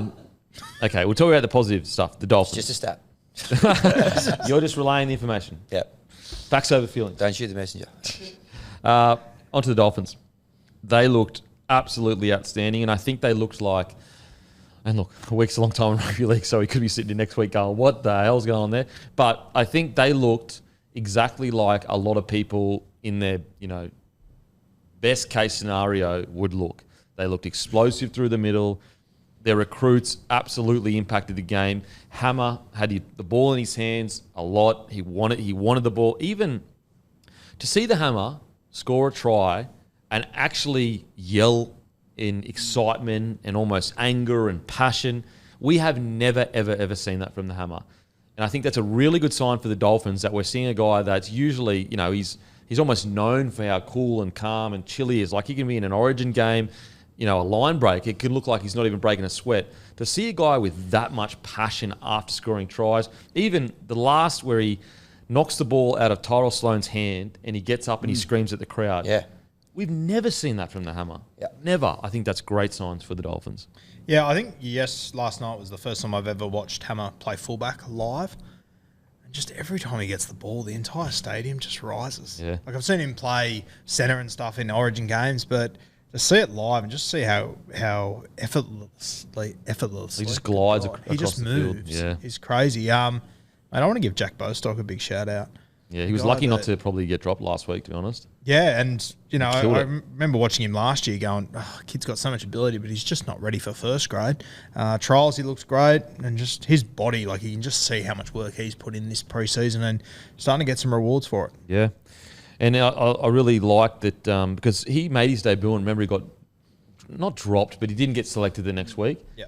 And he didn't have the best game round one. Not terrible. There were other players that played worse. But then to come back and bounce back the way he did shows a pretty strong mental game to be able to do that as a rookie. And as is reiterated to us time and time again with Wayne Bennett coach sides, why would you doubt them not bouncing back and Bennett not giving a rev up? And you look at Hammer as the perfect example, who last week just the effort areas weren't quite there, and just I watched him so closely from the ground. We were in the Leagues Club there on the deck. We had the best view of him in the first half. the effort areas were so good. He was following around every ruck. He was swinging from left to right. He just wanted to be in and around the ball. And when you've got that much speed and you're following the ball, things are going to happen. We saw with Bostock, he had that, I think it was a little offload or a tip on to him when they had that broken play. Away, gone, try, and he's run the field. The stadium erupted. He was so impressive yesterday. Isn't that Kayo Stadium, the Dolphins, like an amazing setup? To be able to, like, you've got the cool stands very close to the grounds, but then to have the league club on the field like that is so freaking cool. To be able to, pick your peas at the bistro out of a bar there and then walk 15 metres and be on the field. So good. I'm like, I know what you're going to say, but we just don't have that in Sydney. Well, let's just pause on that. Campbelltown Leagues Club. Round 5, round 6, I think we've got the Broncos out there. We'll go out there and we'll compare the two. Okay. Probably don't have the deck facilities that we had last night, but it was incredible. Should be heritage listed. They can't tear that down, can they? It was just so good. There's a bit of yarn going around that they want to put more seats of that or whatever, or even a hotel or whatever. Mate, just put more levels on the Leagues Club. Yeah. I wouldn't change it. I wouldn't be changing anything. How good's the 40-20 bistro as well? Yeah, I like that. Oh, and how's this for a bit of trivia as well? The postcode of Redcliffe is 40-20. Ooh, I like that. Just they had to have a rugby league team. They had to. Now, an interesting talking point for the Dolphins is Donahue came on. Donahue or Donahue? Hugh. Donahue come on. So Cody Nikodima, he goes off with HI. It's whatever he went off with. HI? He goes off. Donahue comes on. Isaiah Katoa and him, two of the younger halves together, steer the team to a 38-0 victory. Do you stick with that going forward? Very young, but also super talented. Now, the other thing as well that I was told yesterday, and I haven't been able to confirm this, I don't know, maybe one of you guys have, but I was actually told yesterday that Sean O'Sullivan, he wasn't dropped. He apparently had a child over the last few hours leading up to that game. That's why he didn't play, because he also didn't play reserve grade. So I read it as Sean O'Sullivan's been dropped for that game. Well, maybe he also didn't play reserve was named grade. at 6 and 7 though. So What? Nikodima and Isaiah Katoa named at 6 and 7. Yep, but Sean O'Sullivan played round 1, didn't play round 2. I assume he got dropped, but I was told by 2 different people yesterday that he didn't play because he had a child this week, so he might be in contention still. So wouldn't have he got named though if he was, and then they see when the birth is going to be? Because they wouldn't have been able to know for sure whether it was going to be on that day. I don't know if there was maybe complications to it or whatever, but when I mentioned in the live show that he'd been dropped, that's when people came and told me he hadn't been. there was a child this week because he didn't play reserve grade either. So and I haven't. That's just what people have told me. Just something to keep an eye on because he might not be out of contention too. But it sucks that the 2 young kids came in and did so well for Sean O'Sullivan. I tell you what, you win 38-0. I think you especially when it's already been up in the air, that 6-7 roll. Yep. I think you keep him. Yeah, you guys mentioned it yesterday on the live show about Isaiah Katoa. You expect him to play round 1. I don't think you can drop him after that. 38-0. Both the boys. Donahue killed it in the trials as well. Katoa, had one of his best games in the jersey and a try assist, 67 run meters, 9 runs, 17 tackles, 0 misses, and 2 line break assists. Tell you who was the other one, and I spoke about him quite a bit in the live show yesterday. Max Plath. Yeah. I just didn't think he'd get an opportunity this year to really show what he can do, but to play 13, played 53 minutes, ran for 105 metres, 37 tackles, 0 missed. He was very good. And, we asked Ray Stone, about Max. And as soon as he said, what's Max Plath like, his eyes kind of lit up and said, mate, he's a goer. I love him. So the good thing for the Dolphins is we're talking about 3 of their young guys stepping up in a big, obviously Hammer's a young fella. You've got the 6-7, super young. That's very exciting signs for the next few years. Again, it is one game, but it is still 38-0 in the NRL in key positions. So 6, 7, 13, all young players just led a team to a 38-0 victory in the NRL. That's a very positive sign. Good to see Ewan Aitken back in first grade too. So much better than playing reserve grade Ewan Aitken. Oh, with this, the makeup of this side, I think you have to keep him in the side because he is so explosive and mobile and the speed of the game. I just think that it's good to have veterans for sure. You've got to have veterans in the side. But I think too many veterans in this speed of the game. You've got to sprinkle in that kind of more explosive player. Especially with Lemuelu out injured, who is that explosive edge back row, somewhat, in a lot of ways, like for like. Like it's, The great Marky Nichols goes over for a meaty. Love that. 5 tackle breaks. Stop it. He might get out of the Nut Trucker Club. 5 tackle breaks. Yeah, with stats like that. Holy. But yeah, really, really good signs for the Dolphins. The good thing is now we have evidence of like essentially top 8 footy. It's about doing it every single week now. It's about doing it every single week. Onto the Dragons. Challenge Sloan to kind of do it week on, week out. Now, he did have 10 tackle breaks, so there were moments of brilliance. But at the same time, unfortunately, he didn't back up that same performance that he put in. Now, we don't expect him to score bloody 2 or 3 tries every game, but it's just that consistent 80-minute performance. Unfortunately, I was a bit in and out, but from what I saw, there was a little bit of inconsistency there. Yeah, for sure. And I think, when you get done 38-0, it's tough for anyone out there. This is the problem when I'm talking about the Dragons now. I thought last week, okay, this is the brand of the Dragons. This is who they are. Now I'm back to square one. I've got no idea. Yeah. It felt like flano footy last week, and then this week it's like literally the complete opposite. Like they weren't tough through the middle, not ruthless. Positives are Lomax once again, 27 carries, 185 metres, 81 post contact. Like that's really good. And again, the positive is at least, yes, he did fall in and out of the game, Sloan, but 10 tackle breaks is nothing to sniff at and 2 line breaks. Yeah. And once again, full credit to the Dolphins without taking anything away from Zach Lomax. When he has 27 runs of the football, to keep him to 185 metres, that's a pretty good knock. Yeah. They had, probably not entirely surprising, a 38-0 scoreline, but the Dragons didn't have a forward run over 91 metres. Yeah, and then you look at 6 and 7, Flano and Hunt. 3 errors for Hunt, 2 errors for Kyle Flanagan. 5 errors between your halves is always going to be tough. But unfortunately, we're probably focusing on the wrong thing. When you lose 38-0, it's your forwards getting completely dominated, unfortunately. And they were so good last week. It's just surprising to see. I'm just shocked to see the difference between their best game and their worst game is quite substantial.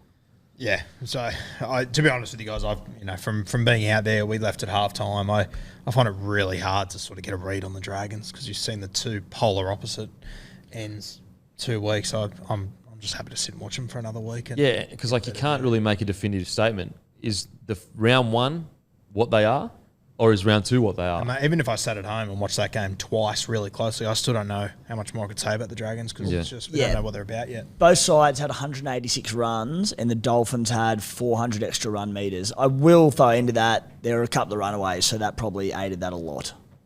But for them to have the same amount of runs and the score be so different, some of that defence around the ruck there was pretty poor, pretty poor.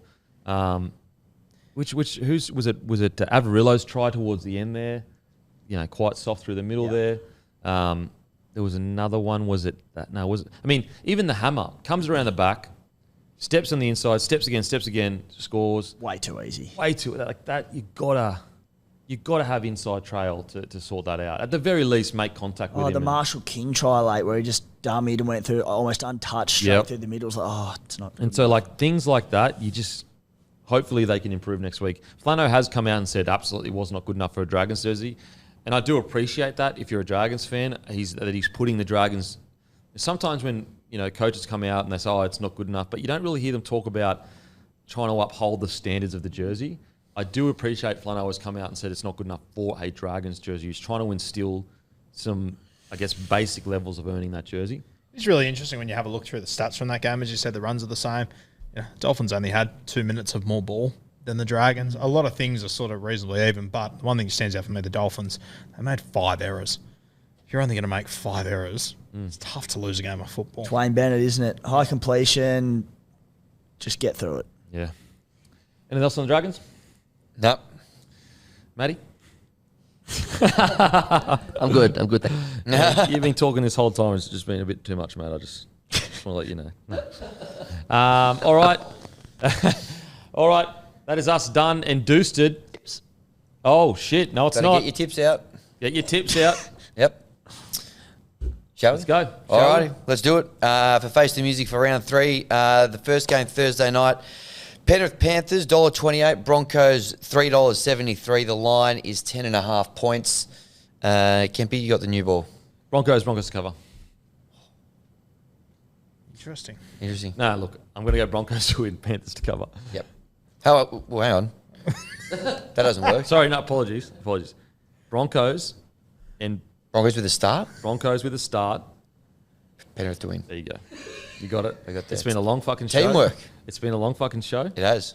But Broncos with a start. Yep. It's a hard act to follow. Just 10.5's a lot, isn't it? It's a fair way. I'm going to go Panthers. Yep. Still. Yeah. Oh, it's a killer with team list, this one. Yeah. There's Mam in doubt, Reynolds in doubt, Haas in doubt. Renault's definitely out. Renault's definitely out. I'll go Panthers to cover. Yep. Matthew? Me too, please. Yep. I'm going to do that as well. I might go the Panthers 13 plus just to sex it up a little bit. Oh my god. Yeah. Toby Sexton. Add a bit of Toby Sexton to the tips. We could use To the a little tip, getting your tip out for Toby Sex. Correct. Broncos paying $3.73. They are. Throw that there. Yep. All right, Friday night, 6 p.m. across the Dutch. The Warriors, $1.43. The Raiders, $2.83. Line 7.5 points. I like that line. Warriors to win, Yep. Raiders to cover the line, and I think this is going to be an absolute belter of a match. Yep. Yeah, I'm going to go the same. Warriors win. Doers cover the line. Yep. Warriors win, Raiders cover. Yep. Warriors win, but Warriors to cover. Yeah, okay. I'm going to go Raiders head to head. Ooh, okay. Yep. Up the Wars, up the Durs. Wurs versus Durs. All right, Friday, we've got... this is a big bloke panel derby as well. We've got Guru up against Matty here. Chalk's $1.59. Rabbitohs $2.36. The line, 3.5 points in this one. You know what? What's the line, mate? I'm gonna 3.5. I'm gonna fucking just go balls on the line kind of stuff. Lead from the front. Rabbitohs for the upset. Yes. Gee whiz. Yes. Yep. Very good. By the way, Dean Hawkins is confirmed to be playing. Yeah, it's playing. Locked And in. also, Rabbitohs to win, and the lines that. Well, it doesn't matter about the real lines. 3.5, wasn't it? Yeah. Yeah, Rabbitohs to win. Rabbitohs. I did Yep. the line. I'm just a humble fan of the game, but I'm going to take the Roosters. And what, 3.5? Yeah. Yeah, I'll go the Roosters to cover. Yep. I'll just go the Rabbitohs. Okay. Rabbitohs. Roosters cover for me. Super Saturday. Dogs. Roosters to cover. Yeah. Who are you picking? That's a great pickup. Roosters head to head. Getting a bit sloppy there, mate. Yeah, a little bit sloppy. Just hang in there. All right, we've got Super Saturday. Dogs, $1.85. Dogs favourites, $1.85 against the Titans. They'll be fresh after a week off. $2. The line's 1.5 points.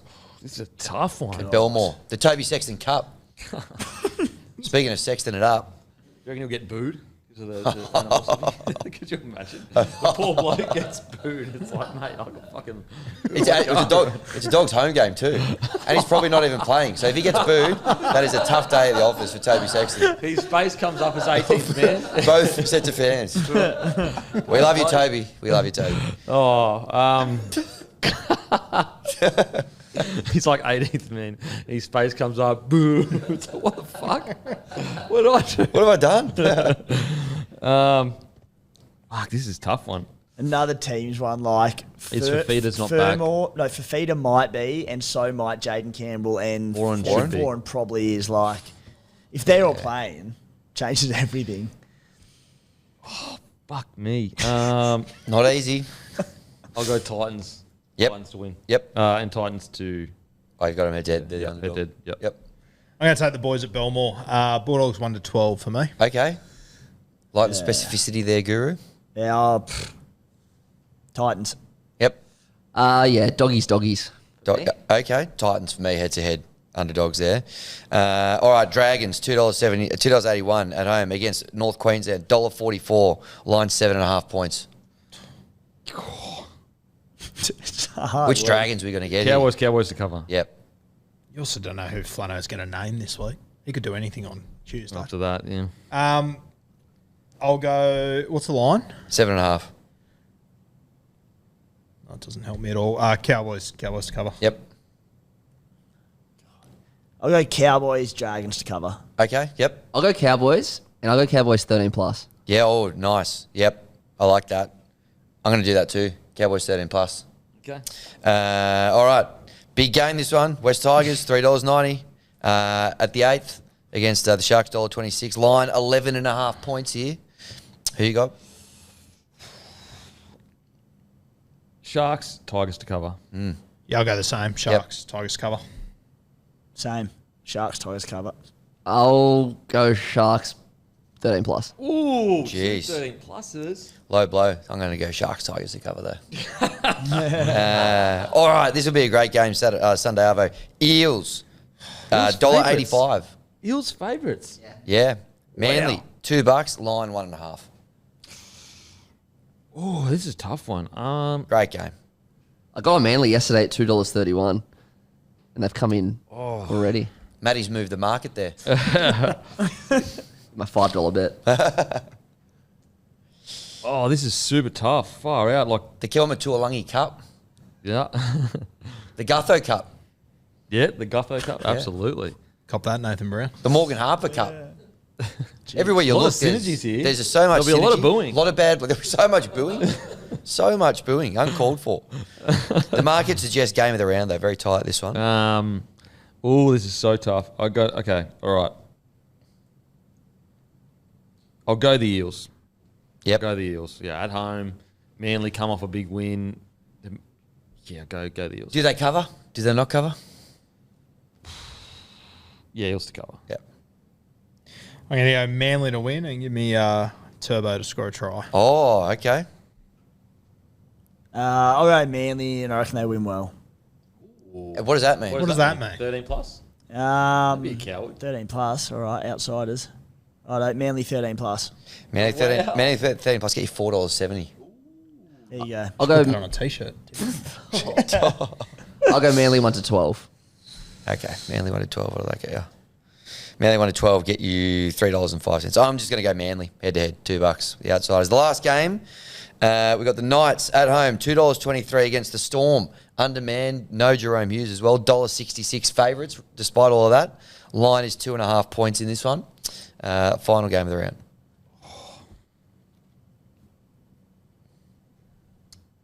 Grant, Pappy. Storm to win. Yep. Storm to win. Storm to cover. Yep. I'm going to take Newcastle at home. Bounce back. Knights. Yep. Newcastle. Yep. Knights head to head for me as well. That is it. That is it. Brought to you by Sportsbet.